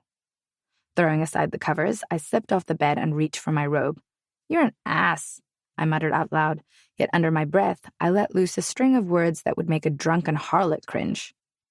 Is your language always that colorful? I glanced up from tying the sash and merely cocked a brow, not caring that he heard.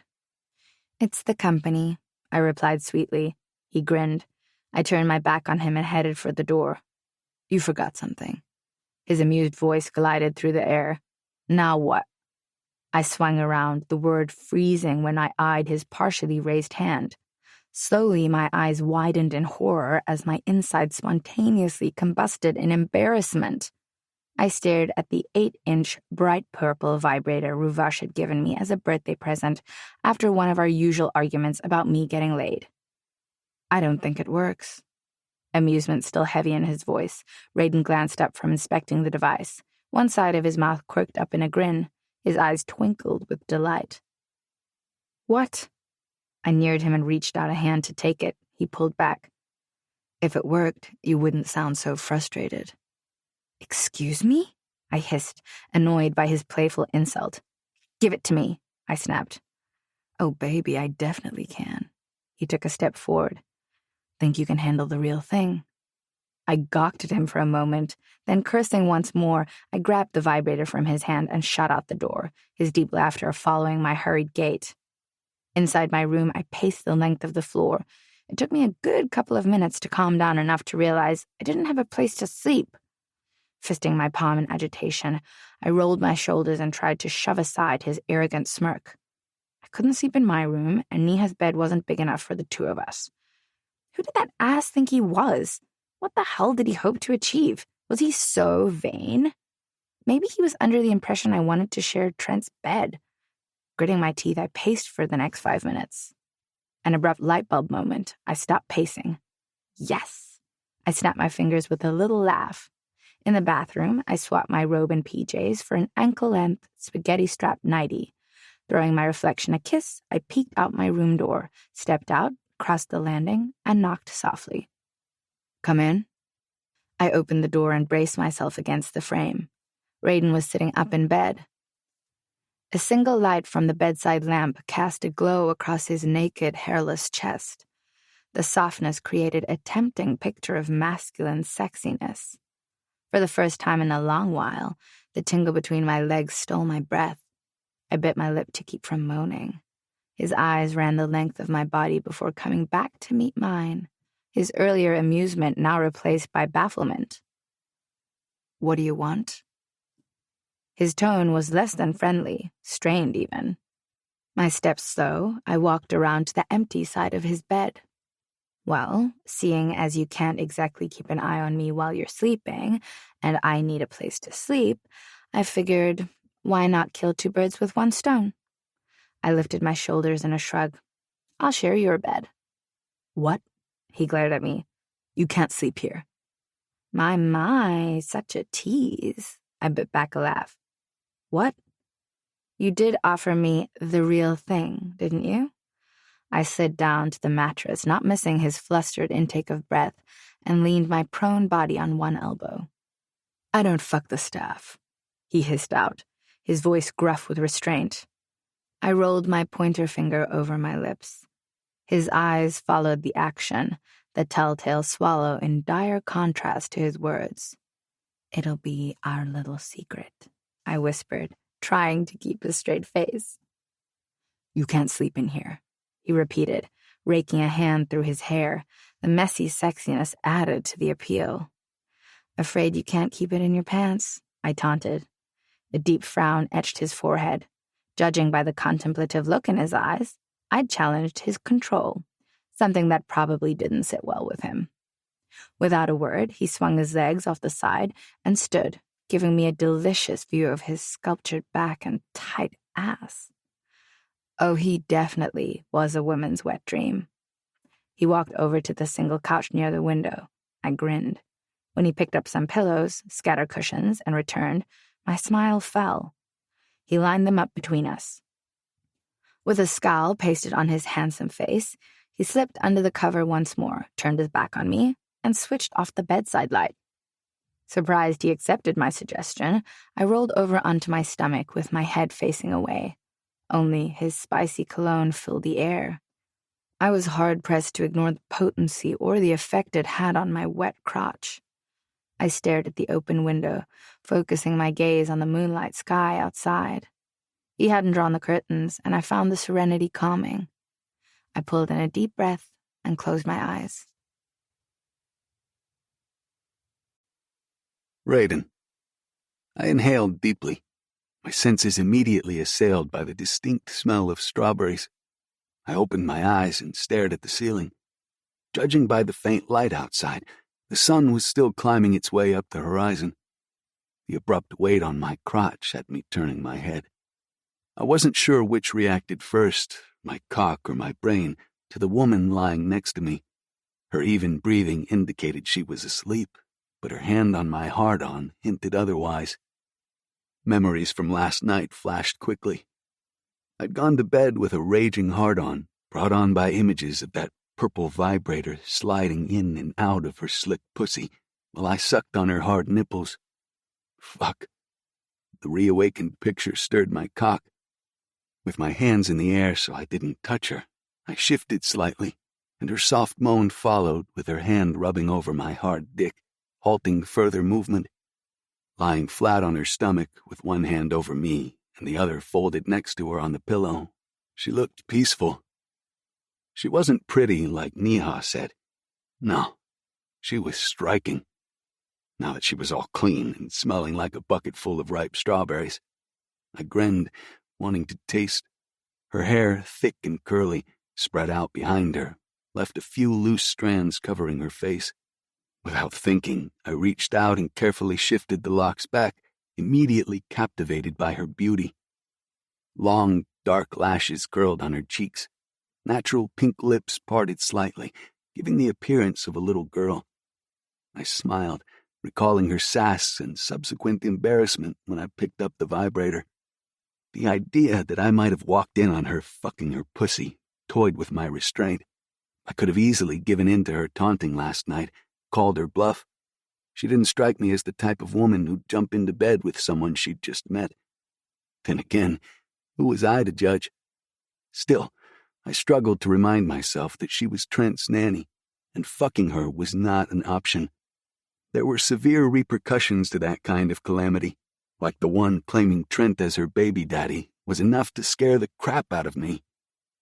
I took a couple of deep breaths, trying unsuccessfully to rein in my arousal.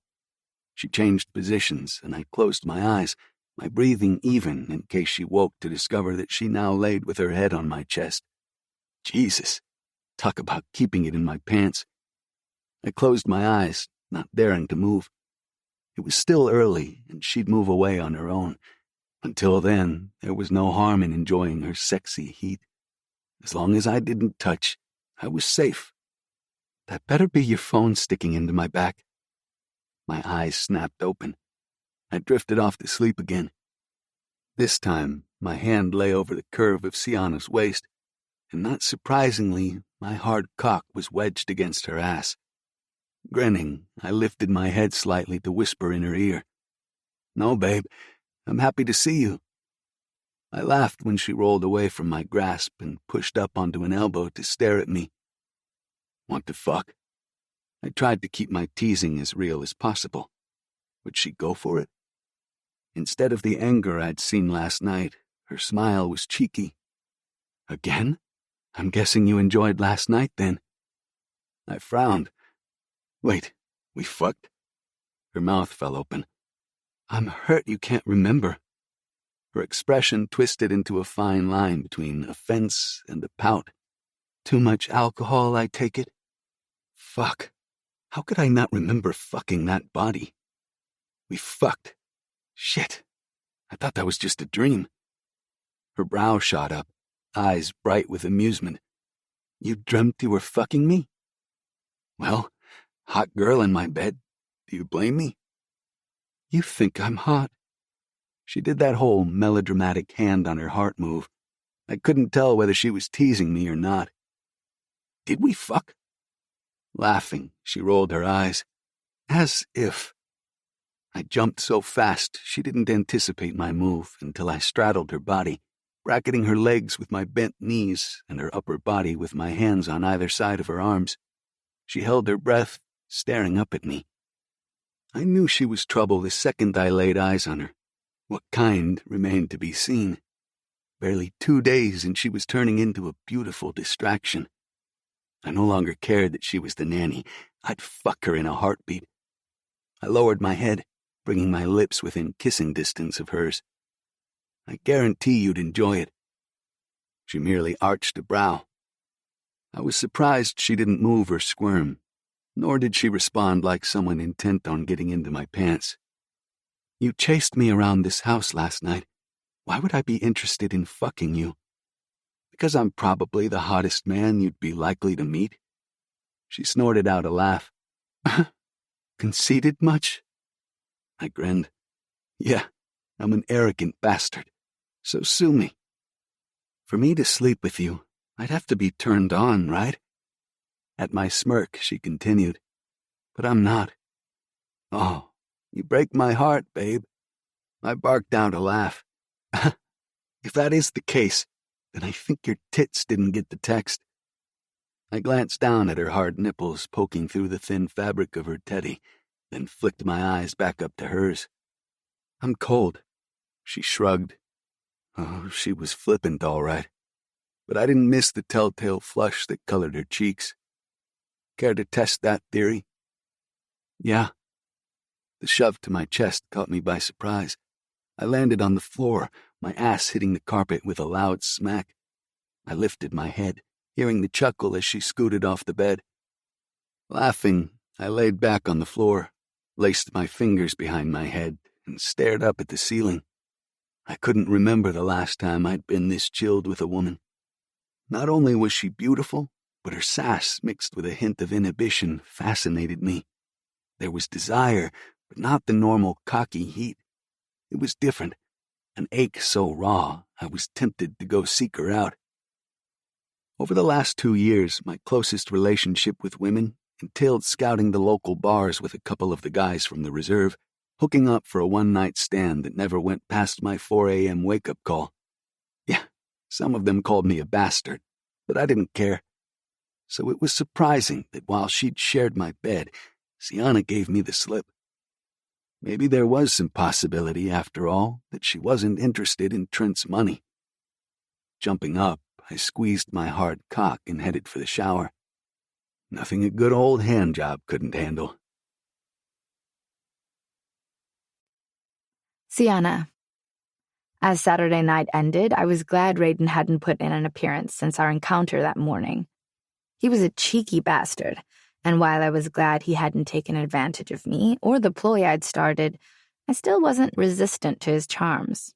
Although I was an okay judge of character, there was just something about that cocky grin. It didn't go all the way to his eyes, as though he held something back. I could be wrong, but I was sure that those sparkling emeralds contained secrets. Strangely, I wanted to find out what they were. Had someone hurt him? And was he using his blunt personality as a facade?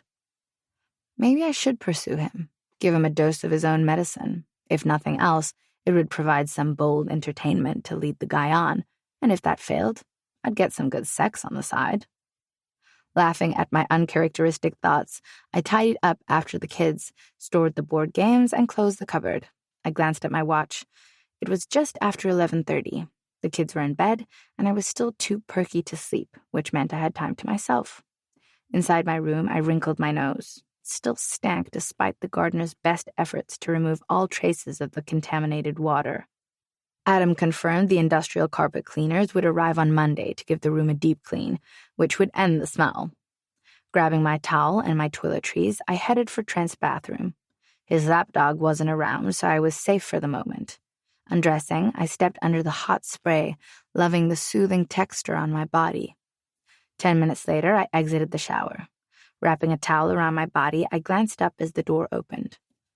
Hands in his jeans pockets, Raiden leaned casually against the frame.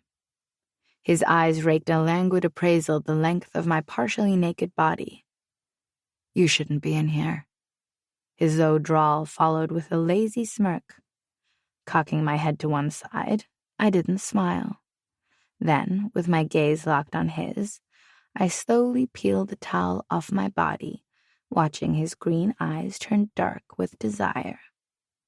A sly smile curved my lips as I walked toward him, watching his Adam's apple bob, a telltale hint that he wasn't as unaffected by my boldness as he would have liked me to believe. Raiden. I stood rooted to the spot, my eyes riveted on Sienna's sexy as fuck body. She made no move to cover herself.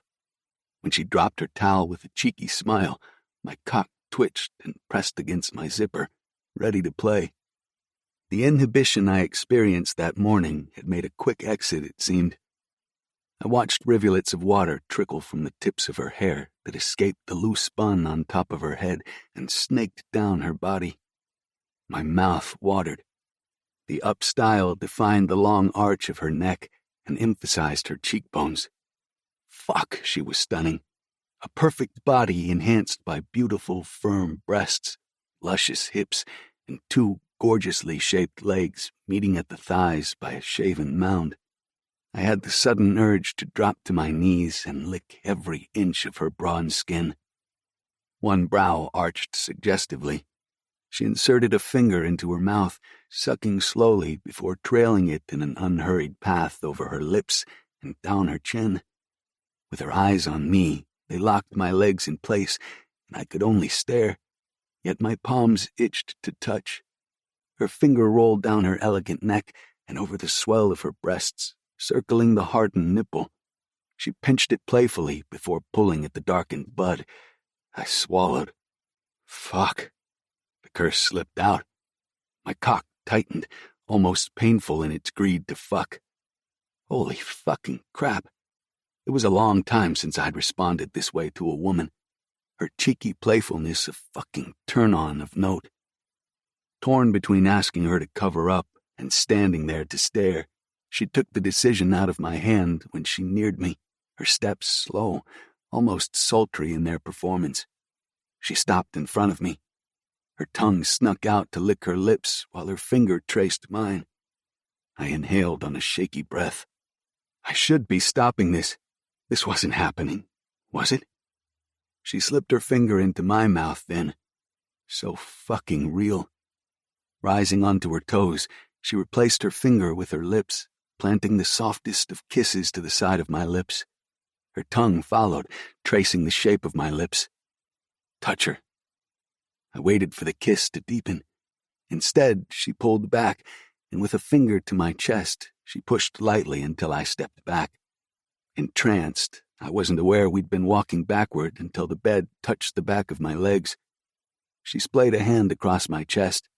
No, Sienna, I fucking croaked. Seriously. Biting her bottom lip, she pushed against my chest until I dropped to the bed, and before I could respond, she was crawling up my body, her hand rubbing a heated path up my leg until she rolled over the crotch of my jeans. Jesus, I muttered. When her fingers worked at unbuckling my belt, I knew I should stop her. I didn't.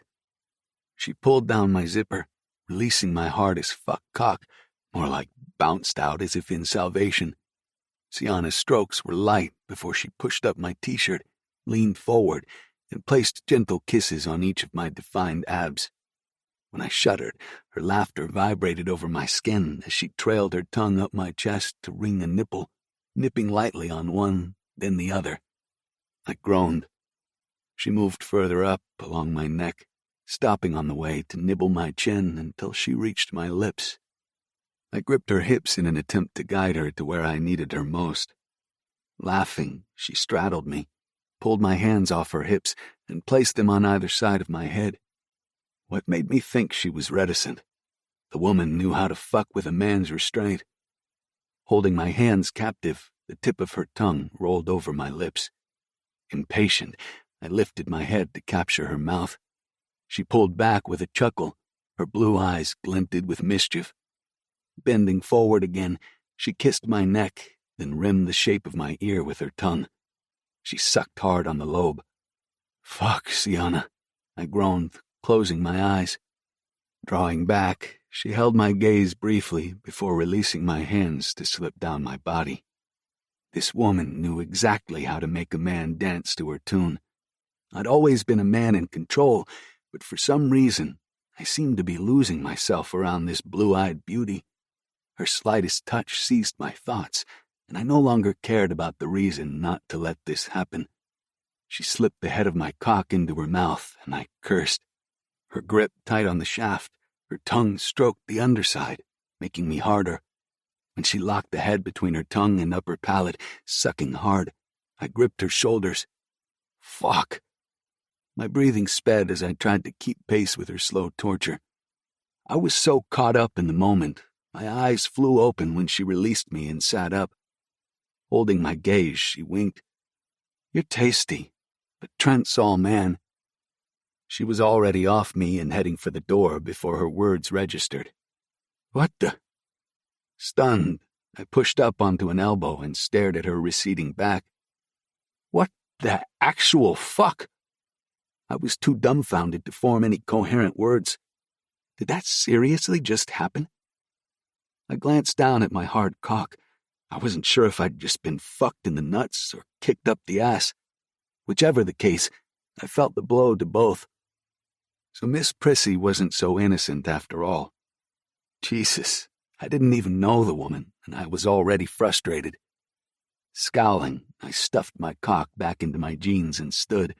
Oh, there was going to be hell to pay if it was the last thing I did before I left for home. Sienna. Got you. I gripped Nikki's arm, then froze. Wait, something wasn't right. Warm, rigid muscles met my searching fingers. Hey, Nikki, when did... The children's giggles were a warning. Ripping off the blindfold, I found my gaze trapped by Raiden's cool green ones, my hand snug around his forearm. In dark jeans and a blue shirt that seemed to bring out the darker flecks in his eyes, he was, without a doubt, pleasing to the eye. Blind Man's Bluff just got a whole lot more exciting. Barely 3 days, and I already knew the man, intimately. I licked my lips, and he opened his mouth to say something. Hello? What the hell? The sound was akin to nails against a chalkboard. It grated on my ears. The kids and I swung around as a woman sashayed out onto the deck. Well, hello there, she said, throwing me a scathing look when her gaze landed on my hand wrapped around Raiden's arm. Dropping my hand, I glanced up at Raiden, brow arched. He turned away. Kids, say hello to Aunt Camilla. You must be Nikki. She leaned forward to place a kiss on his cheek. I grinned at Nikki's blush when she shifted her attention to Neha. And you must be me. The child scooted away from her to stand behind me. She's shy, I offered, putting a hand behind me to caress the little girl's hand that gripped my shorts tight. Camilla sidled up to Raiden, pressing her body close to his. Her gaze ran the length of my body. And you are? She sounded like she'd just vomited into her mouth. I didn't resist the scowl that stole its way over my smile. The nanny, Raiden answered, his eyes on mine. Oh. She dismissed me with a toss of her shoulder-length hair and stepped away. A college friend, he supplied, more for my benefit it seemed, yet the other woman wanted to be a lot more than just friends by the looks of things. I shrugged, turning my attention back to the children. I watched Camilla as she attempted to befriend the children. She was pretty in a voluptuous way, her articulate makeup flawed by bright pink lips and one size too small dress. I glanced up to find Raiden eyeing me. I ignored him, finding Camilla's tone of speech a little pompous. She was talking to the kids but came across as totally disinterested. Perhaps she was making an effort for Raiden's sake? I didn't figure him for the total airhead kind of woman. Her boobs reminded me of 2 balls that would probably keep her afloat if I pushed her into the sparkling pool behind her. A roguish grin curled my lips. Was I being a bitch? Yes, but she started it. Do you make it a habit of seducing men you don't know? Raiden's whisper caught me by surprise. Engrossed in my naughty thoughts, I didn't realize he'd moved to stand behind me. Maybe, I murmured. I heard his sharp intake of breath. Granted, I'd hit him below the belt with my comment. I could tell he was annoyed and wanted revenge. Still, I wasn't about to give him the pleasure of letting him see he affected me. With Ruvash's persistent nudging to step out of my shell, I was interested in only one thing: getting laid. No more Bob. I needed the real thing. And Raiden was the ideal man to test my confidence. I might be an introvert when it came to men, but he was arrogant, gorgeous, and downright sexy. So, what better subject, right? According to Ruvash, if I wanted something, I had to pull out my big girl panties and go for it. Talk was cheap, though. Whether I could keep up the pretense of the previous night's siren remained to be seen. When Monday dawned, I was glad to be back at the restaurant. While I adored the kids, I had renewed respect for nannies the world over and didn't plan on having kids anytime soon. The last 4 days remained a distant memory as new trouble brewed in the form of my leech of a landlord. He decided to increase the rent yet again unless I was willing to show him my pretty underwear. Asshole, I murmured under my breath and rubbed my temples. Hey, Sienna. I looked up. Trent stood at my office door. He'd flown in the night before, and I left before he arrived. Morning. Trust you had a good trip? Profitable. You're now looking at the proud owner of a London franchise. That's awesome, Trent. I hopped off my chair to give him a quick hug. Yeah, lots of work ahead, but I'm excited about the prospect. He flashed me his pearly whites and a dazzling smile. Just popped in to say thanks for helping me out with the kids. I appreciate it, and I'll return the favor. It was my pleasure, I smiled, sitting down again. If he only knew. Why the long face? He walked further into the office and leaned up against the corner of my desk. Landlord problems.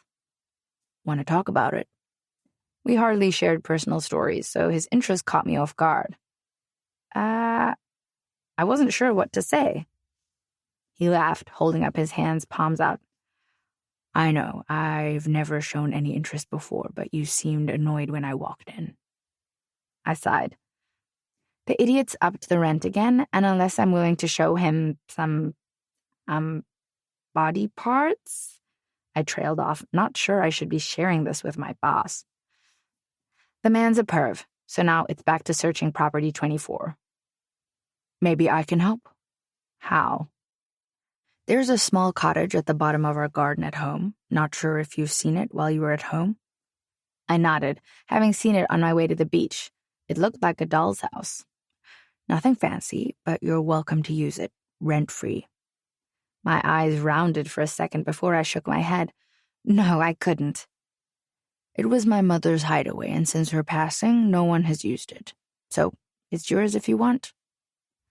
I appreciated the gesture, but staying on the boss's property would bring all sorts of complications, notwithstanding his jerk of a cousin. Thanks, but I'd feel awkward staying there without paying rent. He eyed me briefly, then shrugged. What if I had a proposition for you? My brow shot up. I'm listening. You have a problem with your landlord, and I have a problem with finding a suitable nanny. Something told me I didn't want to hear his next words. So you can have the cottage rent-free, and in return, help me out with the kids whenever I need to go out of town. Win-win. He shrugged. What do you say? While it sounded like a good plan, I wasn't sure if I wanted to take care of the kids again. Not that they were terrible. We'd established a good relationship. Then there was Mr. I'm God's gift to women. Raiden believed he could make any woman fall into his bed, whether she wanted to or not. Sensing my reluctance, Trent stood and gave my shoulder a gentle squeeze. At least think about it. You can check out the place this evening, and if you're happy, move in when you're ready. Grateful for his understanding, I nodded. Thank you. He grinned. Pleasure. Now, can you join me in my office, please? I want to go over the latest financials, then I need your help. I'm meeting with the interior designer for the new restaurant, and I'd appreciate your ideas if you can. My jaw dropped. You want me to help with the designing? His brow creased in a frown. Why do you sound so surprised? You've been an ace with this restaurant, Sienna, covering for Brandon and myself all the time. Not to mention the menu discussions with Stephen have brought in a whole new clientele. He referred to the other restaurant manager I alternated shifts with and our head chef, who'd welcomed some of my changes to the standard dishes. You're passionate about this place. I can see it in your work. The fact he'd noticed gave me the feels. I smiled. Thank you, Trent. I appreciate the compliment. My racing heart didn't match my soft words. I couldn't have asked for a better boss. Rising, I grabbed a notepad and pencil and followed him. 15 minutes later, deep in conversation with my back to the door, Trent glanced up at the light knock. Hey, cuz. Raiden, Jesus, it's good to see you. Trent rose and walked around his table to greet his cousin. What, it's been 2 years since I last saw you?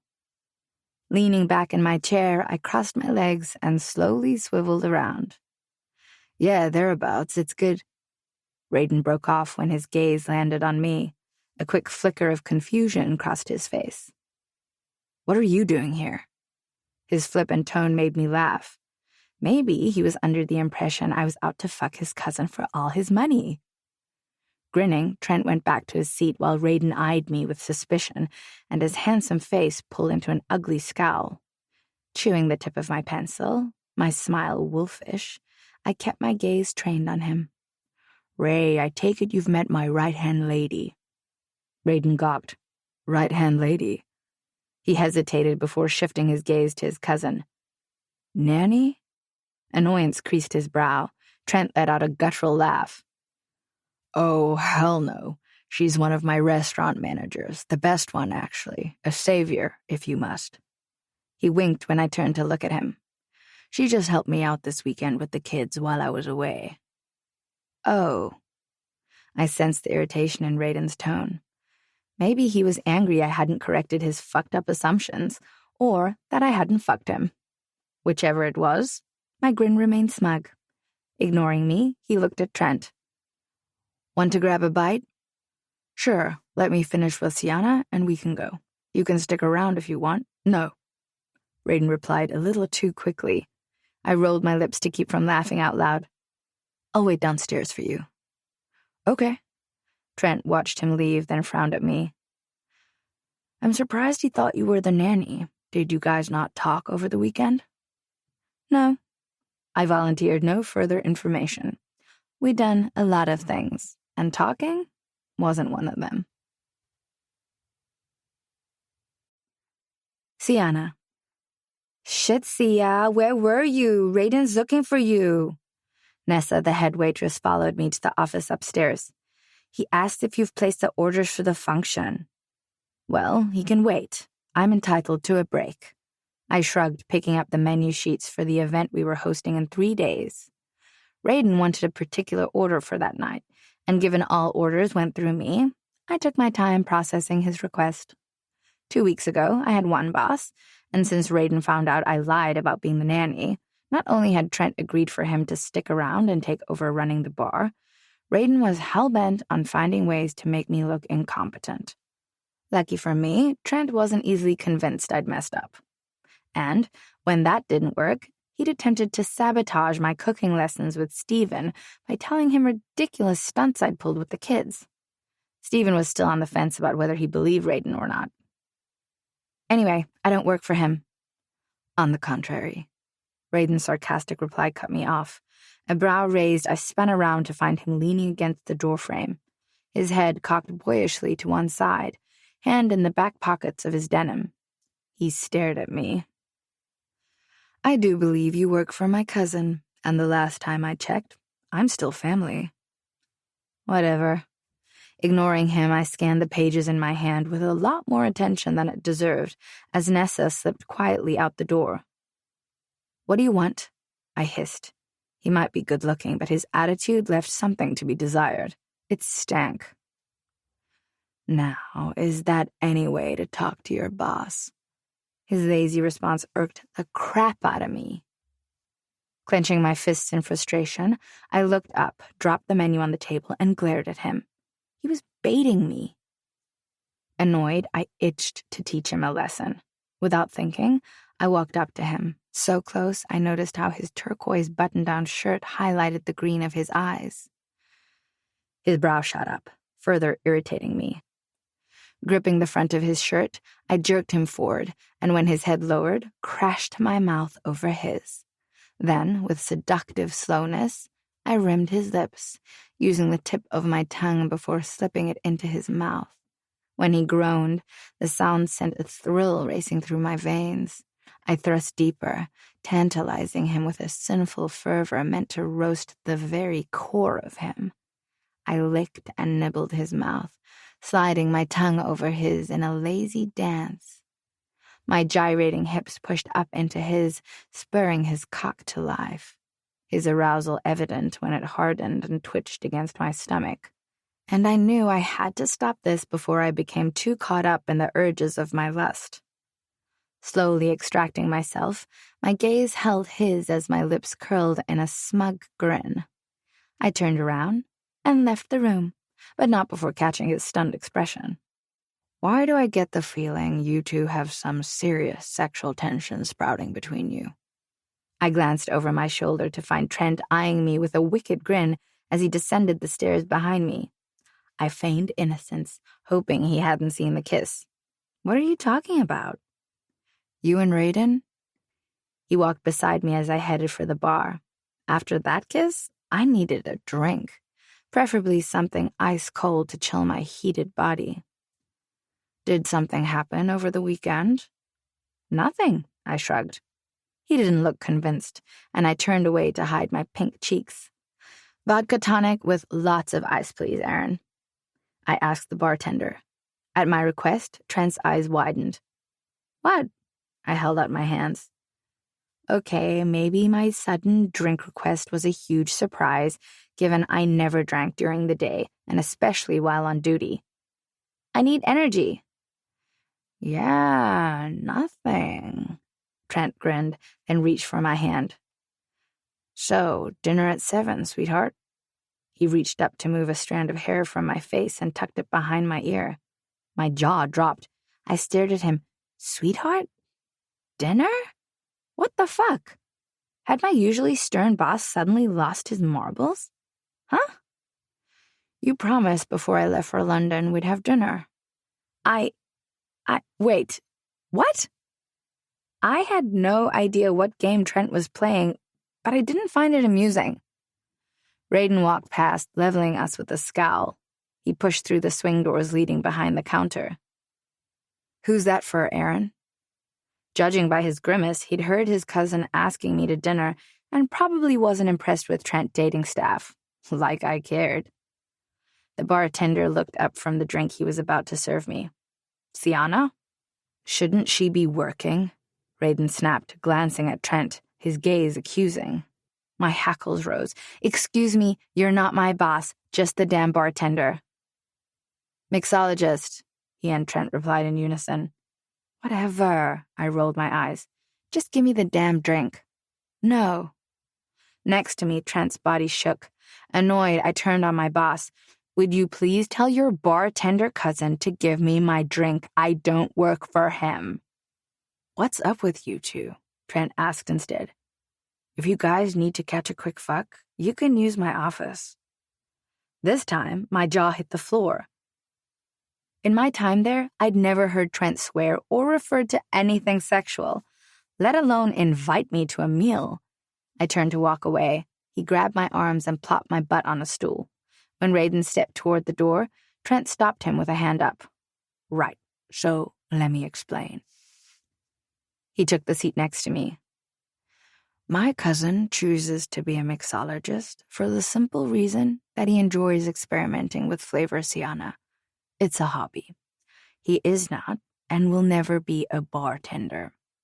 Have you heard of Princeton Incorporation? How could I forget? Baffled, I nodded. Well, you're looking at the heir to the Princeton legacy. I blinked my surprise for a moment. Well, that says a lot. It seems that the whole place is home to the cockiest people on the planet, I retorted. What's that supposed to mean? Raiden's jaw flexed. Instead of answering, I turned to Trent. So, about that dinner. 7 good for you? Aware Raiden was under the impression I wanted to bed Trent, I intended to exploit the situation. Surprised, my boss pinned me to my seat with a deep frown, then, as if understanding, reached for my hand. Sure, sweetheart. There's this new restaurant I want to try out. I'll pick you up. He was probably dying to find out what went down between Raiden and me, and after his stunts with Steven, I was intent on irritating Raiden further. If anything, it made for a good laugh. Okay, I nodded and turned away, not before catching Raiden's extended scowl. Wiggling my fingers at him, I faked a smile and walked off. Raiden. So, you want to explain? I glanced away from Sienna's ass as she sashayed down the passage and stared at my cousin. Explain what? What's got you scowling at my beautiful manageress? Well, the fact that she didn't correct my assumption she was the nanny. And? Trent grinned. There must be something else. Takes a lot to get you annoyed, and a little miscommunication. He squinted at me, not buying my reasoning. Are you dating her? I passed him a beer and took a swig from my bottle. No. Why? He took a drink of his beer. You interested? Did you fuck her? Trent snickered. Why don't you admit you fucking like her? Because she said your cock was better than mine. I cursed. I sounded like a fucking teenager chasing his first lay. My cousin threw back his head with a laugh. So you guys fucked, and she told you mine was bigger? He broke off, his words swallowed by his laughter. Not funny, Trent. And no, we didn't. We almost did. Then she stopped. Jesus. My reason sounded pathetic by the second. I downed the rest of my drink in a quick gulp and tossed the bottle in the trash can. Forget I said anything, I muttered and turned away to concentrate on the orders. Fuck's sakes, Ray. Listen to yourself. You're smitten with her. Trent pointed out something I'd discovered the second I woke up to her sleeping in my bed, peaceful as a freaking lazy cat. Only those pussies were easier to play with, without getting scratched. While I didn't mind Sienna sticking her claws into me, there was no way I was chasing pussy. I never did. I turned back to look at him. I'm not. My cousin, restaurateur extraordinaire and father of 2 kids, dared to roll his eyes at me. If it helps, the invite to dinner was just me fooling around with you. I figured that out. Why did she agree then? I think she enjoys fucking with you. Trent took a drink, set his bottle down, and studied me for a moment. Ray, Sienna is one of the sweetest women I've known. Not only is she beautiful, but she's also good at her job and always willing to go the extra mile. We've never fucked. She was probably just teasing you, and by the looks of things, you fell pretty hard. I set my pen down on the order sheet and stepped closer to the counter. Why haven't you tried anything with her? Because she's extremely professional and doesn't mix business with pleasure? Would you try if you had the option? You know, to date her. Trent shook his head, his smile slow. I wouldn't hesitate if that's what you're asking. But as I said, she's friendly with me, up to a certain point. I like that she respects me enough as her boss not to try anything. Unlike some other woman, I joked, picking on his baby daddy nanny drama. Don't remind me. He laughed. Look, whether or not Sienna looks at my ass, I can't tell you. But if she weren't working here, I'd probably give it a go, to date her, I mean. I've had plenty of patrons wanting her phone number, and even after she declines, they come back just to talk with her. And like I said, extremely professional. I finished his sentence, strangely jealous that other men visited just to speak to her. Boyfriend? She pretty much keeps to herself, so I have no idea. Trent straightened, then as an afterthought, added, You want me to make that dinner reservation tonight? I frowned. 4? It's been a while, hasn't it, Ray? The dating thing? I shrugged at his question. It was no lie. Sienna doesn't know I was kidding about dinner, but you can attend in my place. My brow shot up at his suggestion. Don't get any one-night stand ideas with her, though. I let out a sarcastic laugh at his advice, then shook my head. No dinner, then? I nodded. I don't chase pussy. Period. Sienna. While I dialed Ruvesh's number, I couldn't help thinking about Raiden and the fact that he was a Princeton. I so didn't see that coming. Maybe it was a good thing that I didn't get that job. Hey, sweetie. Ruvesh cut short my reflections. Hey, why do I feel like I haven't seen you in ages? He chuckled. Well, 2 weeks between us is ages. He was right. We had a strict regimen that entailed meeting for either lunch or dinner every week. So, how was it? He let out a low squeal of delight. Absolutely gorgeous. I even came back with a potential date. I laughed at his sly chuckle. Ruvesh had traveled to Paris to participate in a hairstylist competition at some fashion extravaganza. He'd just returned the previous morning. I secured 3rd place. Not what I intended, but this opens doors for me now. I may be hitting the big league, sweetie. Oh, babe, I'm so happy for you. A year ago, Ruvesh had finally made his dream come true. Owning a salon, and for the last 3 months, he'd been entering all sorts of competitions.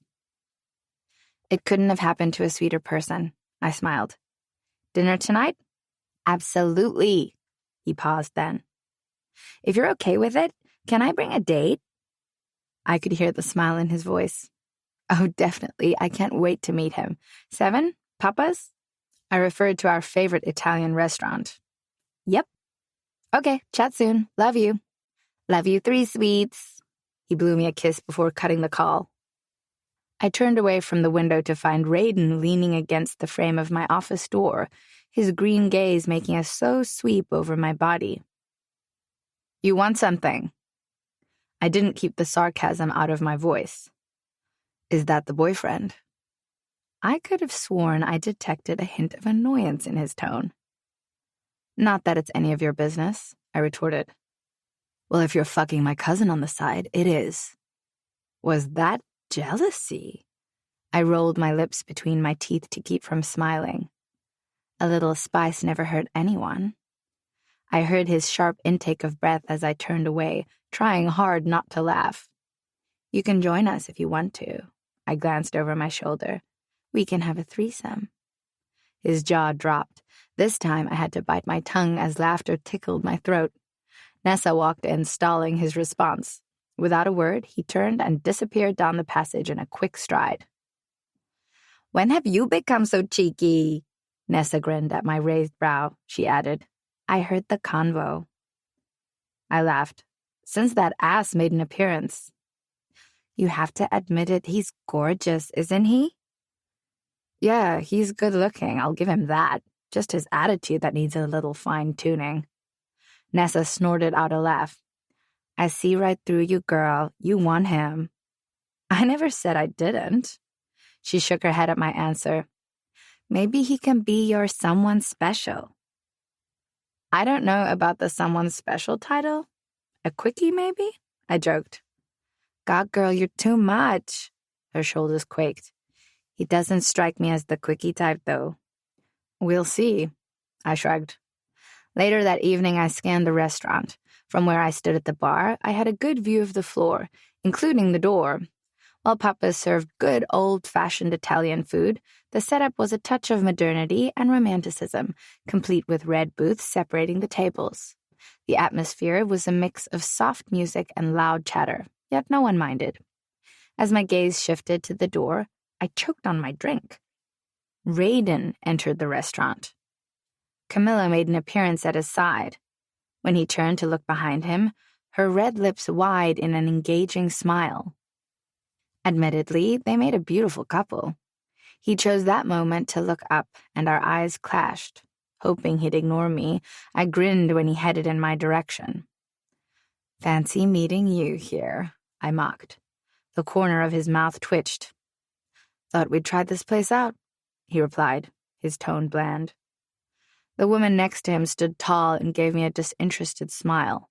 I almost wavered at how gorgeous she was.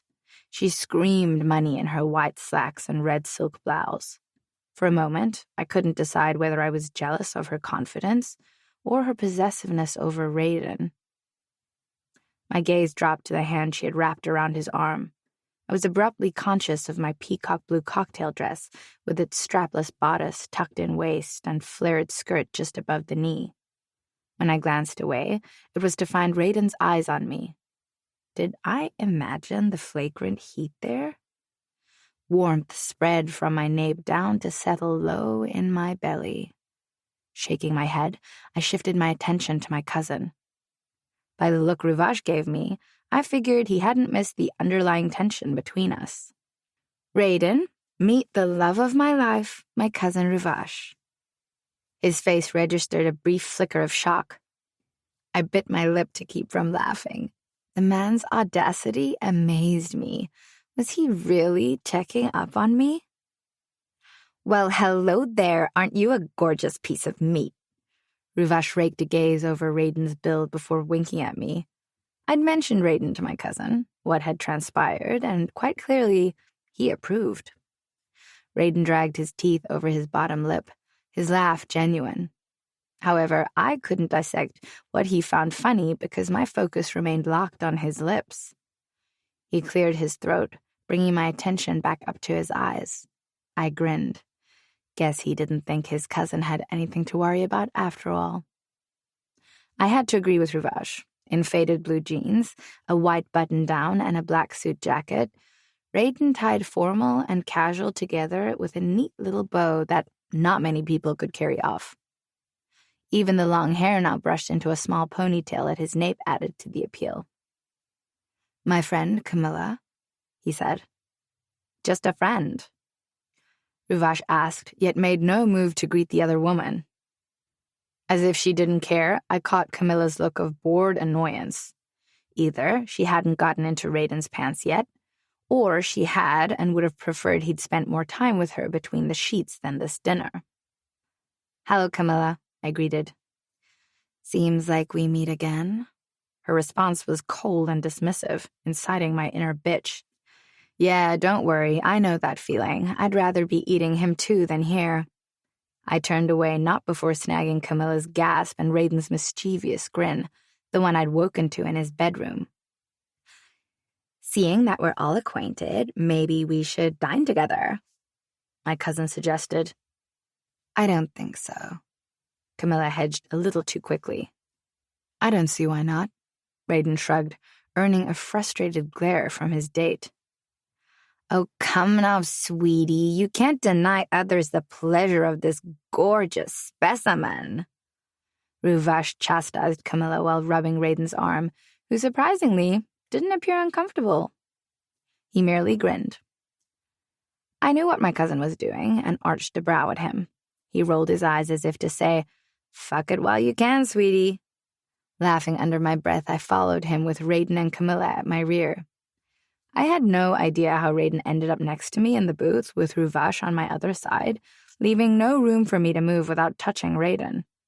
While I made no effort to acknowledge his presence, the constant rub of his leg against mine shot tingles down my spine with each occurrence. I'd just gotten comfortable with the feeling when he turned. I know you're not fucking my cousin, he breathed in my ear.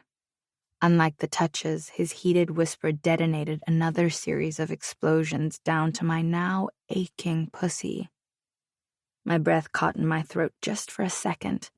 I squeezed my thighs to tame the pulse and forced calm into my body. Oh, really? Figured that out all by yourself? I scoffed, trying desperately not to look in his eyes. Delicious bedroom eyes that roved over my face before dropping down to my nipples, which peaked at the caress. You know what your problem is? Didn't know I had one. I gulped down a large sip of my wine to still my nerves.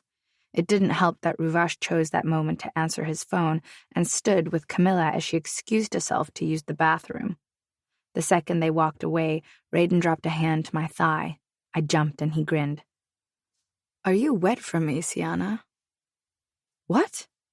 Oh, come on. His husky laugh didn't help, even though it was meant to tease me. You think I haven't noticed your reactions whenever I move my leg?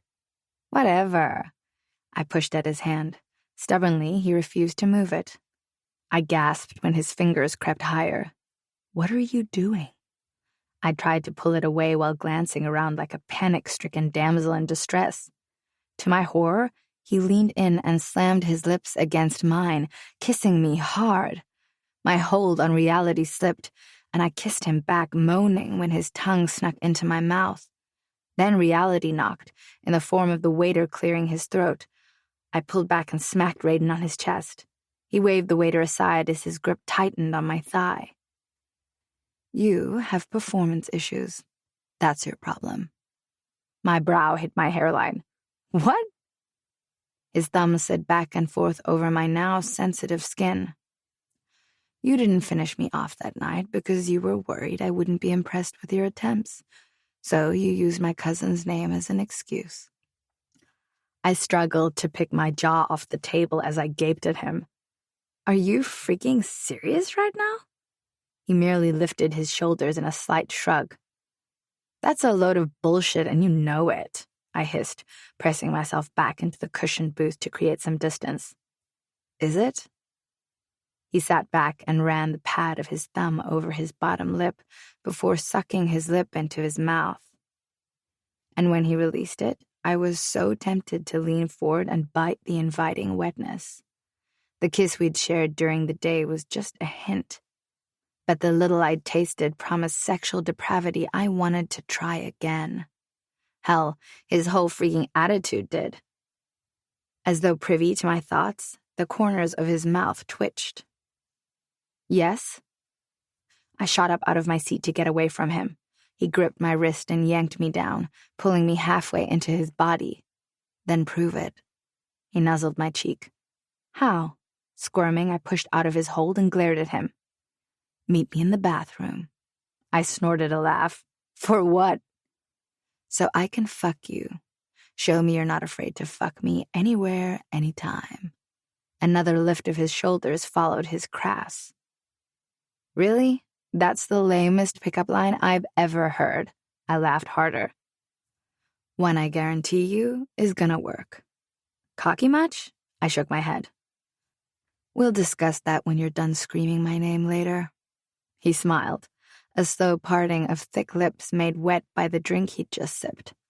Strangely, I found his rawness appealing.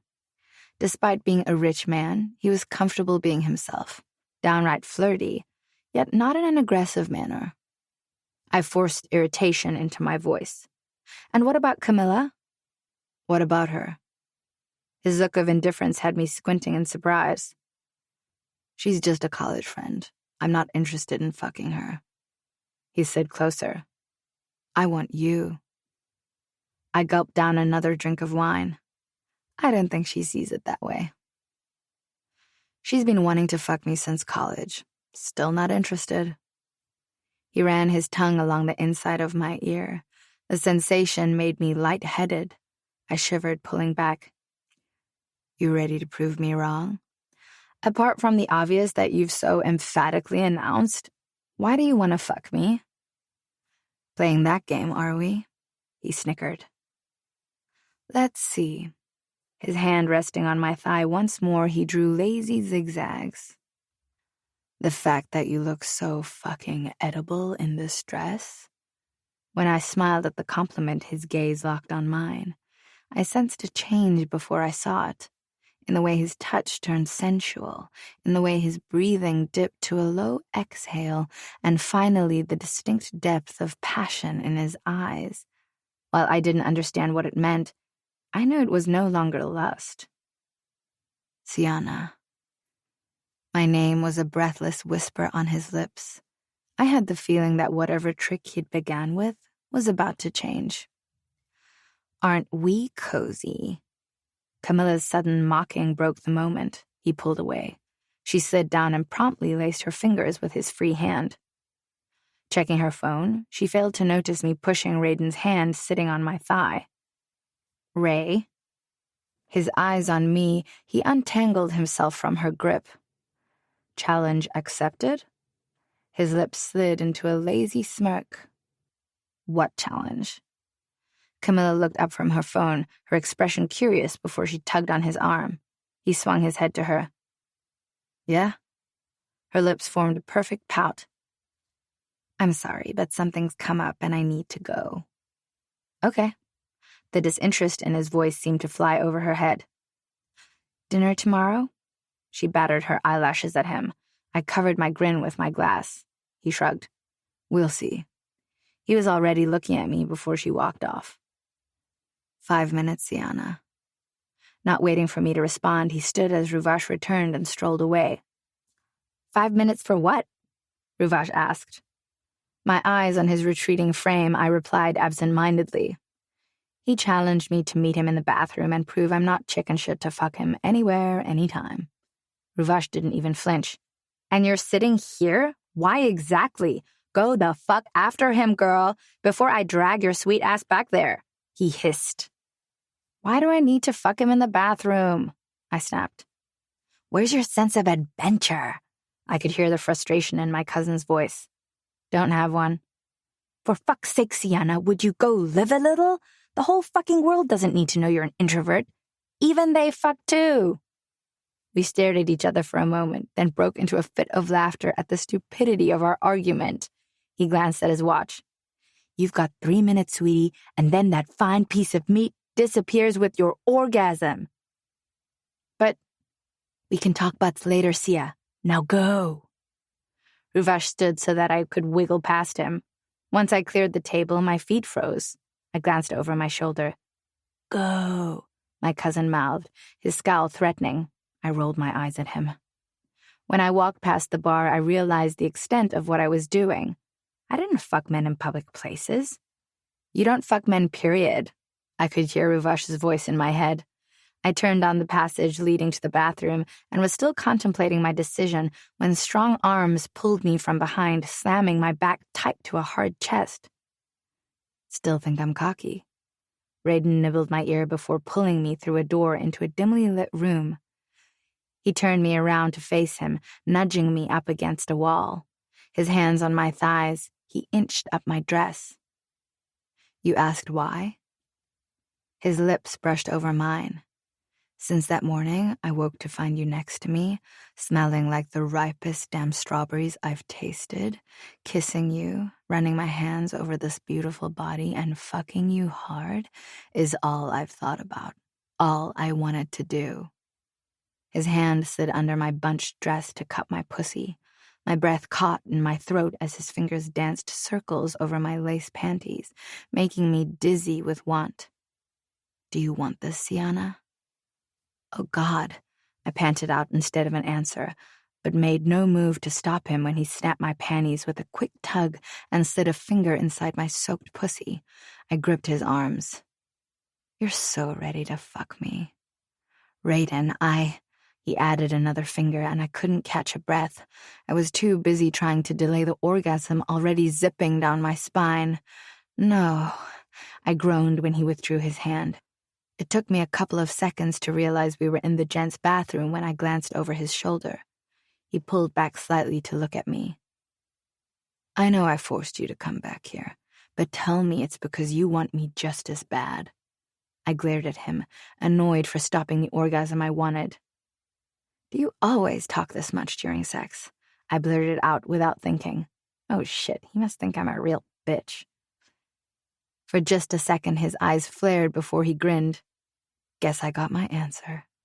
His lips crushed mine, and as our tongues battled for control, I moaned, yanking at his shirt buttons, feverish to feel his skin against mine. Without warning, his fingers pushed into my wet pussy again. I inhaled sharply and forgot what I was doing. Moaning, I rode his fingers, leaning into him with my lips against his throat. The heat of his skin, coupled with the potency of his cologne, made me dizzy. Every cell flamed, a riot of piquant lust. Unashamedly, the orgasm that had threatened sprinted down my spine in a quick, fierce explosion I wasn't expecting. I was still coming down from my high when the sudden squeak of the outer door opening had Raiden wrapping his arms around my waist and lifting me against his body. Startled, I laughed. "What are you doing?" His grin cheeky, he moved us into a stall, shut the door, and pushed me up against it. "I know I said fuck me anywhere, but you deserve a little privacy," he winked. "Spread your legs, Sienna." His hot breath fanned my lips. When I did, he rolled his hips until his rigid cock fit snug against my pussy. I moaned as he rocked into me. I dropped my hands to his muscular butt, pressing him tighter to me. His lips captured mine again as his movements grew harsher, wilder. I broke the kiss. We were both breathing hard. I palmed his cheeks. "Fuck me, Raiden," I panted. He moved to step back. "No more foreplay. Inside me, now." I rocked up against him. "Fuck me hard." I had no idea where my inner siren sprang from, but I loved her sense of adventure. "Jesus, Sienna." His eyes locked with mine. He slipped a hand between our bodies, unzipped and dropped his pants. I glanced down as his cock, large and hard, bounced out. In a couple of seconds, he slipped on a condom, lifted my body, and shoved into my wet pussy, his loud grunt mingling with my moan. "You're fucking perfect," he growled and gripped my ass tight, pushing me up to meet his crashing hips. I grabbed his shoulders, locking my ankles around his ass. He began pumping so hard the door began to vibrate on its hinges, clamping my lips between my teeth to keep from crying out. I clutched the top of the stall door to hold myself up. Without stopping the slam of his hips, Raiden yanked down my dress and strapless bra and sucked a nipple into his mouth. He swirled his tongue around the tight bud, then bit down. I cried out as an orgasm seized me, taking me by surprise.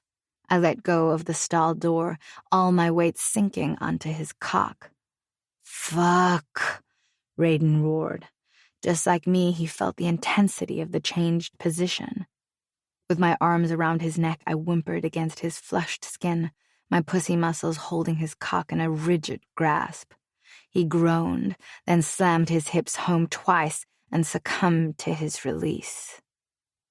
When his breathing finally eased, he lowered my legs to the floor and held me to him.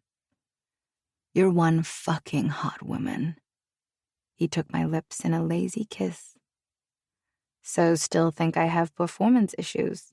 I grinned when he stepped back. "I'll let you know tomorrow when I'm done fucking you senseless." He laughed at my arched brow, and something told me he was serious about this not being a one-time fuck. Sienna. 4 months later. "Where are we going?" I glanced at the gorgeous man in the driver's seat next to me, green eyes twinkling with an engaging mischievousness I'd come to love over the last 4 months. I couldn't believe we'd been dating that long already. Who would have thought fucking a man I hardly knew in a public bathroom would, instead of a one-night stand, lead to something a little more permanent than I'd anticipated? "You'll see." Raiden reached out and tucked a strand of loose hair behind my ear. Turns out the arrogant jerk I'd initially labeled him was a playful sweetheart who loved making a challenge out of everything. Tonight was no different. He knew I hated surprises and decided he was taking me someplace I hadn't been to yet, and when I declined, he called me a chicken, as usual. As we drove toward the city, I glanced around, loving the thin layer of unexpected snow covering the roads. Barely a day into December, and Mother Nature decided to bless us with what looked to be a white winter. The festive period's feel was strong with decorations ranging from small to large and barely there to over-the-top ridiculous. When the car drew to a halt, I stared out the windshield. While it was dark outside, the lights in the distance gave me an idea of where he'd brought me. "Ice skating." I turned to look at him, mouth agape. Raiden gave me one of his cocky smirks. "Shall I turn the car around and you'll just lavish my cock with that blowjob you promised?" The challenge was simple. If I didn't like where he was taking me, I'd blow him for 3 days, no sex. Sometimes I found his challenges silly, but he was too cute to resist. "Let's get on with it then," I mumbled. "What?" He flashed me a look filled with wicked devilishness. "Right here in the car?" "No, you ass." I smacked away the hand he dropped to my thigh. "Skating." He threw back his head with a guttural laugh. "So you're willing to forego a blowjob to fall on your ass?" I stuck out my tongue at him and opened the door. Given the warmth in the car, the cold air knocked the breath from my lungs for a moment. Raiden came around and circled my waist. We were ready to step onto the ice when he turned to me, his gaze dropping to my hands. "Where are your mitts, babe?" "You didn't exactly tell me how to dress," I huffed, glad I had the sense to change my dress for jeans and a warmer jacket. He pulled off one of his gloves. "Put this on." He took my hand and slipped the thick mitt over. "Really?" I laughed. "We're going to wear one each? What about the other hand?" "Simple." Linking his bare fingers with mine, he slipped our locked hands into his coat pocket. "This way, I can keep you close." He rubbed his nose against mine and kissed me, the warmth of his mouth a delicious contrast to his cold lips. "Come on." He guided me onto the ice. I wobbled like an inflated balloon man for the next 15 minutes, making Raiden laugh and me annoyed. Eventually, I crouched, refusing to get up, and he dragged me behind him by the hand until a little girl around 6 or 7 pointed to us and giggled. When I stuck my tongue out at her, she skated to us. "Give me your hand." She held out a hand. Surprised, I shrugged at Raiden. He pulled me to my feet. The girl took my free hand, cloaking me between her and him. "This is how my dad taught me to skate. He and Mommy used to hold me in between them." "Aren't you a clever girl?" Raiden complimented. She blushed at him. "You have an admirer," I teased, and he laughed. Surprisingly, between the two of them, I managed to stay upright and only slipped once. After 10 minutes of actual skating, my little friend let go of my hand but stayed at my side. We stopped several minutes later. "Can I get you two lovely ladies a hot chocolate?" Raiden offered. I glanced down at the girl. Her smile, although broad, her flushed cheeks told me she was shy. "It's okay," I said, and she nodded. "Would you like a donut as well?" "Yes, please." When Raiden left, I gestured for her to sit with me. "I'm Sienna. What's your name?" "Eleonora." "What a pretty name," I smiled. "How old are you, Eleonora?" "I'm 8 today." "Oh, happy birthday, sweetheart," she smiled. "Where are your parents?" I glanced around to see if anyone was looking for her. "They're not here." She looked up as Raiden approached and accepted the cup of hot chocolate he handed her. I frowned. "Where are they?" "Up there." She gestured with her chin, taking a sip of her drink. "You alone here?" I asked. Raiden dropped to the bench seat next to her. "No." She bit into her donut. "My aunt is." She glanced away, then pointed to a pretty woman on the rink with 2 other ladies. The woman looked up at that very moment and waved. Eleonora waved back. "We come here every year to celebrate my birthday." "Without your parents?" I was curious. "They can't come." She took another bite, chewed, then looked at me. "My mommy and daddy died on my 6th birthday." I gasped. "They brought me here that day. But we had a car accident. I hurt my leg and hand." She rushed on between bites. "My aunt brings me here to celebrate because my mommy asked her to before she died in hospital." She put her donut on the table, stood and leaned forward to rub my cheek. "Why are you crying?" I had no idea I was, and Raiden's brow creased. "You okay, babe?" I nodded. "You are such a brave girl, you know that?" Sitting down again, Eleonora frowned, looking at me like I was silly. "My mommy died on my 6th birthday, too. Every year, at a certain time in the day, I celebrate by lighting a candle for her." "Oh, every year?" she asked. I nodded. "How old are you?" Smiling, I squeezed her hand. "I'll be 24 later this month." "Wow. Did you ever forget to light a candle?" I shook my head. "Never. I always make the time because it's special to me." I'm going to do that every year too, she giggled. Then I'll remember you too. She stood, walked around to my side, circled my neck, and kissed my cheek. And I can also tell my friends of a man who chose me to celebrate this day with him. She whispered in my ear, and when I pulled back to look at her, my brow furrowed in confusion.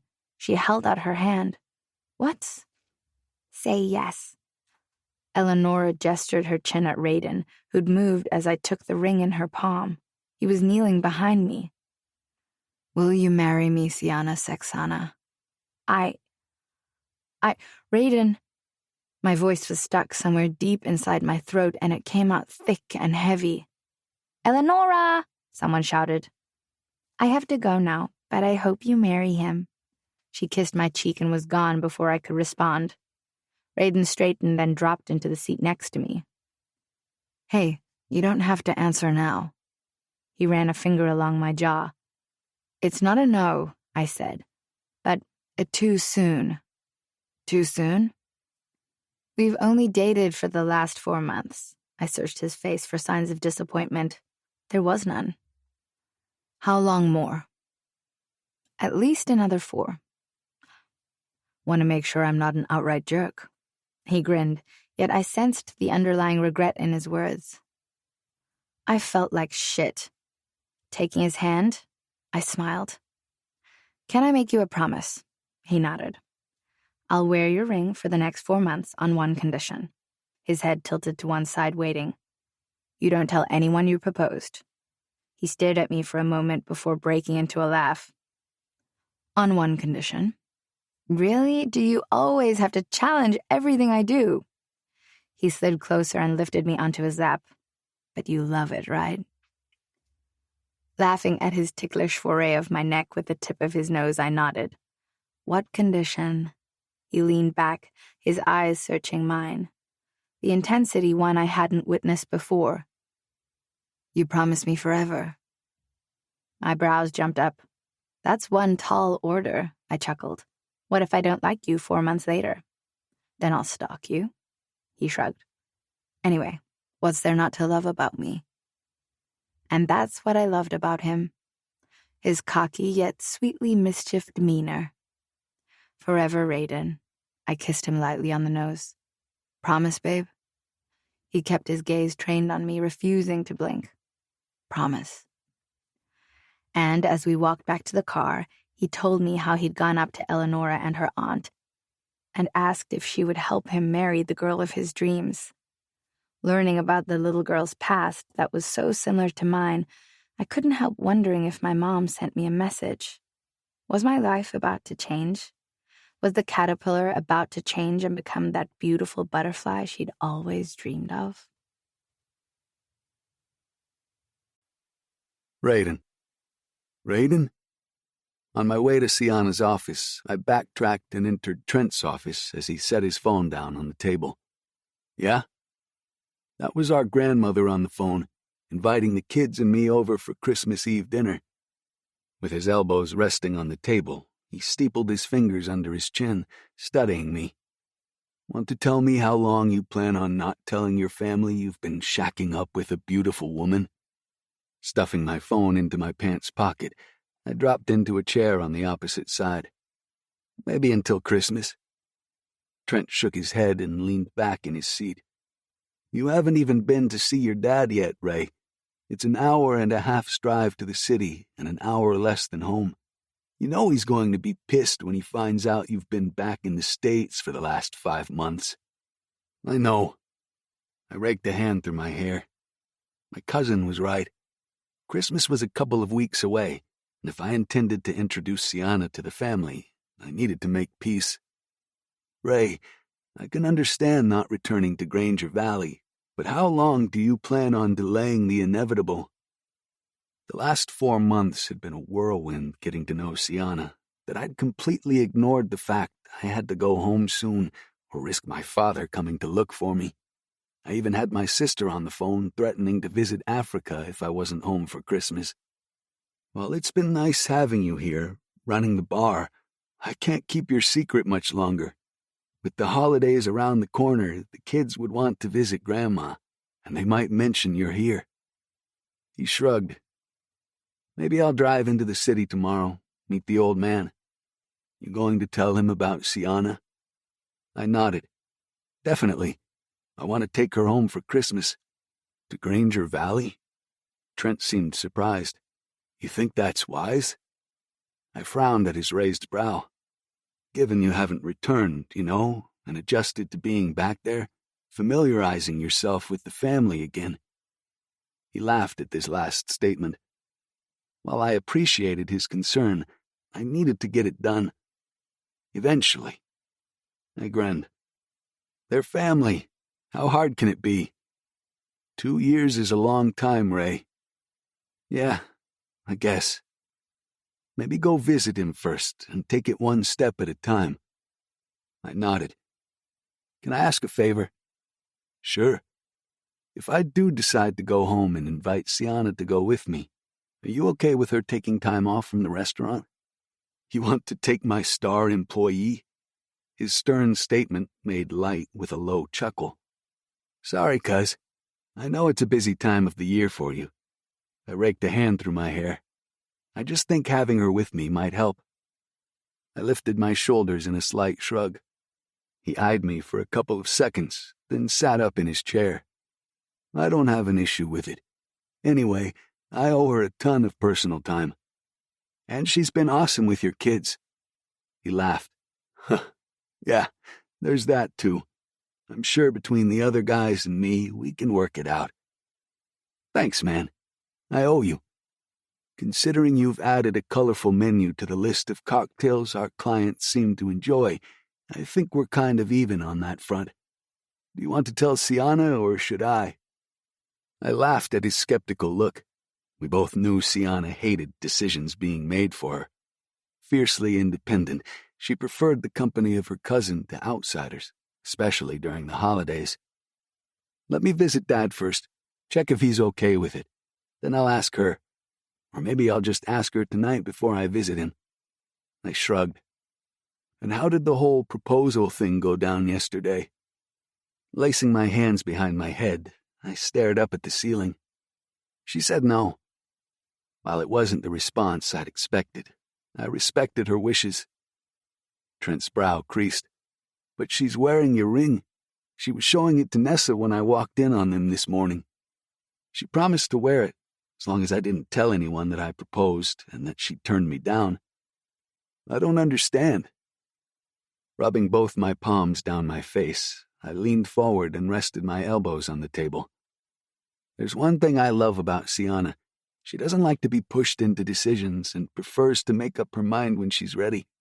While I assumed 4 months was more than enough time between us for a proposal, she thinks we need another 4 at least. She's wearing the ring to make me happy, calling herself my girl. I grinned. Can't say I'm not surprised. Given that, you think she'll agree to go back home with you? A case of crossing that bridge when I come to it. Between my family and Sienna, I had my work cut out for me. Raiden. The next morning I entered the executive floor of my father's office and glanced around. Nothing had changed. I spied my father's 50-something PA, Ingrid, watering one of her mini plants at her window ledge, a habit I'd discovered not to mess with when I first met her during my teens. She'd been with the company forever. Hi, gorgeous. Startled, she swung around, her eyes round balls of fright. Raiden? Oh my God, I thought one of the lions had you for dinner. You've been gone so long. She came around the table with a huge smile and gave me one of her granny squeezes. Does he know you're coming? She asked, stepping back. I shook my head. She glanced at her watch. He's got a meeting in half an hour, so go on in. We can chat later. Thanks. I opened the door and stepped inside. My father, a tall, imposing man with a powerful build and an attitude to go with, turned away from the window. He was on a call when he noticed me. His eyes widened, and that prominent square jaw I'd inherited, minus the light beard, worked a brilliant smile. I'll call you back. He cut the call. Raiden. Hey, Dad. Jesus, son. You're a sight. He came around his table, arms outstretched, and swallowed me in a tight embrace. We were both manly men, yet he saw no reason to quit the show of affection, even at my age. "Why didn't you tell me you were coming back?" he asked when we broke apart. "I wanted to surprise you." I grinned. "Can't say I'm not pleased. Did you just get in?" He walked back to his chair and sat. "No." I cupped my neck and dropped into a seat on the opposite side. "I've been back for the last 5 months." His lightly tanned forehead, natural, unlike mine, scrunched in a frown as he eyed me over his steepled fingers. The lashing I expected didn't come. Instead, his soft smile had me lifting a brow. "I stopped over at Trent's.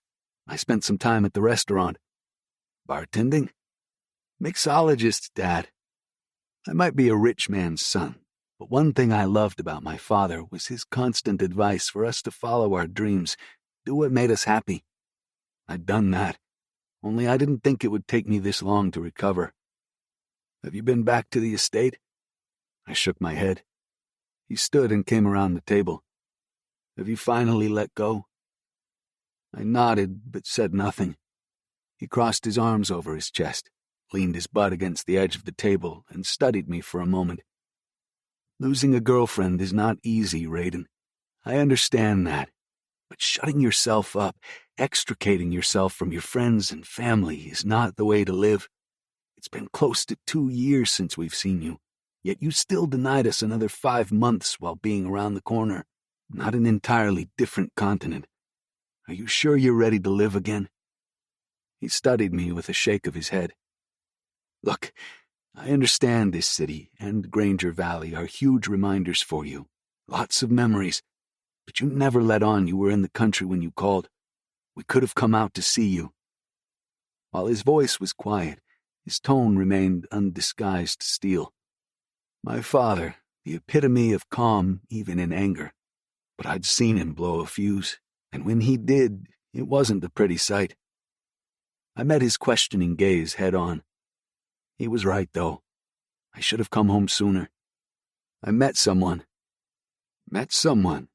Recently, I take it?" He took my evasion in stride. Slowly, I nodded. "The last 5 months. Is that why you remained in Britain?" "Yes." "Are you settling, Raiden?" I knew where he was coming from and answered honestly.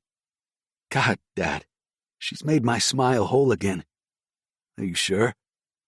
He sighed, stood, and walked back to his seat, but didn't sit. "The fact that you've stayed away from here and home for the last 5 months tells me you're not over Xena.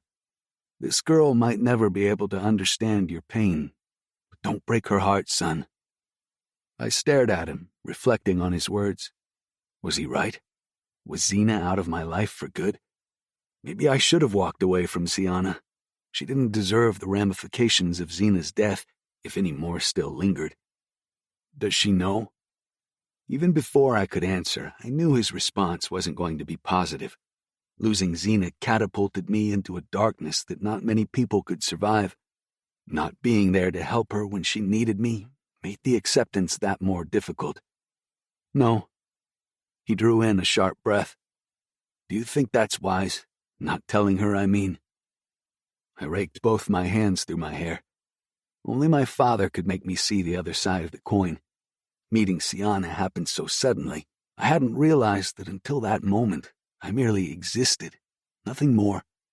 There wasn't much to my life, and I accepted each day for what it was, not caring what the next would bring.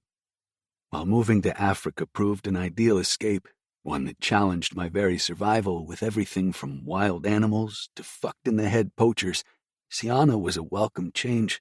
She instilled feelings I thought could never exist again. I guess I should have told her. Guess.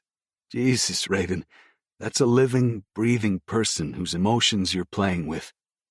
His lips pressed into a thin line. I understood his annoyance.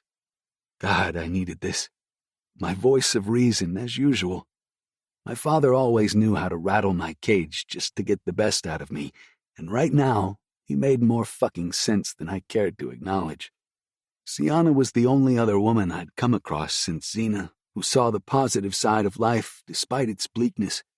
Yes, Xena came from a far more lavish life than Sienna, but she'd still experienced her share of assholes and difficult situations. Don't settle because you think you have to, Raiden. I'm not. She's different, uncomplicated, knows what she wants out of life. Quirky, funny, and easy to talk to. I love being around her. She's had a tough life, but her visions are not yet jaded. She believes her dreams will come true. She sounds like a grounded woman with believable aspirations. Don't you think she deserves to know the truth? Even as he asked the question, I accepted that there were layers to Sienna that I might have missed. Else I would have told her the truth. Her beauty and calm personality warranted a lot more attention than I might have not given her yet. Don't forego a missed opportunity, son. I did, and I regret it every single day. Something in his words made me sit up. He'd shared many things with me over the years, and when he told me about the divorce while I was still in Africa, it wasn't unexpected. I'd watched my parents' relationship grow into nothingness with each year, yet admired his tenacity to remain in a meaningless marriage. What are you talking about, Dad? Have you ever been intoxicated? I laughed. Is that a trick question? You know I have. A slow smile curled his lower lip. I'm not talking about pissed drunk, son, or alcohol for that matter. At my raised brow, he continued. That moment of serene bliss you feel when your senses take over your ability to think, to understand. When you smell or taste something so divine, it resonates with you for the rest of your life. Curious, I sat forward. Sliding his hands into his pants pockets, he stared at me before turning away to look out the window. I met a woman once. 3 unexpected meetings I never saw coming. Beautiful, strong, captivating. Yet when I touched her, her cheeks would turn this specific shade of pink, making her appear vulnerable. He paused as though lost in time. A one-night stand left me completely enamored. I wanted more. Instead of telling her that night, I stupidly decided to wait until the morning. He turned to face me, his expression one I hadn't seen before, and something I couldn't describe. When I woke, she was gone. All I had of her were vivid memories enough to paint, and this. He withdrew his hands out of his pockets and fingered a bracelet. From where I sat, it looked like wooden beads. It was only then I realized a whole part of me fell in love with her. Although he kept his broad shoulders straight, I picked up on his wistful tone. That was around the time you left for Africa. 2 evenings later, I had your mother moved into another bedroom. He stopped speaking, his gaze fixed on the view outside. Did you try to find her? I had no idea where to start. It seemed like not everyone knew her, and the 3 who did had no full name or forwarding address. She'd relocated, and her aunt was a total waste since the woman also did the disappearing act. I went back to that bar where it all started every day for 2 months, hoping I'd see her again. She never showed. Jesus, Dad, I'm sorry. Sometimes I just tell myself that while I believed fate played a hand in our meetings, she was never meant to be mine. Yet I don't think there's a day that goes by that I don't think about her, or what-ifs. The corners of his eyes crinkled in a slow smile. Don't let this girl get away from you if she is the one that can mend your heart, son. You owe it to her to tell her the truth. His chest expanded on a deep inhale. Drink? Thoughtful, I rubbed my pointer finger over my chin. He walked over to the bar. I nodded. If you had a second chance with that woman, would you take it? He stopped pouring and uttered a low laugh. Good fortune doesn't ring twice, especially if you don't seize the moment. You never know. Never give up. You've practically drilled that into me my entire existence. Yeah, that's when you have full control over something. He returned with 2 glasses of brandy. Rising to my feet, I accepted the glass he held out. I might not be a romantic at heart, but just once I wish I could give you what you desire. He stopped mid-sip, studying me through eyes filled with years of experience, yet openly baffled by what I would want to give him. "What's that?" I took a drink and sighed. "I know Kira and I make you happy, and you've given us so much. For once, I wish I could give you feelings of the real, non-negotiable, unconditional love of a woman." He chuckled. "You and me both, Raiden. If she appeared right now in front of you, what would you do?" Sliding his hand into his pocket, he swirled the contents of his glass with the other, stared at it briefly, then looked up. "I wouldn't let her go." "And what if she came with conditions, or, I lifted my shoulders in a light shrug. "Baggage. I still wouldn't let her go until she was mine." Taking a drink, I smiled. "Did she make that much of an impact on you?" "You have no idea."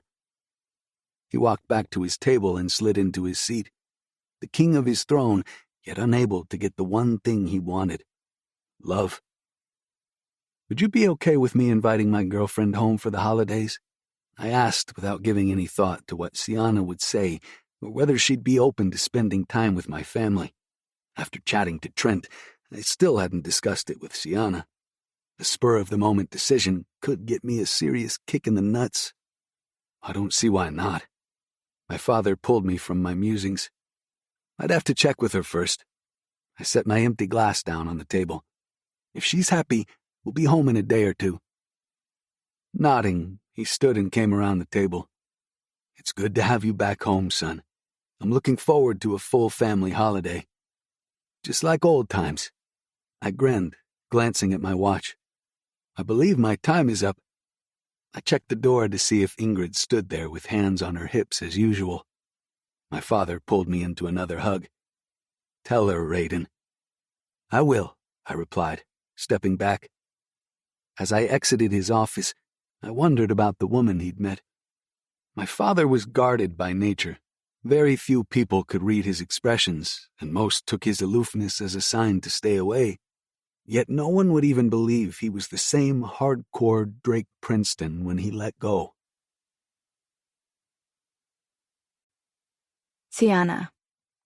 Sienna? What are you doing for Christmas? I stopped making notes in the paperwork for the restaurant and looked up. Why? Raiden gave me one of his "I've got something up my sleeve" smiles. "Would you like to come home with me?" I frowned. "Home?" "Yes, I want you to meet my family, spend the holidays at our home in the country. Please say yes." He rushed on. I'd never spent the holidays outside of my home or without Ruvash. I was reluctant to crash his family holidays. "I don't think that's a good idea." He dropped to his knees and stuck his head under my arms into the O it formed with the table, pushing me backward. "Why? We've been dating for the last 4 months. I want you to meet them. This is the perfect opportunity." Slowly, I shook my head, tangling my fingers in the back of his hair. "I don't do well with lots of people. It's just my dad, sister, aunt, and grandparents," he pushed. "Trent's agreed to give you a couple of weeks off with pay." My eyes widened. "You spoke to Trent?" Raiden gave me a sheepish grin. "I'm sorry. I know I shouldn't have intervened." "It's a busy time for the restaurant. I need to be here," I groaned, my reluctance evident. "I called in a favor, for taking care of his kids. Trent is happy to let you come with me. He'll alternate days with Brandon," he explained, referring to the other restaurant manager who usually alternated with me. I rolled my eyes. "Seriously, Raiden." Annoyance stole my calm. Why? I had no idea. Maybe I was independent for too long and didn't appreciate anyone taking liberties over me without my knowing. "I'm sorry, babe." His green gaze filled with remorse. He leaned closer, curling his arms around my waist. "I don't want to spend the holidays without you, and Kira's on my ass about missing another Christmas with them. You'll have a great time. That I can guarantee." I shook my head at his childish jubilance, suddenly wanting so much to keep him smiling that way. "Okay," I relented, then squealed when he jumped up with me in his arms. "Does it mean that much to you?" I wrapped my legs around his waist. He leaned closer, brushing his lips over mine. "You have no idea." He captured my lips in a slow, tantalizing kiss as he turned. "What are you doing?" I asked when he broke the kiss to set me down on the breakfast counter. "I have work to do." "Trent can wait today. I haven't had breakfast yet." He winked, sliding my skirt up. "You're insatiable," I scolded. "But seriously, Raiden, I have work to do, especially now if I'm taking personal time off. I need to make sure everything—" His puppy dog look made me laugh. "Can I ask you a question, then?" I nodded, stepping between my thighs. He circled my waist and chewed his bottom lip for a moment. "Have you ever been in love before?"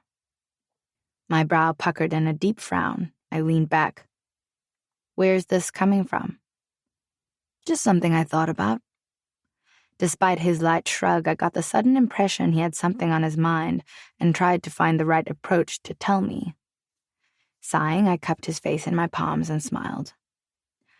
"I met a man once, and while I had no relationship with him, I believed I might have given him a piece of my heart." He cocked his head to one side, studying me. "How's that possible?" My cheeks warmed. Other than Ruvash, I'd never shared this part of my life with anyone before. He was my first, and it happened during an unusual date. "Unusual? What does that mean?" I grinned. The morning after, I discovered he was married. "Shit," Raiden chuckled. "And yet you still gave him your heart? Why?" Given my inexperience with men, he could have taken advantage of me, but he gave me one of the best nights I've had since before my parents passed.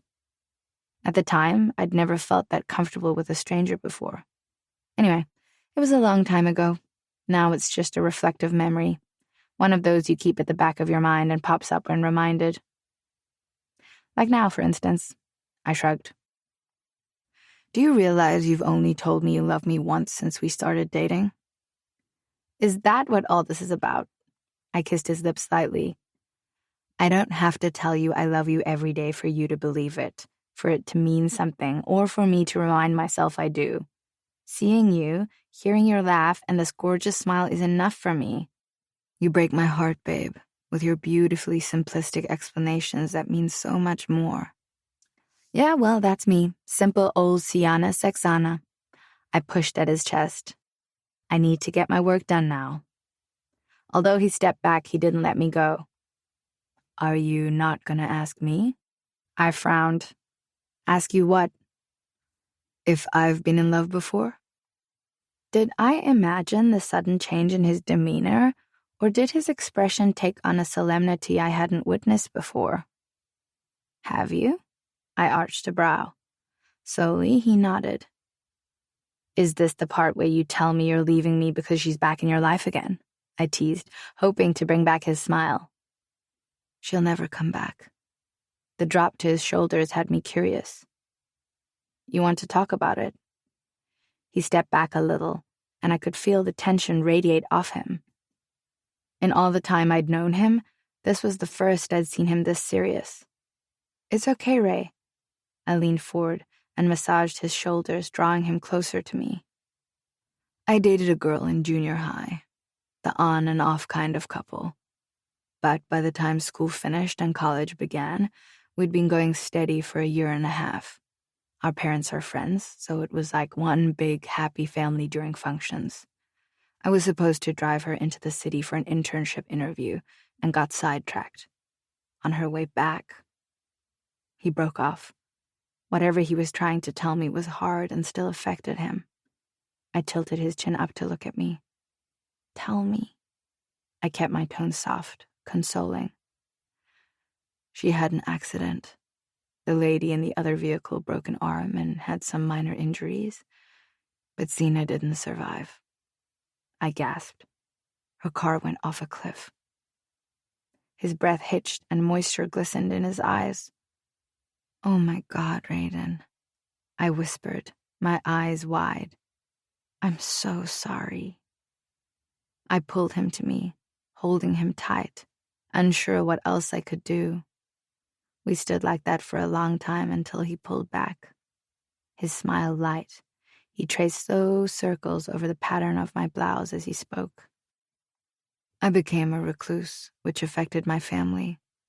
Then a friend of mine suggested I visit him in Africa. My grandfather was adamant I acquainted myself with the family business to take over from my father one day. Thankfully, my father was having none of that. He sent me packing to Africa. I worked on a game reserve and fell in love with the animals. They helped with the distraction. A couple of months became a year, and before I knew it, we were 6 months into the next.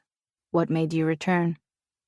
I ran a hand through his hair, loving the wavy softness that fell to his chin as he leaned forward slightly. He shrugged.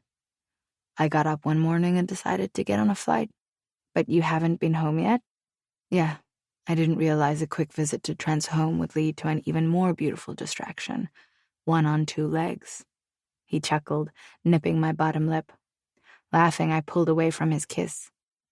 You ready to go home then? Would it be wrong if I said having you by my side would help? I shook my head. I'll help any way I can if you think you haven't healed yet. I kissed him lightly on the mouth. Thank you, babe. Means a lot to me. With those words, I couldn't help wondering what waited for him back home, and if he'd cope with being back in a place he'd lost someone special. Sienna. Granger Valley loomed in the distant horizon as Raiden's Porsche sped up the last short incline since leaving the city almost 2 hours ago. As we descended into the heart of the not-so-little town, the view we passed was a white tapestry of soft snow broken at regular intervals by classy avant-garde homes and estates ranging in sizes. Fur-laden slopes, which surprisingly remained a rich forest green despite the winter chills, covered the spaces in between. All my inhibitions about coming faded at the beauty. I smiled when Raiden reached for my hand and gave it a gentle squeeze. His excitement alone of having me meet his family all the reassurance I needed that it was going to be a wonderful holiday, despite it being the first time strangers would surround me. Yet when the massive black gates to the estate swung inward, the mildest trepidation curled my insides. It's just nerves for the unknown, a normal reaction. Raiden cruised down the snow-covered driveway, circled the large fountain with a massive phoenix as its centerpiece and a glassy base of green water, and stopped in front of the double oak panel doors. When he climbed out and came around to open my door, I laughed, feeling like royalty. While he busied himself with retrieving our belongings from the trunk, I gazed around at the enormous Tudor-styled home. No, make that a mansion. With its floor-to-ceiling windows, delicately carved balconies, and superbly manicured lawns, I wondered how many bedrooms made up this beauty. I followed Raiden up the marble stairs leading to the door, still in awe of the outside. When it opened by a well-groomed butler with a pleasant smile, I resisted the urge to laugh. This sort of luxury was all new to me, and the fact I was dating a wealthy man, even more so. After we unpack and relax a little, I'll take you on a tour of the house. Raiden glanced at me over his shoulder. I nodded and followed him.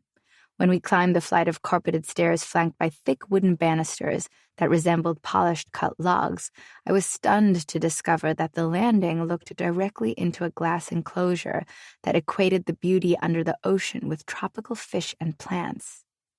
We walked down the passage, which looked like it went around the tank with doors tapering off at various intervals.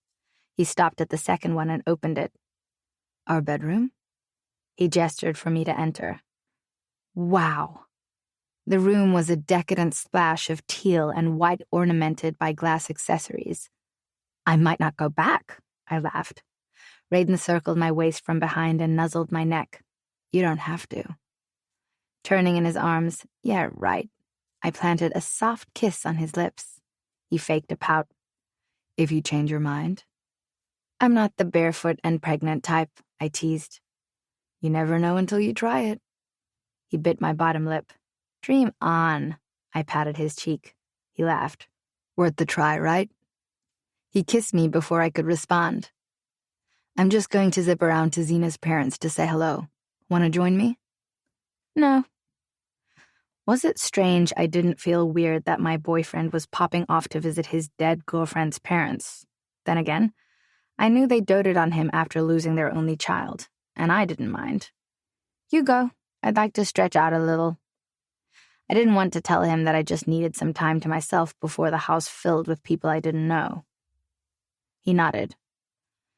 You have the house to yourself for now. If you're keen, take a dip in the jacuzzi. It might relax these tense shoulders.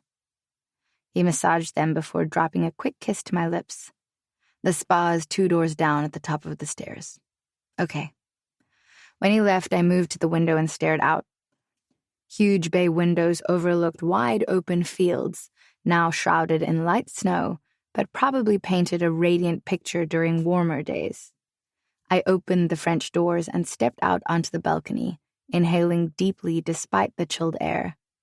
Leaning over the railing, I thought of my one-bedroom flat, a diminutive contrast to this sizable, intimidating home. Yet it was my space, something I'd worked hard to achieve even after living with Ruvash, then at Trent's place for almost a year. Sorry, madam. I turned and eyed the smiling butler standing at the threshold with a tray in his hand. Mr. Raiden asked that I bring you a mug of hot chocolate. I stepped inside to accept the mug he held out. Thank you. Raj, madam, he offered. I smiled, noting the unusual accent. And you can call me Sienna. At his raised brow, I laughed. I insist. I'm not used to being called madam, and I'd prefer you using my name. I took an immediate liking to the stately old man with his ready smile and easy mannerisms. I'll try my best, madam. I couldn't place his accent. You're British. Indian, actually. Raised in South Africa, though. He replied. His smile went all the way to his eyes. I love the accent. It's unique. His blush made me smile. Where's the rest of Raiden's family? I asked, more out of the need for conversation than curiosity. Mr. Princeton is in the city. Miss Princeton and Miss Kira, together with senior Mr. and Mrs. Princeton, are out shopping. Shopping? Don't they have someone to do that for them? I mean, judging by this house, I'd expect them to be lounging by the fire while... I broke off, suddenly ashamed by my outspoken probing. I'm sorry. Raj gave me a consoling smile. No need to apologize, madam. Sienna. He corrected shyly at my frown. The family isn't as sophisticated as everyone believes. They enjoy shopping, even for the kitchen at times. They're a good family. And during the holidays, the senior Mr. Princeton likes to do what you youngsters call party. If you're feeling a little intimidated, don't worry. It's the house. It has that effect on people. He explained, as though he sensed my apprehension. It certainly does. I chewed my lip thoughtfully. How long have you been with the family, Raj? For the last 20 years. Are you married? Children? I felt the need to talk and make friends quickly before embarrassment stained my cheeks. Oh, I'm sorry, I didn't mean to be so forward. It's all right, dear. I can understand the need to... He paused. To acquaint yourself. His soft chuckle gave me a sense of calm. My wife is the cook here, and I have 2 daughters, happily married, I might add. Both are still in South Africa. Don't you miss them? Not really. Mr. Princeton is kind enough to send us home every year for a month's visit with my children. Wow, that's nice, I replied, already liking Raiden's family a little more. He uttered a low laugh.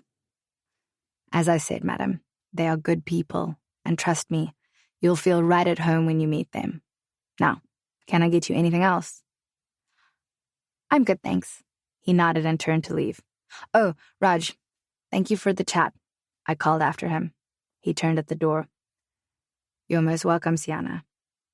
He walked out. Wondering what to do, I glanced around the room.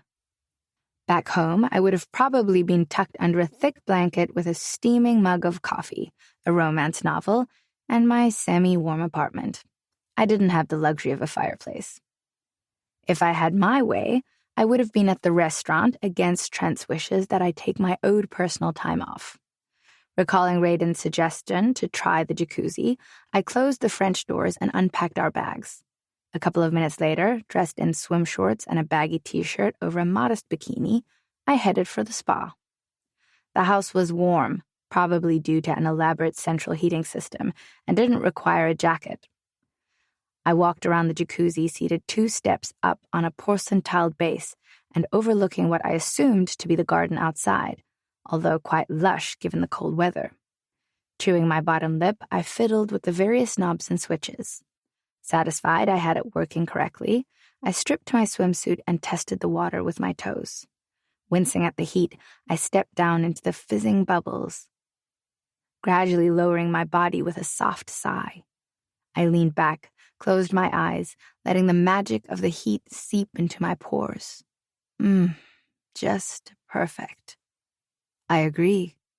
My eyes popped open. Raiden leaned against the doorframe. Laughter bubbled out of my lips at the wiggle of his brows. Can I join you? He was already removing his sneakers and clothes. Is that wise? He frowned. Why? Because you can never bathe with me without wanting to. Fuck you? He taunted. Can you blame me? He slipped into the seat next to me in boxers and gripped my waist, pulling me onto his lap. This incredible body is irresistible. He nuzzled my neck. And no one will disturb us for another hour or so. Laughing, I squirmed as his hard-on pushed into my rear. You're too cocky for your own good. No, my cock is just where it needs to be. His hold on me tightened as he slid a hand between my thighs and cupped my pussy, running a slow finger over my slit. I need you now, babe. We shouldn't be doing this. My firm statement filtered out in a soft croak as his fingers rolled over my hardened nipple. Then why don't you stop me? His eyes glinted a devilish green.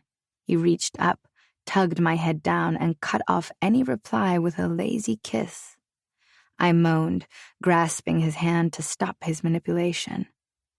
We're in your home, remember? I whispered when I pulled back. So? He shrugged, arousal turning his translucent gaze darker.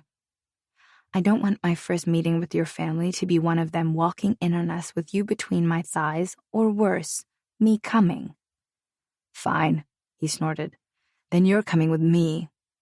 Before I could gauge his intention, he had me over his shoulder and heading out the door. Raiden! I squealed, slapping his butt. He carried on walking despite my squirm and not caring that water dripped off the both of us. Raiden, put me down.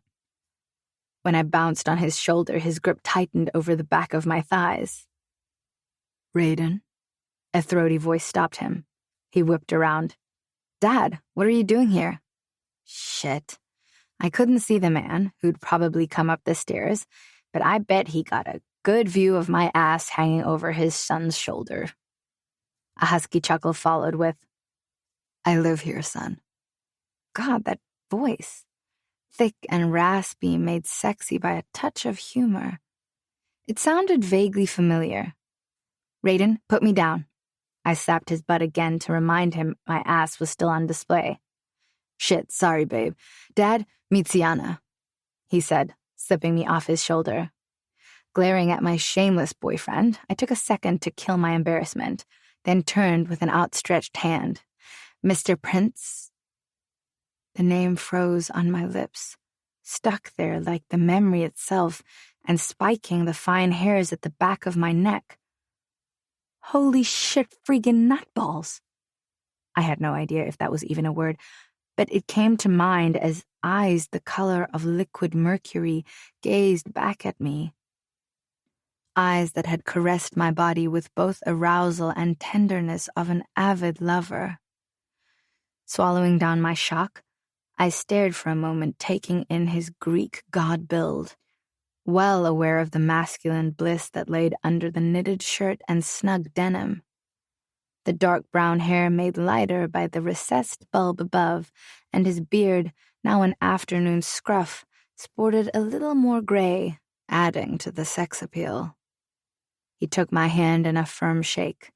Against my will, my nipples hardened. Oh, God, no. My gaze dropped to his strong fingers.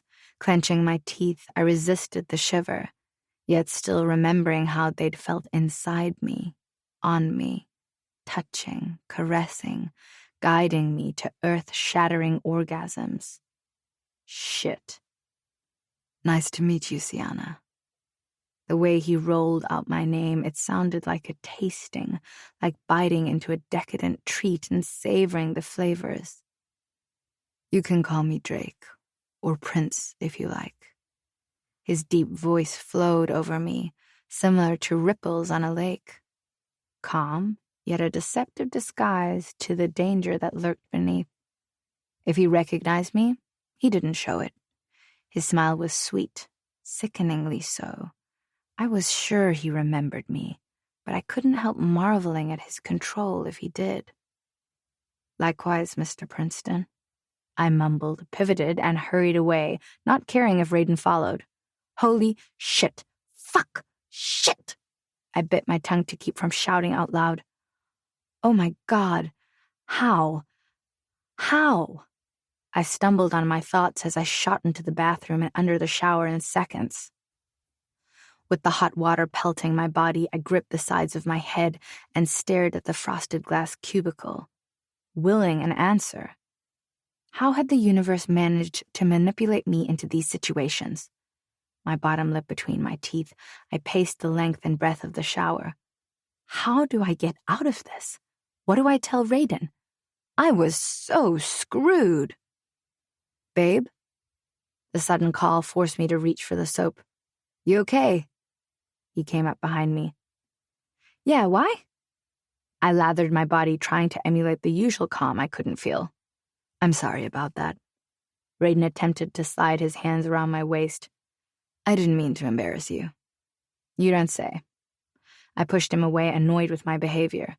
He didn't deserve any of my irritation. Well, nobody did. Nobody could have predicted my future or the fact that I'd end up dating the son of my hot-as-fuck one-night stand. I whirled around and he took a step back. Do people actually call your father Prince? I asked, a little more harshly than intended. Yes, short for Princeton, mainly used by his friends, but it kind of stuck with most people. So he hadn't lied about his name. How could I not have seen that? Hadn't he loaned me his coat outside the Princeton building? Without another word, I stepped out of the shower, leaving Raiden to rinse off. While dressing and drying my hair, my thoughts ran rampant again. The next few days were going to be the hardest I'd ever faced, and my holiday had just started. How do I spend the rest of it avoiding... Wait, what do I call him? Prince? Mr. Princeton? Drake? Despite my annoyance, I found the masculine name sexy. Jesus, girl, is this really the time? Once again, Catch-22 fucked me over. Sienna? I looked up. Raiden stood at the bathroom door, his expression apologetic. I felt like a real idiot for mistreating him. I'm sorry I overreacted. Only as I moved closer did I recognize that apart from the distinct differences in hair and eye color, anyone could see that they were father and son. It was no wonder Raiden looked familiar. I was past cursing now. It didn't help anyway. He slipped his hands around my waist and drew me in for a light kiss. I'm sorry. That wasn't how I intended for you to meet my family. I know it's embarrassing when your future father-in-law comes face to ass first by way of an introduction. He grinned and I punched his chest. Future father-in-law? Who said anything about me marrying you?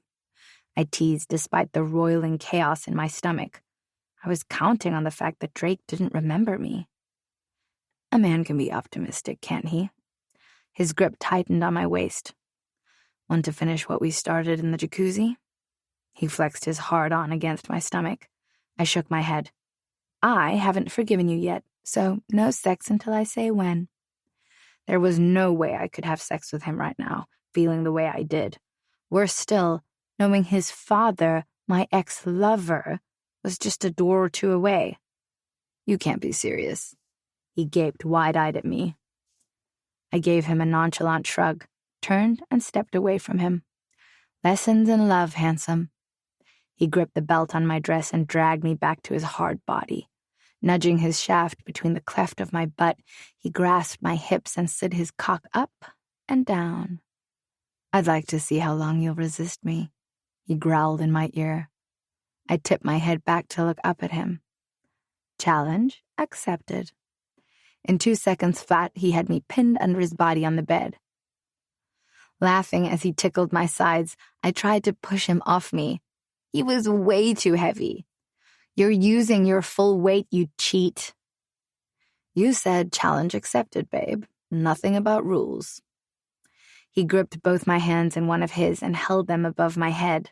The other slipped under my dress, squeezing a breast until the nipple hardened. Pushing up the dress, he yanked down the bra and sucked the hardened bud into his mouth. I moaned out loud, then clamped my mouth, realizing we were no longer in the privacy of my apartment and that several bedrooms stood next to ours. Ray, I panted. He lifted his head. Yeah? I want to ride you. I had no idea where that came from, but my tone's aggression earned me a surprised look before he flipped us around. Usually he led and I followed. No touching me. Grab the headboard, I ordered, slipping my dress over my head and removing my panties. What have you done to my girlfriend? I grinned at his smirk and reached for a condom. Gripping his cock, I stroked him up and down until I rubbed a thumb over the pre-cum beating the slit. His breath rushed out. He moved his hands and I shook my head. No touching. I squeezed his cock, relishing the strangled sound of his breathing. Damn it, babe. The corded muscles in his forearms strained with his hold on the headboard. I leaned down to roll my tongue over the head. My whimper vibrated around him. You're fucking tormenting me here. I rose onto my knees and holding his cock erect, I used the head to tease my clit, moaning low in my throat. I met Raiden's gaze as I rolled on the condom. His eyes glowed with flagrant need. Do you know what your problem is? Do I have one? His grin mischievous, he flexed his thighs under me. You like to challenge me, but you like the control too. I lowered myself, letting my pussy slide over him in a slow taunt.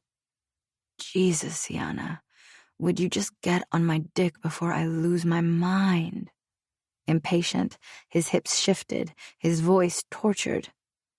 What if I challenge you not to move? I rolled my hips, squeezing my pussy muscles, letting him feel every inch of me. What? His eyes on where our bodies created heated friction, he gritted his teeth. I glanced up at his hands, his white knuckle grip a serious indication he wanted to touch. Don't move, Raiden, and I'll ride the fuck out of you, I teased. He nodded, his eyes turning a darker shade of green, almost black. I rocked into him, slow at first, then picking up speed. His eyes snapped shut, muscles flexing in his jaw. Raiden? A throaty grunt was the only response I got. I leaned forward and pressed my lips to his tense chest. He shuddered. I nipped a nipple, and his eyes flew open, his hands tightening on the headboard. Fuck me, babe, he hissed, his green eyes challenging. I rolled my hips again, lifting and rocking. His entire body trembled beneath me. Faster. With my palms on his chest, I rotated over his cock, riding him. The drag against my clit stroked my orgasm. He lifted his head, watching me intensely. Harder. I did. His hands slipped from the headboard, but just as quickly he gripped the covers, fisting the material. I don't think I'd ever taken his control away before, and the view was fascinating. Beads of sweat lined his brow and upper lips. Deeper, babe. Sitting back, I folded my arms behind my head, closed my eyes and circled my hips, my breast bouncing with the hard strokes. Each time my lips kissed his crotch, my clit burned and my orgasm slithered closer. Fuck. Raiden cursed, his hips lifting to meet my thrusts. I was too far gone to care that he'd moved. Ah, fuck it, he cursed again and gripped my hips. He rolled us, hands under my ass, his mouth consuming mine. Our tongues dueled, licking and nipping as his weight crushed my chest and his cock filled me. I panted hard, fighting his control, raking my nails down his back, but he slammed his hips with wicked thrusts, his kiss equally fierce. I couldn't hold on. I let out a hoarse cry as every inch of my body unraveled, and the brutal climax overtook me. That's it, Raiden coaxed, not letting up. His merciless kiss stole my breath. His hammering hips, relentless, had me spiraling through another orgasm. My body was still shuddering when he tore his mouth from me, dropped his hands to the bed to support the bow of his back as he groaned through his orgasm. Jesus, what the fuck was that? He panted when his body stopped shaking. You've never challenged me before. Arching a brow, I grinned, yet somewhere at the back of my mind, the knowledge that the senior Princeton had something to do with my abrupt aggression mocked me. I stifled a moan. Could things get any worse? When we finally stepped out of the room, Raiden took me on a tour of the house. If the exterior was anything to go by, the interior was just as exquisite. I gawked, drinking in the low-beamed ceilings, intricate artwork, textured walls, and stone floors. I loved the country feel despite the regal look on the outside. My awe with the kitchen had Raiden chuckling. It was a budding chef's dream. Wow. I think you're the first girlfriend who's more impressed with my kitchen than my status, he winked. Come on, I'll show you the rest. We ended the tour in the observatory, attached to the main building with views from specific parts of the house. The structure resembled a mini forest, complete with flourishing exotic trees, flowers, a streamlined waterfall, and a koi pond surrounded by an array of plants. The entire thing was made of glass, with a domed roof and chirping birds. This is my favorite part of the house. I swung around like a little girl who discovered a sanctuary. It's gorgeous. As we exited the observatory, his father came down the passage. Raiden? Yes, Dad? Now that you're back, I'm sure you'd like to go pick up a Christmas tree. I was supposed to do it with Kira today, but you can take her. I hung back and avoided looking at Drake while they chatted. After a couple of seconds of studying my fingers and deciding what color nail polish I should get, I snuck a glance upward. I froze as my eyes